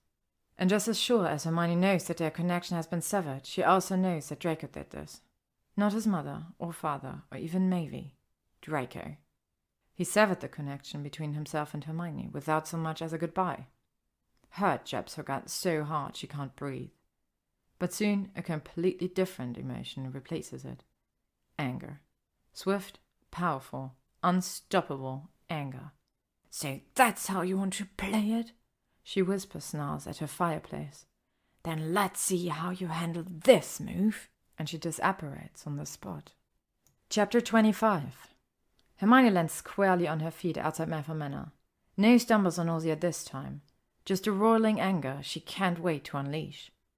She casts a quick protego over her head to keep away the sudden downpour, but she knows that the few seconds of rain she caught have already destroyed her bun. And by Merlin, she doesn't care. She yanks out her hairpins for good measure and lets her curls go wild. There are tangles and snarls, an apt manifestation of her heart right now. Muttering curses for practice if need be, she storms through the open muggle gates. They've likely shorted out in the rain again. If Draco broke their Floo connection, then there's no way he left the gates open for her. The long drive to the manor has become soggy in places, filled with wide puddles she can't entirely dodge. By the time Hermione reaches the entrance, her ballet flats are as ruined as her hair. She resists the urge to kick them against the door and instead bangs her fists upon the wood. so hard her wrists hurt. The doors swing open to reveal Mavie, who looks horrified by Hermione's appearance, both literal and metaphoric. Miss Granger, the elf squeaks. you shouldn't. Where is he? Hermione demands. Mavie hesitates, her little finger still clasped to the edge of one door. Very sorry, miss, but Mr. Draco isn't receiving company at the moment. Then it's a good thing I won't be much company, isn't it? Before Mavie can embarrass them both by trying to bar the door, a murmured lumos echoes throughout the dark foyer. Beneath the spell's light, Narcissa Malfoy stands regal in her navy blue dress robes.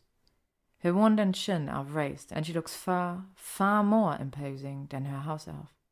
Hermione, Narcissa says, all calm composure and gracious welcome. How lovely to see you again. Please come in from that horrible storm. Hermione's wrath hasn't abated in the slightest, but she accepts the invitation, stepping inside to drip all over the marble entryway. She casts a drying charm on her clothing, but specifically avoids the nest of curls atop her head. Draco doesn't deserve reasonably sized Granger hair tonight. Somewhat more presentable, Hermione faces Narcissa. She's set to explain or defend herself to the older witch, with whatever means necessary, including hexes. But it's not resistance she sees in Narcissa's eyes. Instead, the Malfoy matriarch is staring at Hermione with unwavering, unquestionable respect. Narcissa angles her head towards the grand staircase. I think you'll find what you're looking for upstairs, having a massive sulk in his library. After a stunned pause, Hermione nods. Thank you, Narcissa. I mean it. Any time. Narcissa answers breezily. Then she lowers her gaze to the elf still sputtering at the door. Mavie, I do believe we're needed in the kitchens. Straight away, please. Hermione watches them leave the foyer, Narcissa still carrying the wand above her head, and Mavie following with a few nervous glances over her shoulder. Hermione waits until the unlikely duo disappears into the shadow of the manor. Then she storms up the grand staircase. Despite all her previous trouble with the manor's maze-like corridors, Hermione finds a way with little effort tonight. Maybe it's the number of times she's been here by now, or the angry flashes of the storm lighting her way. Or maybe it's the furies seething in her gut. The last option, she thinks, is the most likely explanation for the swiftness with which she finally burst through the unlocked entrance of the smaller library. The door slams off the wall behind it, and the sound reverberates throughout the room. Draco is standing at the far side of the library, staring out a darkened window at the front gardens of the manor.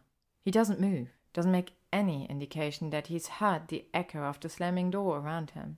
This infuriates Hermione even more, and she makes no effort to hide her irregular breathing or the stomp of her feet as she marches into the library.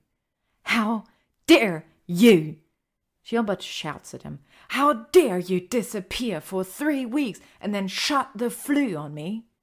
Didn't stop you from apparating here now, did it? In a storm, Draco, in thunder and lightning and rain, lots of rain. How's that my problem? He draws, and he slowly turns from the window to face her. She starts to tell him exactly what kind of problem he's about to deal with, and then stops short at the sight of his right hand. There, he's holding a crystal tumbler, filled with ice and at least 2 fingers of bright, amber-colored liquid. Fire whiskey? In less than 5 steps, Hermione crosses the rest of the library, bypasses the green sofa, and comes close enough to yank the glass out of his hand. Before Draco can protest, she knocks back an enormous gulp of its content. She doesn't drink all of it. She wants at least a few drops to throw in his face afterwards. But the moment the liquid hits her tongue, she feels a relief so palpable she nearly sags to the floor. It's just tea, she breathes. Cold tea. Now, is it? He snatches the glass back from her roughly. How do you know I didn't just transfigure whiskey into tea before you got here?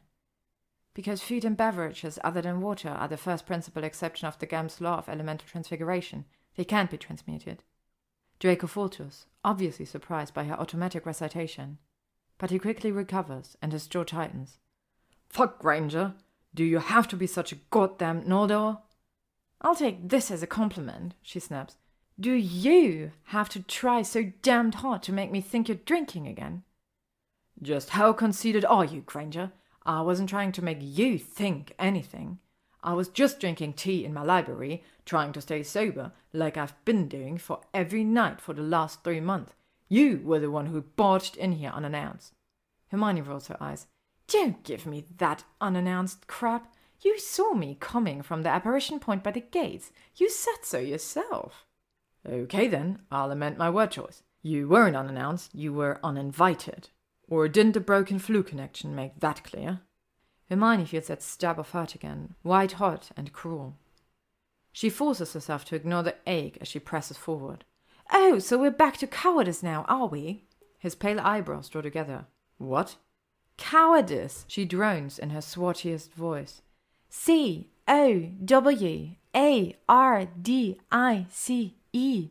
Defined as the pathological lack of courage, e.g. Draco Malfoy. Draco snorts, and the sound is far too livid for its usual elegance. Just like a bloody Gryffindor to make it all about courage. I swear the word bravery probably gets you a lot off, doesn't it? She blushes at the implication and opens her mouth to tell him off, but he goes on. Merlin, Granger, it doesn't take courage to keep someone like you out of my house. It just takes brain. And one bloody revocation spell. All at once, she's seeing red, and her hand twitches towards her wound.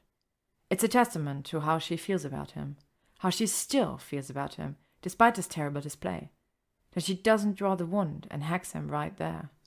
Someone like me, she hisses. Someone like me? Why don't you just say it outright, Draco, and save yourself the trouble of wiggling around it? His brow furrows again into something that's not quite a scowl anymore. What are you on about, Granger? Just say it. Say the word. Get it out in the open like a curse. Hermione's practically shrieking now, and she doesn't care. Doesn't care if the whole Malfoy household can hear her. Doesn't care about the very real confusion on Draco's face. Granger, what the hell are you? You know what I mean, she cuts him off harshly. Quit pretending. I honestly have no idea. Mudblood, she shouts. Your favorite name for me. Mud fucking blood. Her words slice the air between them like a skiff. She hadn't meant to say it aloud. She'd only meant to dance around it until he felt guilty enough to incriminate himself. But he hadn't said it, she had. And now that word hangs suspended between them like Avada Kedavra, foul and green and itching to destroy someone. Draco sucks in a sharp breath, and the blonde drains from his face. I don't. He can't seem to finish his thought in the wake of the bomb she just detonated. Seeing the wounded look in his eyes, Hermione feels a twinge of regret. But his resolve has clearly faltered, so she plunges on. Why have you been avoiding me, Draco? Why did you close our flu connection? His mouth opens, shuts. He runs one hand through his hair, massing its blonde perfection. Finally, he swears and slams his glass down on a nearby bookcase. Without a backward glance at her, he stalks toward the roaring fire. Hermione knows that he'll tell her. He won't hide it from her forever. Not if she fights the truth out of him right now, like the lion she is. Why? She repeats, moving around the sofa so he can't escape her. Tell me why. Draco hangs his head, grips the tall fireplace mantel with both hands, and leans into it. He still doesn't answer. The only noise that comes out of him is a series of ragged breaths. Tell me, she commands. Because I'm poison, he rasps, without turning away from the fire. The frenetic pulse of her anger, so insistent only 2 seconds ago, stops abruptly, as hard and sudden as a branch shoved into the spokes of a bicycle wheel. You're what? Weasley was right that night, Granger. I'm poison. I'm a ruiner. I've ruined everything I've ever touched. That's one of the reasons I drank. The reason, most of the time. I didn't just fail sodding Voldemort, or Dumbledore, or my father, or Vince. I failed myself. I failed you. And I won't do that to you again. Because I didn't know it back then, but I know it now. I know it in every rotten corner of my rotten heart. He thuds his fist onto his chest to emphasize the point, and finally looks at her. Now what? Hermione whispers, afraid to break the spell of honesty that has fallen over him. What do you know, Draco? His eyes frantically skim over her curls, her body, her lips. I know that you're so... What? I'm so what? Swotty, annoying, muggle, unwelcome? Perfect, he gasps. You're so perfect to me. Draco's eyes widen as though he just stunned himself as much as he did her. He moves like he's been jolted with electricity, twitching and jerking backwards. Away from the fireplace and away from her. But Hermione still isn't going to let him escape. Not after he said that. She strides towards him, even when he edges backwards until his legs strike the sofa. "You aren't poisoned, Draco. You aren't a ruiner." Her words themselves are kind, as are the thoughts behind them, but her tone is brutal. While Hermione's heart already knows where she wants this conversation to go, her head is still furious. So they need to fight until her anger dissipates, or he changes his mind, or both. Draco senses this, she thinks. She can tell by the way his eyes start glowing and his lips curl into a sneer. It sends a thrill right up her spine. The fact that he's going to fight with her in earnest. The fact that she matters enough for him to do this, right here and right now, whatever the outcome might be. "You don't think that," he growls, angry again instead of broken. "You can't." "How do you know? Are you Legolemons all of a sudden?" "I'm a fucking Occlumens, you know that." "Of course I do. And quit dodging the question. Why can't I think that? Why do you think I secretly hate you?" "Because you showed up at my house with pastries," he says, "with bloody apple tarts, like you wanted to make some kind of amends." "And that's supposed to mean what exactly?" "That means we have a bloody problem. There are only two reasons you would do something like that. Either you're terrified of me and had to figure out a way to cope with it, or you're insane." When she makes a derisive noise, he snarls again. "You were fucking tortured here, Granger. Then you show up almost 2 years later, looking to apologize. It doesn't make any bloody sense. And since we both know you're too stubborn to lose your mind, I'm left with only the first option." His sneer deepens, but it isn't really directed at her anymore. "What kind of monster am I," he asks, "to have that effect on people? To make someone feel like they have to pacify me so that they're whole again?" Hermione groans in frustration. "Ugh, Merlin, you are so damned arrogant. I didn't bring you the tarts to apologize to you, Draco, or to pacify you like some dragon under a mountain. I brought them to show you that you didn't have to apologize to me. I wanted you to know that you didn't have to make amends, because I forgave you before I even arrived here that day." He rakes both his hands through his hair, which has gone from musk to wild like hers. Before you even... You already forgave me? So what is this, then? You're here to fix me." "Fix you? You think I want to fix you, Draco? If that were even possible, for one person to fix another, I still wouldn't want to. Do you even remember what I told you about my father? It wasn't up to me or my mum to fix him. Help him, yes, but fix him? No. He had to heal himself, just like you do. The hard work is all yours, Draco, not mine. I just want to be around to watch the process, maybe enjoy the finished product." He snorts at that, but she barrels on. Ron was full of shit, by the way. "You're not poisoned, Draco, any more than I'm the antidote. And just so you know, you self-centered prat, my forgiveness had nothing to do with you. It had to do with me. It was my brain and my heart that forgave you, without any action on your part. And I did it a long time ago, long before I... "Before you what, Granger?" he snaps. "Spit it out." "Before I fell for you, you giant ass." The scowl melts right off his face. He's blinking, a shock response he definitely picked up from her, and his mouth opens and closes wordlessly. It feels like forever, a wizard's full lifetime until he finds his voice. Fell? "Yes, fell. I've fallen for you, Draco. For you, not for your supposed con, like Ron said. Not despite anything either.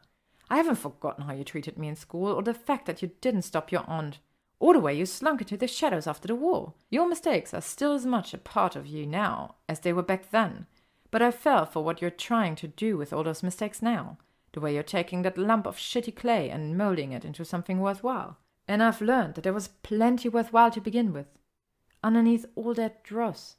So that's what I want, Draco. You. Your past and your future. All of you." "Me?" "You," Hermione says firmly. "I want you, Draco. Full stop. However, and this is a big however, so pay attention. The stunts you pulled at the restaurant and with the flu mean that my heart isn't the one in question.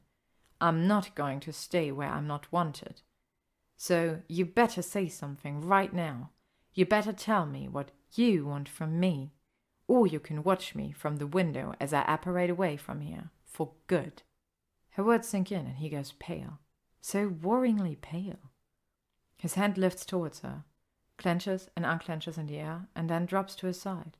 "You," Draco says finally, not with doubt, as she feared, but with a sad sort of resignation, like he's waiting for her to take it all back. "I want you, Hermione. All of you." Her heart leaps, jumps, soars.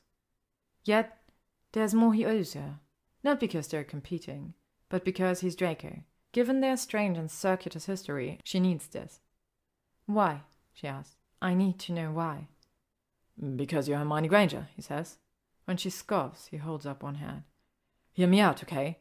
You're this amazing war heroine, the Hermione Granger, versus this Death Eater piece of rubbish." Draco gestures vaguely to himself.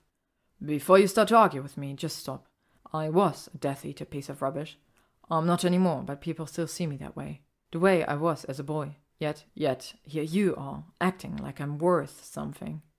It breaks her heart to hear his voice crack over that last sentence, but she doesn't interrupt again. "You treat me that way," he goes on, "because you really believe it. You believe I'm worth something. Even on that first day with the tarts, when you had no reason to, when you barely knew me, you treated me as though I might be a human after all." "And that's the only reason you want me?" she asks. "Because I'm one of the few people who treats you like a human being?" "That's why I started to like you as a person, not why I started to want you." "Then why, Draco? Why do you want me?" Her tone stays neutral and smooth. But inside she's begging that he wants her for the right reasons. Not because she's the Hermione Granger, or because she doesn't treat him like scum, or because he was lonely and lost before she burst into his life with a cake box full of apple tarts. "I want you, Hermione," he says raggedly, "because I can't look away from you. Sometimes you're a mess, and sometimes you're so fucking beautiful I can't take it. But no matter which, I can never look away from you. It's like you've bewitched me. And I know that's a cliché, considering what we are, but it doesn't make it any less true." Despite a tingle in her spine, she doesn't change her impassive tone. "How I look, then? Is that it?" Draco frowns and runs one hand through his ruined hair. "Of course not. Do you want me to tell you it's because you're smart? Well, you know you're smart. Because you're also funny, darkly so sometimes, thank God. And you're a damn talented witch. And somehow, some way, you started to look at me the way I've been looking at you since you showed back up at the manor." "And how's that?" "Like you want." Draco hesitates, breathes slowly in and out, meets her eyes with a hopeful, searching gaze that makes her toes curl. "Like you want to kiss me as much as I want to kiss you." Her cool facade nearly shatters. "You want to kiss me?" Yes. He laughs softly. "I'm so goddamn afraid I'm going to fuck it up, just like everything else I've ever done. But all I've been able to think about since that first day you showed up here is how much I want to kiss you until you can't breathe anymore." And with that, she's done. In an abrupt flash of movement, Hermione closes the space between them, fists his shirt in her hand, and crushes her lips to his. Chapter 26. Their first kiss isn't much of one, just a hard press of mouth and teeth and longing. But for everything that kiss isn't, it's also unquestionably electric. Hermione feels it like static in her hair or lightning in her veins. Draco must feel it too. Surely he must. Hermione wrenches away from him to assess his reaction. But despite his swollen mouth and ruffled hair, Draco's face is blank. His arms hover awkwardly in the air, unsure of where to land. Primal terror seems to roll off him in waves, and she thinks, just for a second, that she's made a terrible mistake. Then suddenly, he wraps his arms around her and pulls her close. So close she couldn't fit a sheet of parchment between their bodies if she tried. He smiles down at her, his grey eyes full of something that looks an awful lot like wonder, before he bends his head and molds his lips to hers. Now this is a kiss. A real kiss that inflames her heart and floods her brain with that familiar buzz that she's come to know so well. But it's there, with his lips up on hers, that she finally understands. It isn't a buzz she's been experiencing inside her brain this whole time. It's a song comprised of all the things she adores about him. It's his laugh, his wit, his eyes, his hands. It's the softness of his lips as they press, tug, pull at hers. And it's the fiery sweet tang of his tongue when it finally meets her own. The world feels like flowery tea and cinnamon and laughter and everything indefinably, undeniably good. Their tongues brush a second time, a third time, and her knees buckle.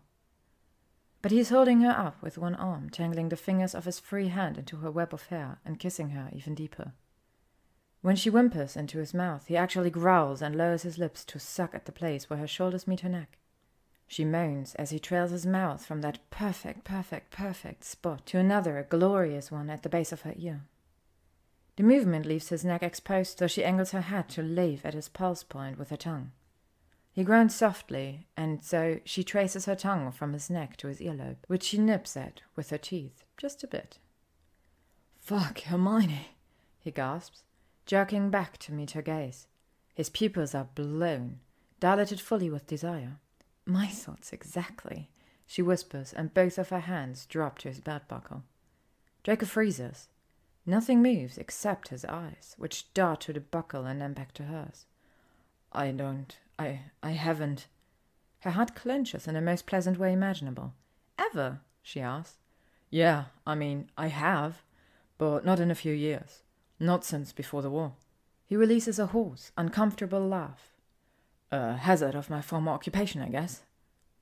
Hermione leaves one hand on his buckle but removes the other, threading her fingers through the soft hair at the base of his neck. Without removing either hand, she lifts onto her toes to meet his lips again. This kiss is different, but just as lovely as the others, slower and gentler and sweeter than she would have ever expected from him. She doesn't break the kiss, even when she murmurs, "Don't shut me out again, Draco." "I won't," he says into her mouth. "Swear it." He pulls away, only to close his eyes and lean his forehead against hers.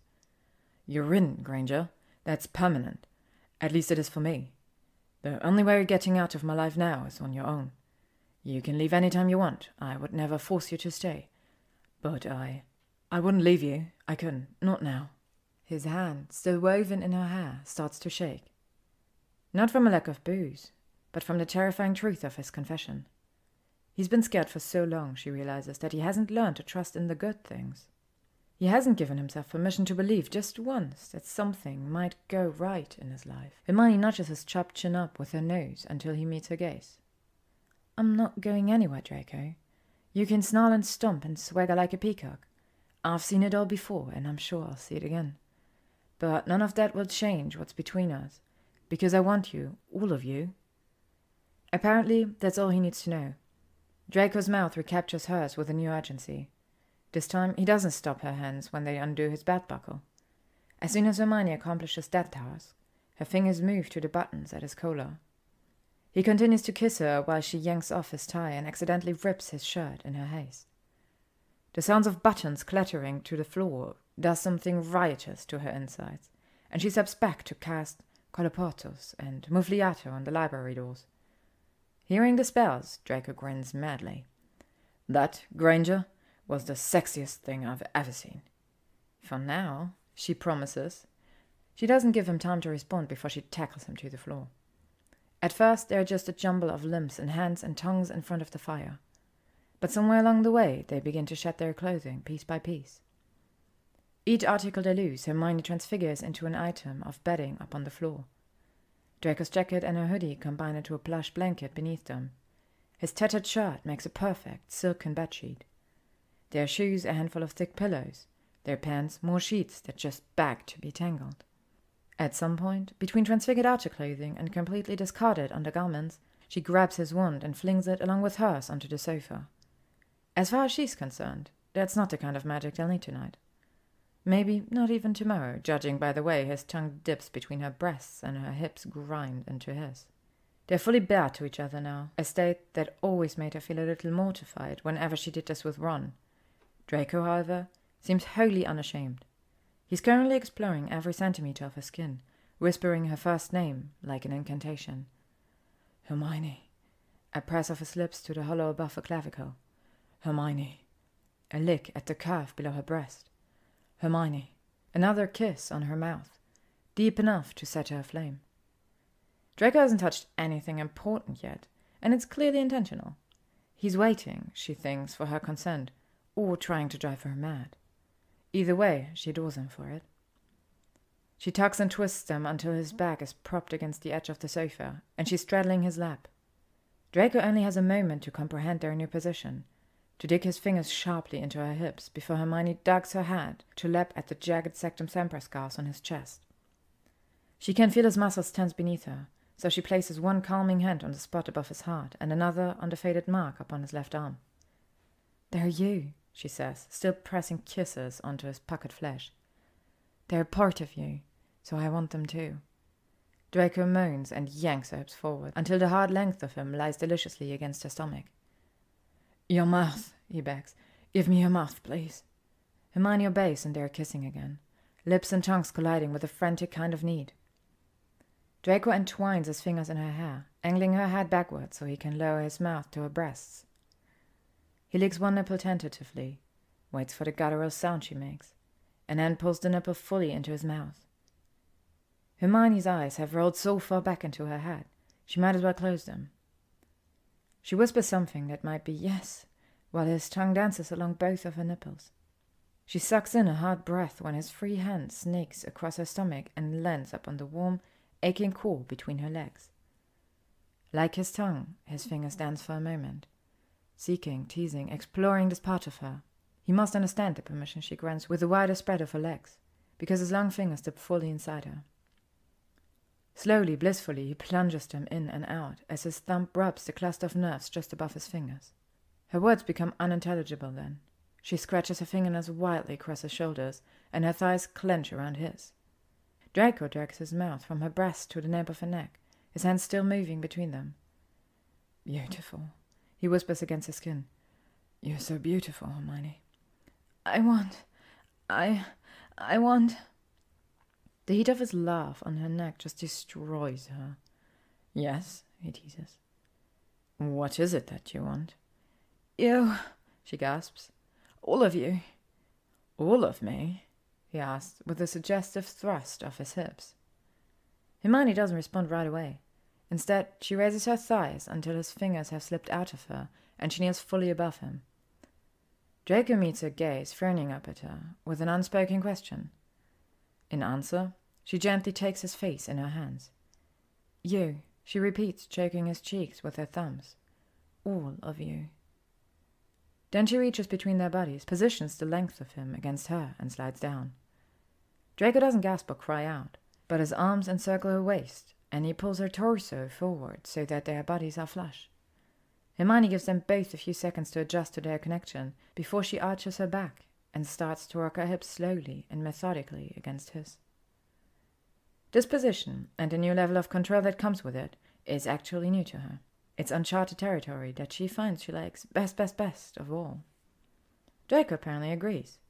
After only a few sways from Hermione, his own hips begin to thrust upwards into hers. His movement faltered at first, but soon the two of them build into a rhythm that has them both gasping. Only when her head drops to his shoulder does he slide his hand back between their bodies. "Please," she pants into his ear as fingers begin to circle again. "Please." And so he complies, thrusting and circling until abruptly Hermione throws her head back. She's shattering then, shattering so completely around him that she nearly whites out from the feel of it. He doesn't seem to know what to do but keep going, circling and thrusting and kissing her deeply after her head snaps back towards his. As she reassembles herself above him, he whispers, "Beautiful," against her lips. She whispers back one word, "Draco," and he lets himself shatter too. Several hours and several more shatterings later, Hermione spins lazily in the circle of Draco's arms to face him. They are still naked, with only their transfigured bedding between them and the dying light of the fire. "What are you thinking?" she asks. "That your hair appears to have gained its own gravitational pull." She shrugs one shoulder against his scarred chest. "You love that about me, I know it." Without warning, Draco's fingers tighten up on her hips. "I do, Granger," he murmurs. "I really do." "Draco," She starts, but he interrupts her with a small shake of his head. No, let me say something first, for once. He smirks, but his eyes are tender. You gave me the reason why you wanted me tonight, but I just realized I didn't give you all the reasons I wanted you. There's more. Yes? She's breathing unevenly again, more turned on than she'd like to admit. But Hermione smirks back at him. Oh, I already know what you want, Draco. My breasts, my biscuits, and my brains, in that order. He laughs and takes her face gently in his hands. Correct, as usual, Granger. But that's not all. My beauty, she teases, like at the jewel ball. When his body goes rigid, she mumbles. Sorry, that was a joke. I didn't mean to bring up that night, not if it makes you uncomfortable. I'm not uncomfortable, he says quietly. I just didn't realize you saw that. The way I looked at you that night, I mean. She nods into his hands, and he grimaces. You shocked me that night, Granger. I shocked myself because I thought I hated you. I really did. But how could I hate you after what I saw outside the Great Hall? The way I reacted to you at the jewel ball kept me wondering. 4th year, 5th year, 6th year, every time I saw you after that night, every time we argued or insulted each other, I kept seeing you. Not just some caricature of you. So much so, I realized that I didn't actually hate you at all. I knew it even before the war, but I couldn't quite admit the whole truth until I saw you standing in the foyer of the manor that first day, carrying those tarts. Your hair was a disaster, and your cheeks were bright pink, and you looked so goddamn beautiful. I couldn't even breathe for a minute. But that's still not the main reason I want you. No? She whispers, pretty sure she's bright pink right now, too. Draco shakes his head. No. I want you because of your heart, your mad, wild heart. Despite a disbelieving laugh, the referenced organ beats frantically inside her chest. Wild? Did you actually just call my heart wild? He just cracks a lazy smile and nods. Hermione scoffs again. Aside from my hair, no one has ever called anything about me wild. Controlled, sure. Methodical? Absolutely. Precise, detail-oriented, hell, even uptight, but never wild. And that's where they're wrong. Where I was wrong, back in school. Draco's fingers slip from her face, and he leans forward to whisper the rest of his words into her curls at her temple. You, Hermione Granger, are controlled and methodical and precise. But your heart is just as wild and fierce as Pansy's. Thank you for that lovely comparison, she deadpans, and he laughs into her hair. It's not meant to be an insult. Pansy's a lot of negative, nasty things, but she's also a fierce creature who would do anything to protect the people she loves. You told me that you're just like that too, the day we talked about your parents. Yeah, but Pansy... You're going to have to get used to her, you know. Her and all other Slytherins. Yeah, but Pansy... He laughs again. The Pansy thing is sort of beside the point. It's the wild part I like. But how? Why? Why do I see your heart as wild? He finishes. Maybe you Gryffindors call it brave. Maybe I don't want to use the B word because I'll always be a Slytherin and courage is supposed to make me sick. But the way you stormed in here tonight and declared your feelings was wild and risky and brave. So was the way you told me about your father and his drinking, or the way you ignored my snarling the day I cut my fingers, or the way you went witch to witch with my mother with a smile on your face, or the way you treat my owl and my parents like they're actually worthwhile too, or the way you... Hermione hears the emotion crest in his voice, so she curls her fingers into his untamed hair. Silently gives him permission to stop if he needs to.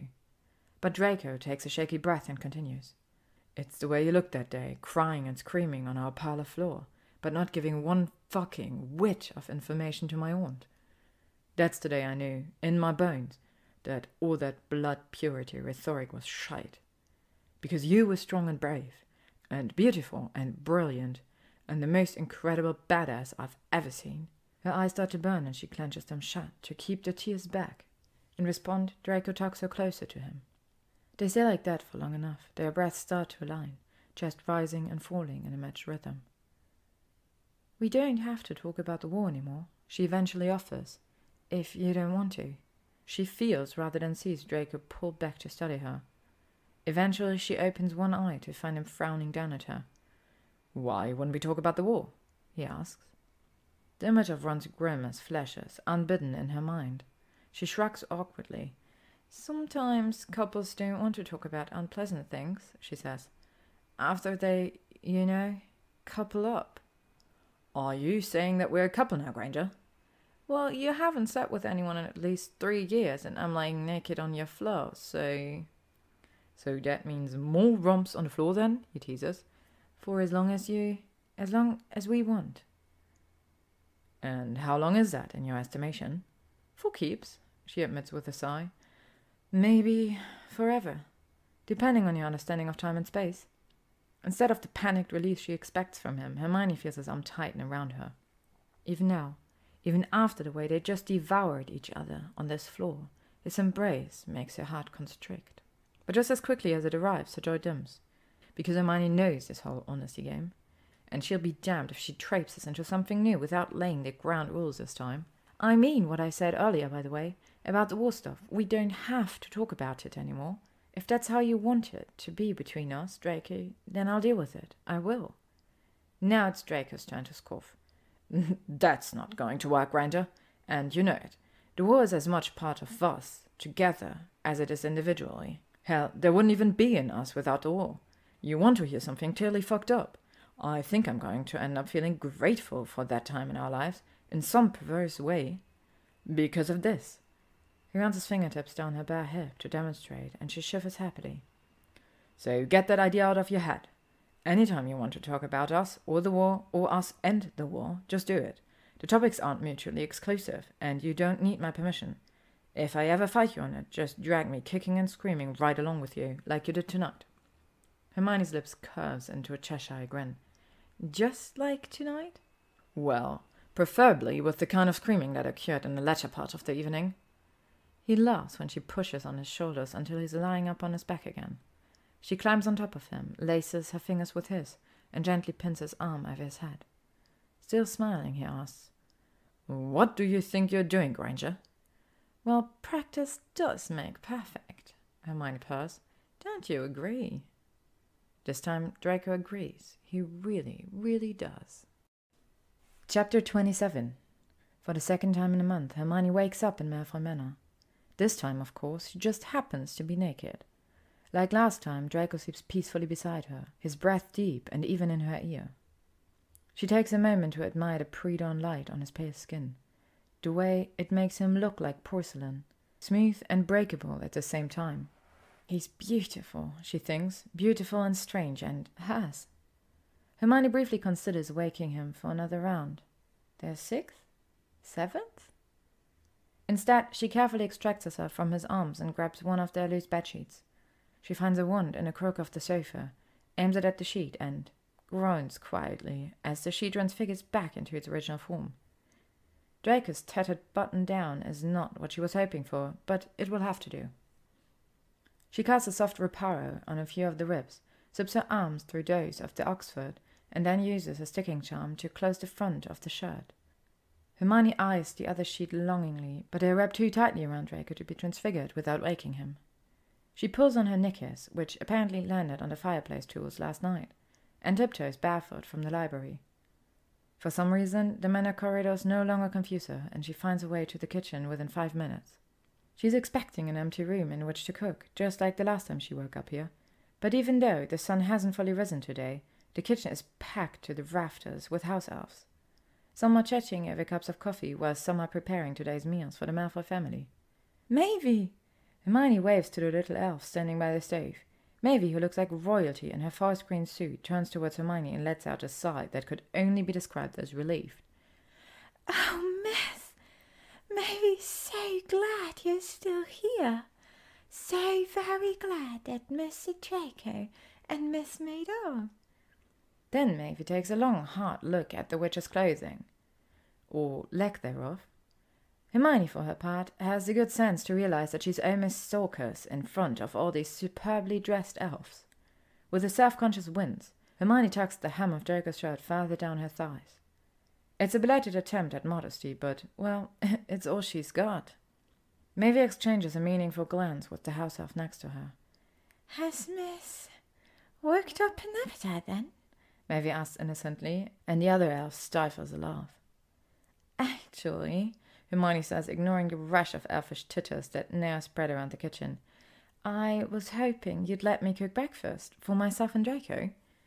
Maeve opens her mouth to answer, but another, deeper voice cuts her off. Are we doing full English then, Granger? Hermione spins around with an unabashed smile. There he stands, leaning against the cabinetry, with his arms folded across his scarred chest. He's wearing his retransfigured black pants and nothing else. That makes sense, she supposes, since his ripped Oxford is currently occupied. Hello there, she says, folding her own arms across her chest and cocking one of her hips to the side. Ready for breakfast? Draco drinks in his suggestive stance until he can't restrain himself any longer. He makes a guttural noise in the back of his throat and reaches her in 2 broad strides. Before she even has a second to react, he's wrapped her in his bare arms. Why would I want food, he whispers in her ear, when you look so tasty? Hermione giggles, grabs his hips, and yanks them further into hers. First breakfast, she whispers back, then round number 7. It's really only 7. You better eat fast then. We're behind schedule. Draco must see her blush, because he presses a small kiss to one of her heated cheeks. Gorgeous Granger, even in my clothes. I rather like this shirt, she says with a sniff. I think I'll keep it. As long as you promise to wear it and nothing else. What about my knickers? Those are wholly optional. Oh? And which of us will exercise the option? In answer, Draco leans forward to kiss her deeply. She kisses him back and feels herself becoming more roused by the second.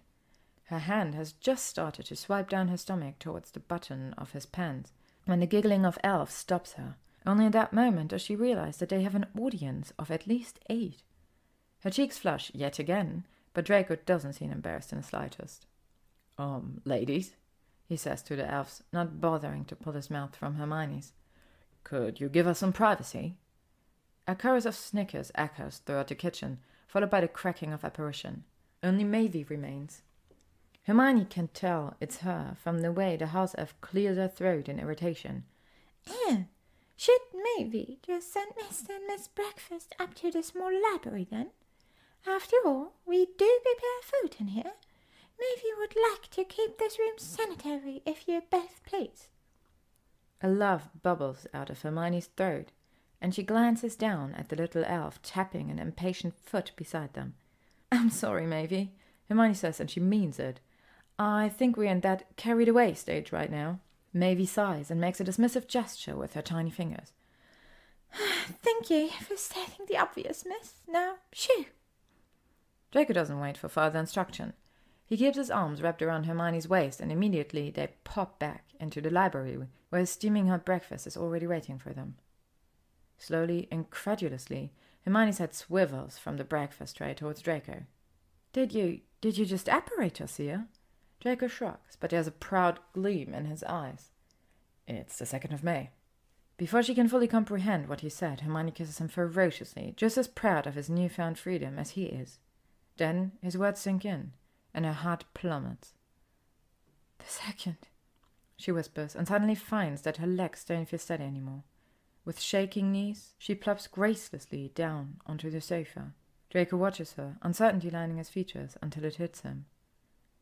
He drops at her side and takes one of her limp hands into his. This day is especially bad for you, isn't it? Hermione nods, fighting a wave of nausea. Last year I was so upset I stayed up until dawn baking. It was sort of the unofficial start of the PTSD pastry tour. Also the night Weasley broke up with you, he guesses. When she nods again, Draco sighs. I know I have fewer reasons to hate this day than you, Granger, but I do. I fucking hate it. I felt that way even before our sentencing. It feels like everyone who died in the war died today. I know that's not true, but it still feels like it. I know exactly what you mean, she says. Mada died at the start, and Dobby died that day I left here over Easter holidays. But I think about the 2 of them most on this day. Then there's Tonks, Lupin, Colin Creevey, Charity Burbage, he adds, Severus Snape, Winston Crabbe, Fred Weasley. She shoots him a look and he winces. I like the twins, Draco explains ruefully, even though I never let on. They were funny in a distinctly unfunny time. They don't speak again for a whole long while, Hermione staring blankly at the fireplace and Draco smoothing his thumb across the back of her hand. Then she makes a small, hopeful noise. I think I may have another idea. Kind of along the same line as the pastry tour, if you're open to it. He pulls his gaze from their hands and raises one eyebrow, which Hermione takes as an invitation to elaborate. Here's what I'm thinking. What if this day didn't have to be so awful? What if we made it a celebration of sorts? A party? Draco asks in a flat tone. That's one way to look at it, she hedges. But maybe we should call it a group-wide reconciliation instead. A chance for all of us to get together and just talk. Face the PTSD head-on. Now, both Draco's eyebrows rise, but Hermione is just gathering steam. She keeps going with an excited little glow in her eyes. We could hold it at the Leaky tonight. Merlin knows the pub will be aching for the business. It's a Tuesday and the 2nd of May, a double whammy if you ask me. I could owl Hannah Abbott. She knows the owner, to get permission for us. Then you and I could owl all of our classmates. You'll take the Slytherins, obviously, and I'll take the other houses. Draco snorts. What, Granger? You don't think the Hufflepuffs will come running when I beckon? Draco, your mother told me that the color yellow literally makes her want to vomit. I assume the apple doesn't fall far from the tree. Touché, he concedes. Hermione studies him for a moment. How will you handle it? Being around alcohol tonight, I mean. Because we can totally hold it somewhere other than a pub. My flat's too small, obviously, and Harry's place is big enough, but he won't give up the location. I think the manor would freak too many people out, unfortunately. So a park maybe, or a public square or something. Draco shakes his head and runs one hand through his hair. Loose, how she likes it best. We're going to hold it at the Leaky, Granger, and I'm going to drink sickly sweet pumpkin juice. Lots of it. So much that your parents will likely have to remove all my molars tomorrow morning. She grins broadly. I'm sure you'll still look sexy with a full set of false teeth. Speaking of sexy, how will we handle us tonight, Granger? We're so new, and I'm not sure the whole of Hogwarts is ready for a Malfoy-Granger pairing just yet. Weasley's head practically exploded when he found out. Granted, all the hot air inside it probably didn't help, but still. Hermione elbows Draco in the ribs. But damn it if he has a point. There are only a handful of their classmates who know about them, and not even those select few know the full truth yet. How about we play it cool, she suggests. We arrive and leave together, but we steer clear of each other the rest of the night. Just to give people some time to grieve and to heal, before we hit them with the shock of their lives. Draco nods his approval, but as she loses herself again in tonight's plans, Hermione doesn't see the disappointment that slips over his features. What she doesn't know, what she doesn't see, written all over his frown, is that Draco wouldn't play it cool tonight if it were up to him. The frown is gone when she glances back up at him. Let's eat our breakfast and then start owling our invitation, she suggests. I'm sure if we get right to work, we can send them all off before noon so everyone can... Oh, no, you don't, Granger, he growls in interruption. Not until we finish round 7. Draco lunges at her, finally destroying what's left of his Oxford shirt. If her thrilled giggle is any indication, Hermione doesn't mind the delay, not one bit. After round 7, or 8, if you count the unbelievable things Draco can do with his tongue, they agree that someone needs a bath, even if they don't agree on which of them needs it most. For a delicious moment, Hermione considers his offer to join him in his shower upstairs, but she declines with a sad shake of her head. As much as they'd like to, neither of them can stay in tattered clothing all day.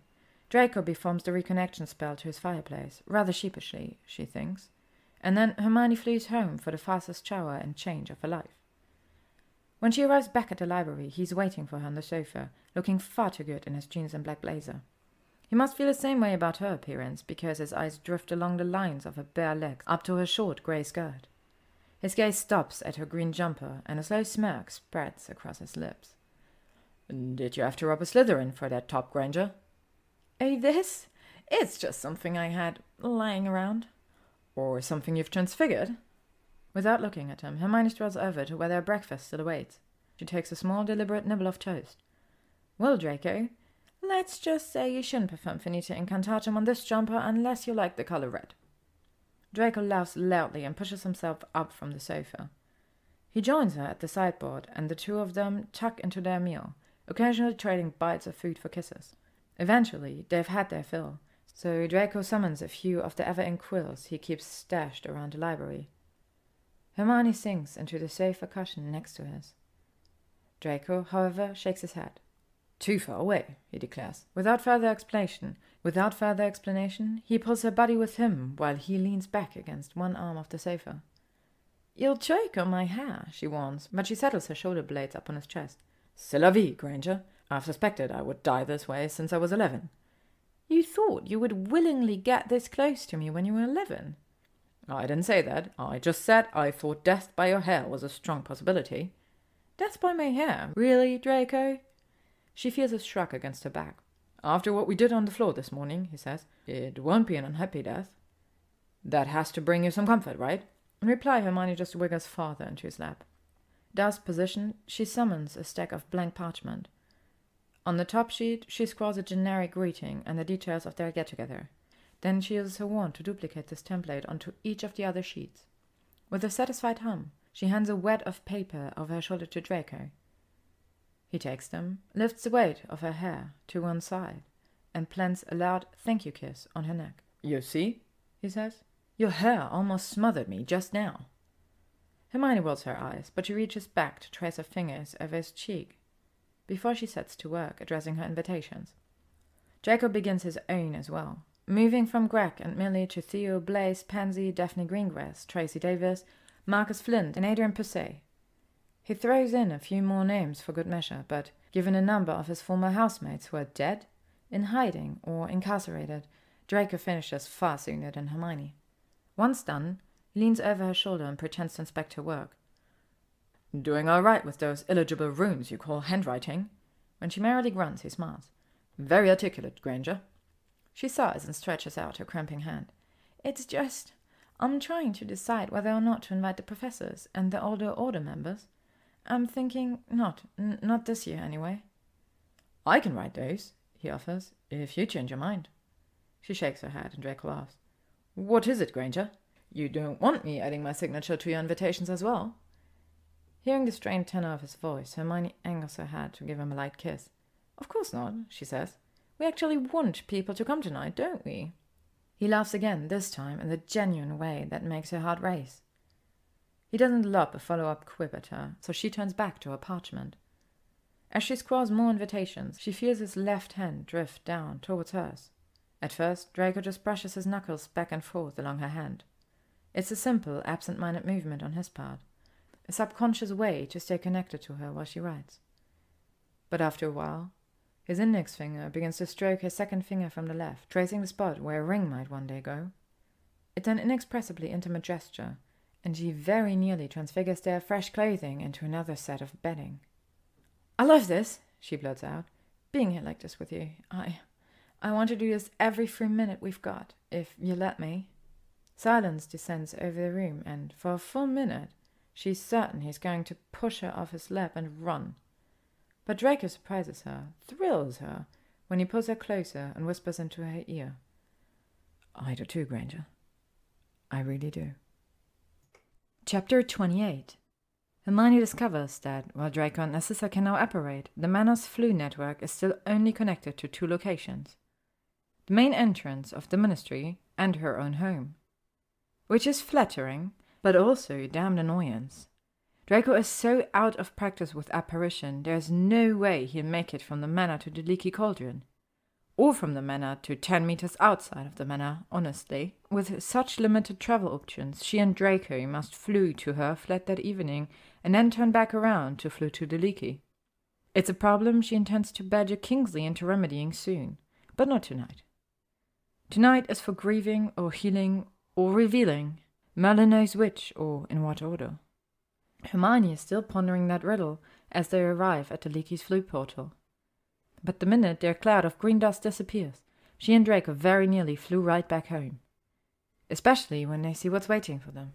There, flanking each side of the fireplace, are their friends.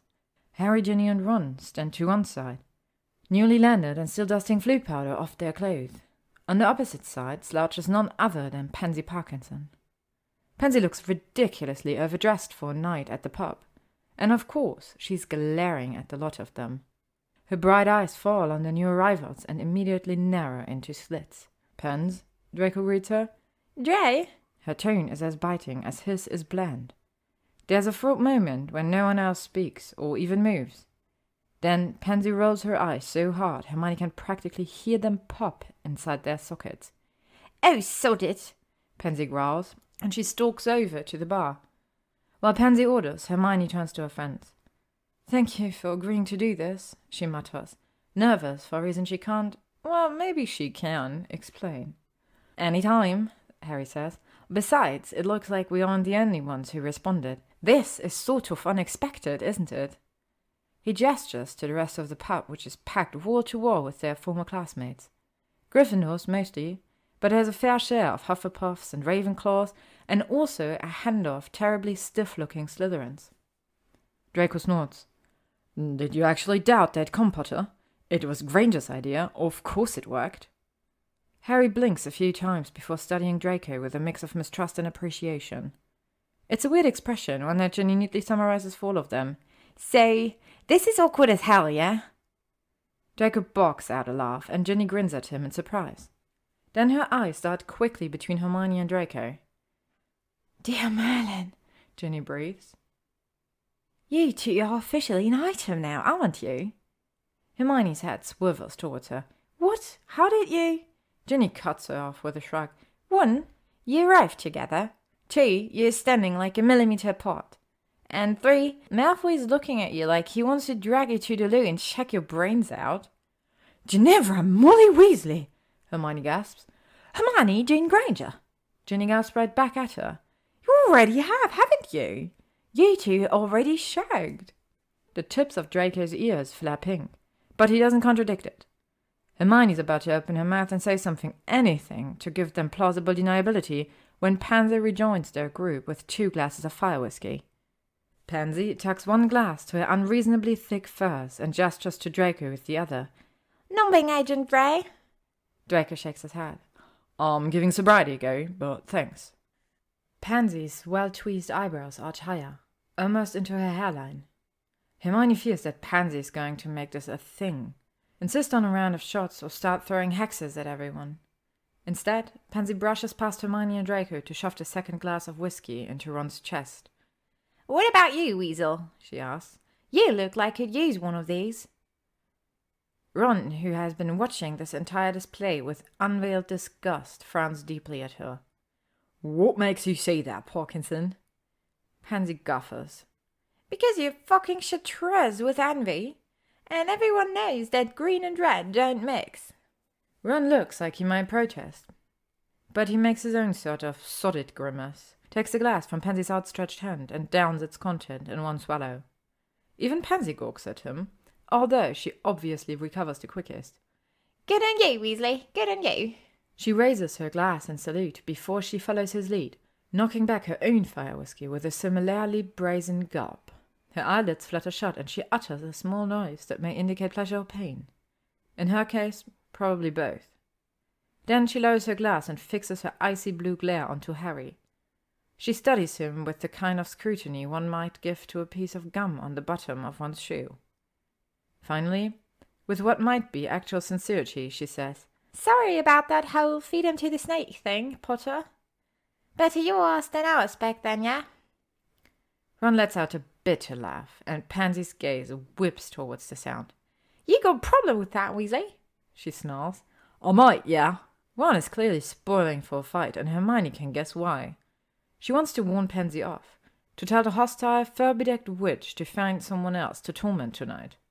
But Ron's upper lip curls, and he seems almost excited by the prospect of an argument. Because why? Pansy demands when Ron doesn't actually define his problem. Because your apology wasn't much of one, was it, Parkinson? I sat big then, didn't I? As opposed to what? As opposed to right now, or any more, or still. And that's supposed to be good enough for Harry? Damn straight it is. You're not even going to try and explain yourself? No, I'm not, she says flatly. I don't like talking about the war, Weasley, so either get over it or get out of my way. Hermione can think of 1,000 things to say to Pansy right then, most of them unpleasant. But Ron just lifts one ginger eyebrow, Whatever he's searching for in Pansy's face, he must find it, because he steps forward and shoves his empty glass back at her. "All right, then. You refill me, Parkinson, and I might believe you." Pansy appraises him carefully and delivers a quick, decisive nod. "The first 2 runs are on me. The next 2 are on you, if you can afford that on your ministry pittance." Hermione's about to ask how Pansy knows where run works when the two of them stomp away in grim accord toward the bar. Once there, Ron and Pansy begin lining up a long row of shots, the strangest pair of drinking buddies Hermione has ever seen. After a full minute of silence, Ginny laughs lightly. "Well, that was bizarre." "That," Draco replies, "was Pansy." Hermione angles her hat towards Draco. "And you think she and I have something in common?" Judging by the way that Pansy is currently pretending not to check out the weasel's arse, I'd say yes. At a minimum, you two have a similar taste in men. Hermione smacks him in the shoulder, but Draco just raises a smug corner of his mouth. "And you both hit harder than anyone I've ever met, so you have that in common too." Hermione glares at him, if only half-heartedly, and then directs a saccharine smile at Harry. "I know he's making it impossible," she says in an overly sweet tone. "But could you just ignore Mr. Personality over here and help me put these out?" She hefts up a beaded handbag to demonstrate. Harry groans. "We aren't setting up the tent, are we? I'm not ready to see that tent again yet." "No," she laughs. "Not today. But I do have about 6 pamphlets about PTSD that I'd like to fan out, on top of the bar, just in case anyone needs them." Relieved, Harry nods his assent. Draco, however, clears his throat beside Hermione. "A tent?" he asks her. "I assume you plan to tell me how that hideous back and sharing a tent with Potter are related?" "Later," she promises, lifting onto her toes to give Draco a light kiss. Harry makes a noise that sounds an awful lot like "Whook" as the new couple breaks apart. Draco looks ready to snarl an insult, probably something involving the use of the word Potter, as though it's a curse, when Ginny loops her arm through the blonde's. "Come on, Malfoy," she says. "Let's go see how many of my friends try to hex you tonight. I'm guessing 10. No, 12. Hermione shakes her head. With that, Ginny tugs Draco towards the swaying crowd farther inside the pub. Harry and Hermione watch them go. Not 60 seconds later, Ginny has to swat Lee Jordan's wand away from Draco's chin. Hermione shakes her head. That makes her first, I suppose. Honestly, I think Ginny undershot it with 12. Harry chuckles darkly. "I just want you to remember one thing tonight, Hermione." "What's that?" "This crazy scheme was all your idea. For the first time in our friendship, I'm totally blameless." The night has grown quite late, nearing midnight, Hermione guesses, but the party still rages on. Within a few hours of the party's start, its noise shifted from polite din to something riotous and joyful. A cacophony of raised voices echoing throughout the leaky cauldron. Now it feels as though each person in the pub has discovered inexplicably that they want this, that they've been waiting on something like this for the past 2 years. In the haze of booze and sweat and laughter, you can't tell one house member from another. Gryffindor, Hufflepuff, Ravenclaw, Slytherin. They all move in one accord, one mass of bodies, swaying with the pulse of relief and release. Hermione and Draco still orbit the room separately, but every so often she meets his gaze over someone's shoulder. Each time he's watching her with a knowing grin and taking deliberate sips of his pumpkin juice. It's during one of those heated stares, when she's standing with Ron and Pansy, who is weirdly cackling at one of Ron's jokes, that Hermione sees a small brown owl swoop into the pub. The owl doesn't land, but instead drops a scroll into Ron's open palm. Ron blinks once, twice, at the scroll before unrolling it. He scans the note quickly and then breaks into a positively massive grin. Without saying a word to Hermione or Pansy, he runs over to Ginny and George and drags them up with him onto some empty bar stool. "Oi, wankers!" he shouts to the crowd, which lets Hermione know that he is well and truly pissed. Still wearing the giant grin, Ron waves the letter into the air. "Ginny just became an auntie, and George and me are uncles." "Which one of you siblings?" Pansy demands loudly. She's slurring, but there isn't a drop of acid in her words. In fact, she sounds rather flirty. That's an interesting development, one Hermione will have to analyze later. "Bill and Fleur!" Ron yells, to Pansy as well as to everyone who's listening. "It's a little girl, and they've named her Victoire, which is French for... Victory!" Hermione calls up at him, and he winks at her in gratitude. "Victory!" he shouts, yanking Ginny's and George's arms up with his in a show of triumph. At this, the crowd goes absolutely insane. Everyone is laughing and cheersing and clapping each other heartily on the back. It's the perfect name, Hermione thinks, given today's date. The entire pub seems to agree. Harry and Luna hug fiercely. Neville grabs a handful of celebratory cigars from the bartender, and Cho Chang offers the Weasley congratulatory shots of fire whiskey, which the redheads down with a plump. It's there in the festive chaos that Hermione feels a light brush of fingers against her wrist. She turns toward the touch and is surprised to find Draco standing right beside her. He doesn't say anything, but he's staring at her. His grey eyes fierce and his lips quirked into an enigmatic smile. She thinks to ask him if he's okay, but before she can do so, his hand cups her cheeks. His fingers tangle in her hair and his lips crush down onto hers. It's one of those kisses. The kind of toe-curling, heartbeat-racing kisses that sets you on fire from the inside out. The kind that changes your heart, your head, your everything. Hermione isn't thinking. She's just kissing Draco back with the same amount of ferocity, her hands grasping at his shoulders, his waist, his hair. There isn't anything else in the world, or even the universe, but his lips, his tongue, him. Only when they finally break apart for air, with their lips still close enough to share each other's breath, does she notice the pub has gone completely silent. Everyone saw them. Everyone knows. But to her utter shock, the crowd breaks into another round of raucous shouts and cheers. Over the wild noise, she can make out a few distinct voices. "Nice one, Dre," Goyle bellows. Luna chimes out, "How lovely!" Pansy loudly suggests that they Get a fucking ream already! And Theo and Ginny shout in unison, "Finally!" Hermione feels Draco laugh against her lips, right before he gives her a second sweeter kiss. He releases her face to twine his fingers with hers and to rest his sharp chin atop her hair. Around his shoulders, Hermione sees Ron watching them. He's returned to Pansy by now, holding another 2 tumblers of what looks like rum. His mouth has twisted to one side and he glares daggers at Draco's back. But when Ron's eyes find Hermione's, his scowl melts into a begrudging, close-lipped smile. He raises his glass a centimeter higher. It's a salute, she realizes, and about the most approval she's going to get from him. "I'll take it," her answering smile tells Ron. When Draco's hat lowers and his lips find hers again, she thinks, "I'll take this too." That's pretty much the last articulate thought she has, and she doesn't even notice when the clock eventually ticks from 11:59 p.m. May 2nd to 12 a.m. May 3rd. Chapter 29. That summer is one of many firsts and a single last for Hermione and Draco. The first time they have a formal dinner with Lucius and Narcissa, everything is an unmitigated disaster. Despite the fact that they've already shared a few casual meals with Hermione, the Malfoy elders can't seem to shake their pure-blood formality around the dinner table. They sit awkward and stiff in the lesser dining room, making painful small talk until Lucius brings up his ministry-led rehabilitation classes. With each passing course of dinner, Lucius shares what he has learned about muggles. Which would be lovely, Hermione thinks, if it weren't for the fact that he feels the need to apologize to her every 2 minutes. Shoehorns, he scoffs. Shoehorns!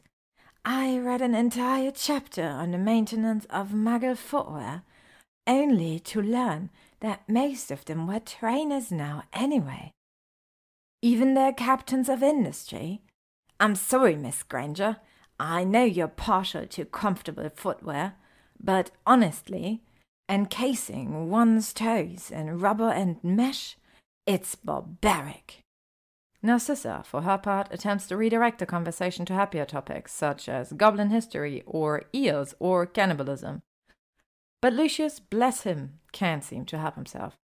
And airplanes, he groans. What a primitive concept those are. Apologies, Miss Granger. But the combustion of fossil fuels inside a tiny metal tube 13 kilometers above the Earth. It's insanity, not to mention wasteful. I thought muggles wanted to conserve resources, not set them aflame in the sky. Finally, Hermione can't take it anymore. Maybe, she calls out abruptly, interrupting another one of Lucius' tirades. The house elf appears out of thin air, just beside Hermione's elbow. Was everything to Miss liking? Maeve asked with a worried glance at Hermione's half-eaten plate of pheasant. As always, Maeve, but could we eat our dessert somewhere more comfortable, perhaps? The house elf gives Hermione a knowing wink and snaps her finger so that their dishes and napkins disappear. Draco frowns, but he links his arm with Hermione's and his mother's. Lucius, who will never apparate by himself again, grabs his wife, and the four of them apparate together to the kitchen of Malfoy Manor. There 4 bar stools wait for them, as does the large, intricately decorated pie Draco made earlier that day. The beautiful pie resembles the tarts that Hermione brought to the manor 3 months ago, an interlocking series of delicately carved apple roses nestled inside a golden crust. Lucius has the good sense to look abashed by the change of venue, and their dessert passes far more comfortably than their dinner. In fact, Hermione gets her second awkward side hug from Lucius at the end of the night. Narcissa merrily gives the younger witch a sly smile, and Hermione decides that the night isn't such a waste after all. Their first dinner out with Harry and Ginny goes marginally better. A liberal amount of wine on Harry's and Ginny's part, and Quidditch talk on Draco's seem to ease some of the tension, as does the fact that Theo and Eric joined them for post-dinner drinks at Hermione's flat. After the second bottle of Bordeaux, from which both Hermione and Draco abstain, the conversation starts to flow more naturally. So much so, she and Draco eventually curl up together on the couch, her head resting on his shoulder and his hand in her lap. Maybe Harry can see the adoration on their faces, or maybe he's just had too much wine, but he doesn't even wince when Draco kisses the edge of Hermione's mouth. That's also the first night Draco sleeps over at her place. He doesn't ask to stay the night. He just helps her usher out their guests and then drags her towards the bedroom with a wicked grin. Her small bed can hardly accommodate their activities, and at some point, both tumble onto the floor. Draco hits the ground first, and he curses angrily. But he seems to grasp the benefit of their situation when Hermione demonstrates why her landing face first between his legs might not be such a bad thing. Afterward, tangled up with him under the enchanted stars on her bedroom ceiling, Hermione lets her heart speak the words she's been thinking for months, even if she can't quite say it out loud yet. The first time Draco meets her parents, she almost says the word anyway. She expects the worst from that night, but Draco surprises her. The moment her dad opens the door to her parents' modest townhome in Surrey, Draco greets him with a raspberry-topped cheesecake and a firm, respectful handshake. "What do you call a dentist who doesn't like tea?" Draco asks Mr. Granger in lieu of an introduction. When her dad gives him a befuddled look, Draco simply says, "Dennis." Her dad, whose name identically is Dennis, laughs harder than he has since returning from Australia. So hard, Hermione knows he likes Draco, even when her parents catch them snogging over a sink full of dirty dishes after dinner. Their first study sessions go just as well as that dinner. To her utter delight, Draco makes an excellent pupil. He's focused, determined, and unflinching about her color-coded study guides. His exam application encounters a bureaucratic snag, of course, but a flick of Hermione's wand and a bit of muscling at the ministry ensures that Draco will sit for the due newts. It also doesn't hurt that Hermione's good friend Minerva trusts her unconditionally enough to reserve Draco a private carrel in the Hogwarts library to take his exam away from prying eyes. They only take a few breaks from his studies, one of which occurs on the 5th of June. Hermione pretends it's just an ordinary Monday, holding Draco a perfunctory "Happy Birthday" note from her office. But when Draco goes downstairs to eat a solitary dinner in the manor's kitchen that night, he finds the room packed with family, friends, and a chocolate-iced gingerbread cake. Of the glow of 20 gold candles, Draco catches Hermione's smile. It's then that he knows. Goyle, Theo, and Blaise see the change on their friend's face, as does Narcissa. Pansy doesn't notice anything, probably because she's too busy slipping her hand into the back pocket of Ron Weasley's jeans. Ron doesn't look at anyone, probably because Hermione caught him groping Pansy outside the Leaky Cauldron's loos last weekend. As for Harry and Ginny, they just try not to touch anything valuable, including the Slytherins. Lucius simply pulls Hermione to his side in gratitude, and she decides that, as far as awkward hugs go, she could do worse. Draco and Hermione take another break to walk one Saturday afternoon, hand in hand down Diagon Alley. It's there that a stranger hisses, "Death Eater," at them for the first time. Hermione takes the man aside and speaks firmly with him for almost an hour.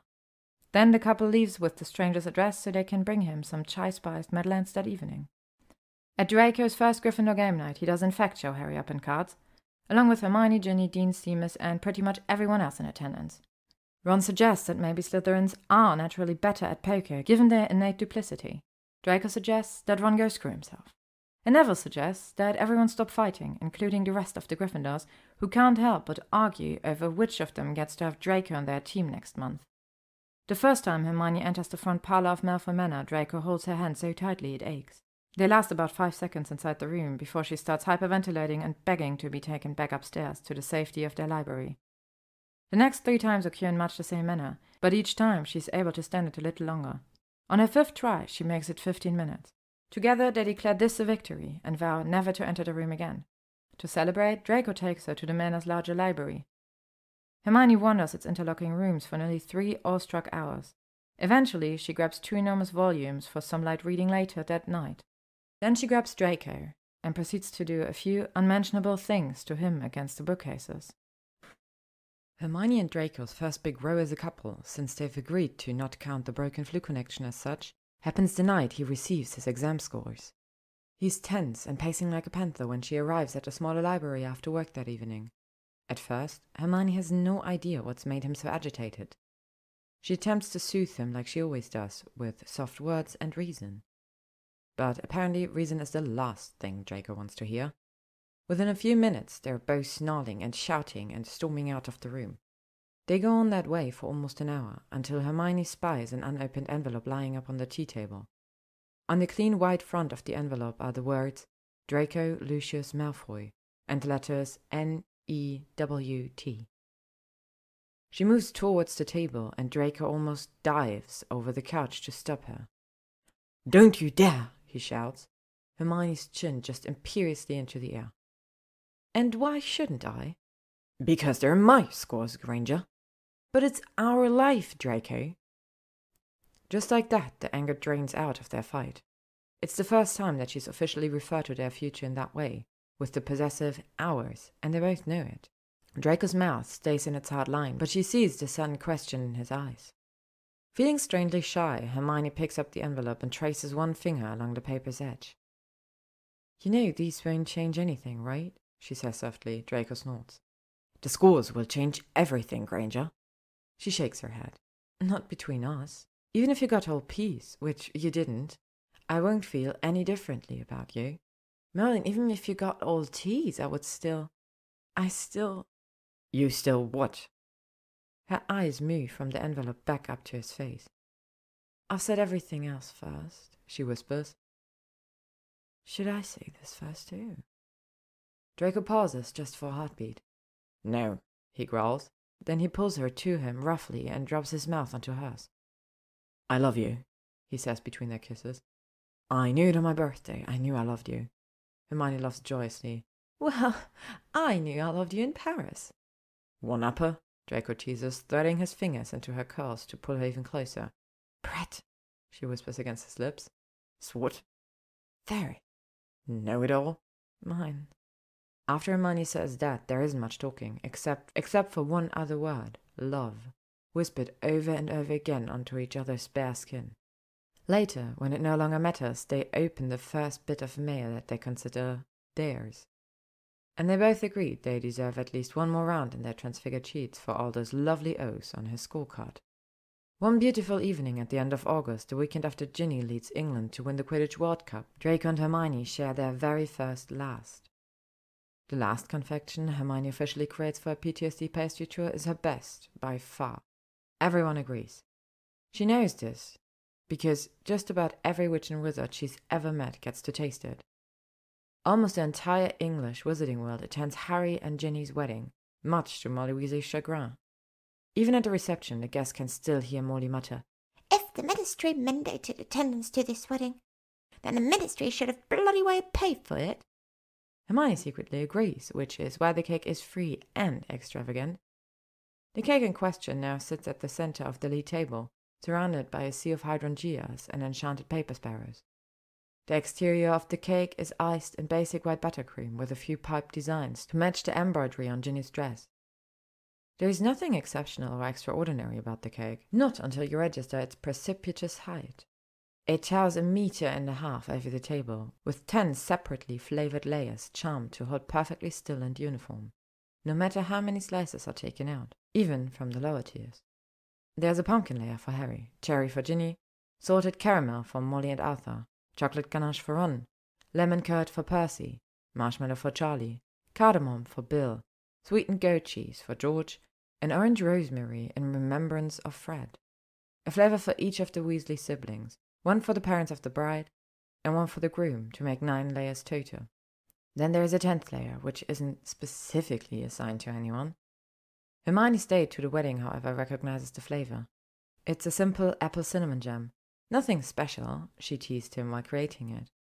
But her date insists that it's the best flavor of the night. Later, as she whirls around the dance floor, Hermione tastes it up on Draco's lips. And she has to admit, he's right. The end. Thank you for listening to today's chapter of Apple Pies and Other Amends by ToEatAPeach, read by Bella. If you would like to stay up to date on upcoming chapters and stories, you can follow me on Instagram, Tumblr, AO3 or YouTube. Thank you to ToEatAPeach for letting me use their story, and thank you to all of you for listening.